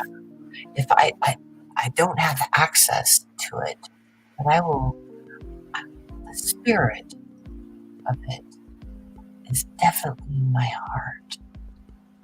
So. Well, thank you so much, Joyful. And I appreciate you being up here with me, hanging out with me, spending some time chatting. It's so good to see you and that things are going good. Because, yeah, Bug Out had mentioned that before, and there's several people. It's like we had talked about earlier, you just kind of realizing it's just like, well, I hadn't seen that person's name in a while. And I try not to get too pushy because for me, hell, I see y'all every day, every week. So I could actually ask the next day going, well, I wonder what Joyful's doing. But I only mean it because y'all are my peeps, man. So I'm thinking about y'all all the time. You're my little virtual world. This is my virtual living room. I am truly honored. Thank you for inviting me here. It means everything. Oh, yes, ma'am. And everybody in chat, I hope you guys have an awesome day. Have a happy 4th. It is Independence Day. It is. We do live in the greatest country in the world. Our administration kind of sucks ass right now, but our country is awesome. Our people are awesome. Oh, God. And there's so many amazing people around the world. That's what we need to spread too, is that it's not just us. They've been oppressed, for so long. We're just here hanging out, and let us love one another. Have compassion and forgiveness every day, and know where we go one, we go all. No matter what country, what condition is, there is such a fire in that. Where we go one, we go all. And that's my last message. Oh, don't forget that Mayhem released his premiere to his Happy 4th of July at 11. I was going to try to get out before he premiered, but so hey, can somebody drop Mayhem's link? If somebody doesn't mind, or let me see if I can grab it.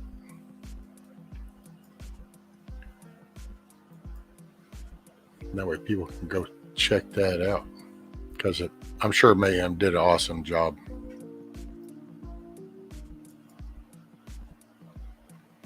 Okay, so let's see here.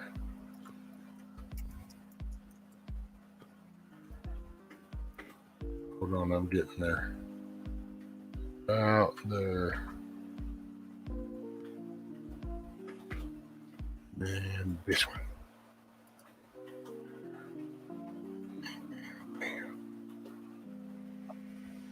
There we go. So there's Mayhem's link for his Happy 4th of July little premiere. Oh, nice. So if y'all don't mind, kind of share and go over and take a little time, watch that, enjoy it. I'm sure it'll be a good little show. Give him support. Be sure and give him a thumbs up. That helps him. And you guys, just have an awesome day, and remember to be a reason somebody else smiles, and you try to smile. Always look up. Don't listen to all the negative. Get out of the negative. Push forward. You can get perseverance. You just dig deep. So you smile, or be the reason somebody smiles. And with that, we're out of here. You good, Miss Joyful? You got anything you want to say?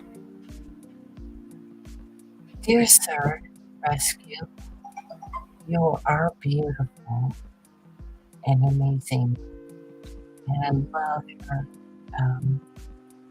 presence. And it's just absolutely an honor to be with you.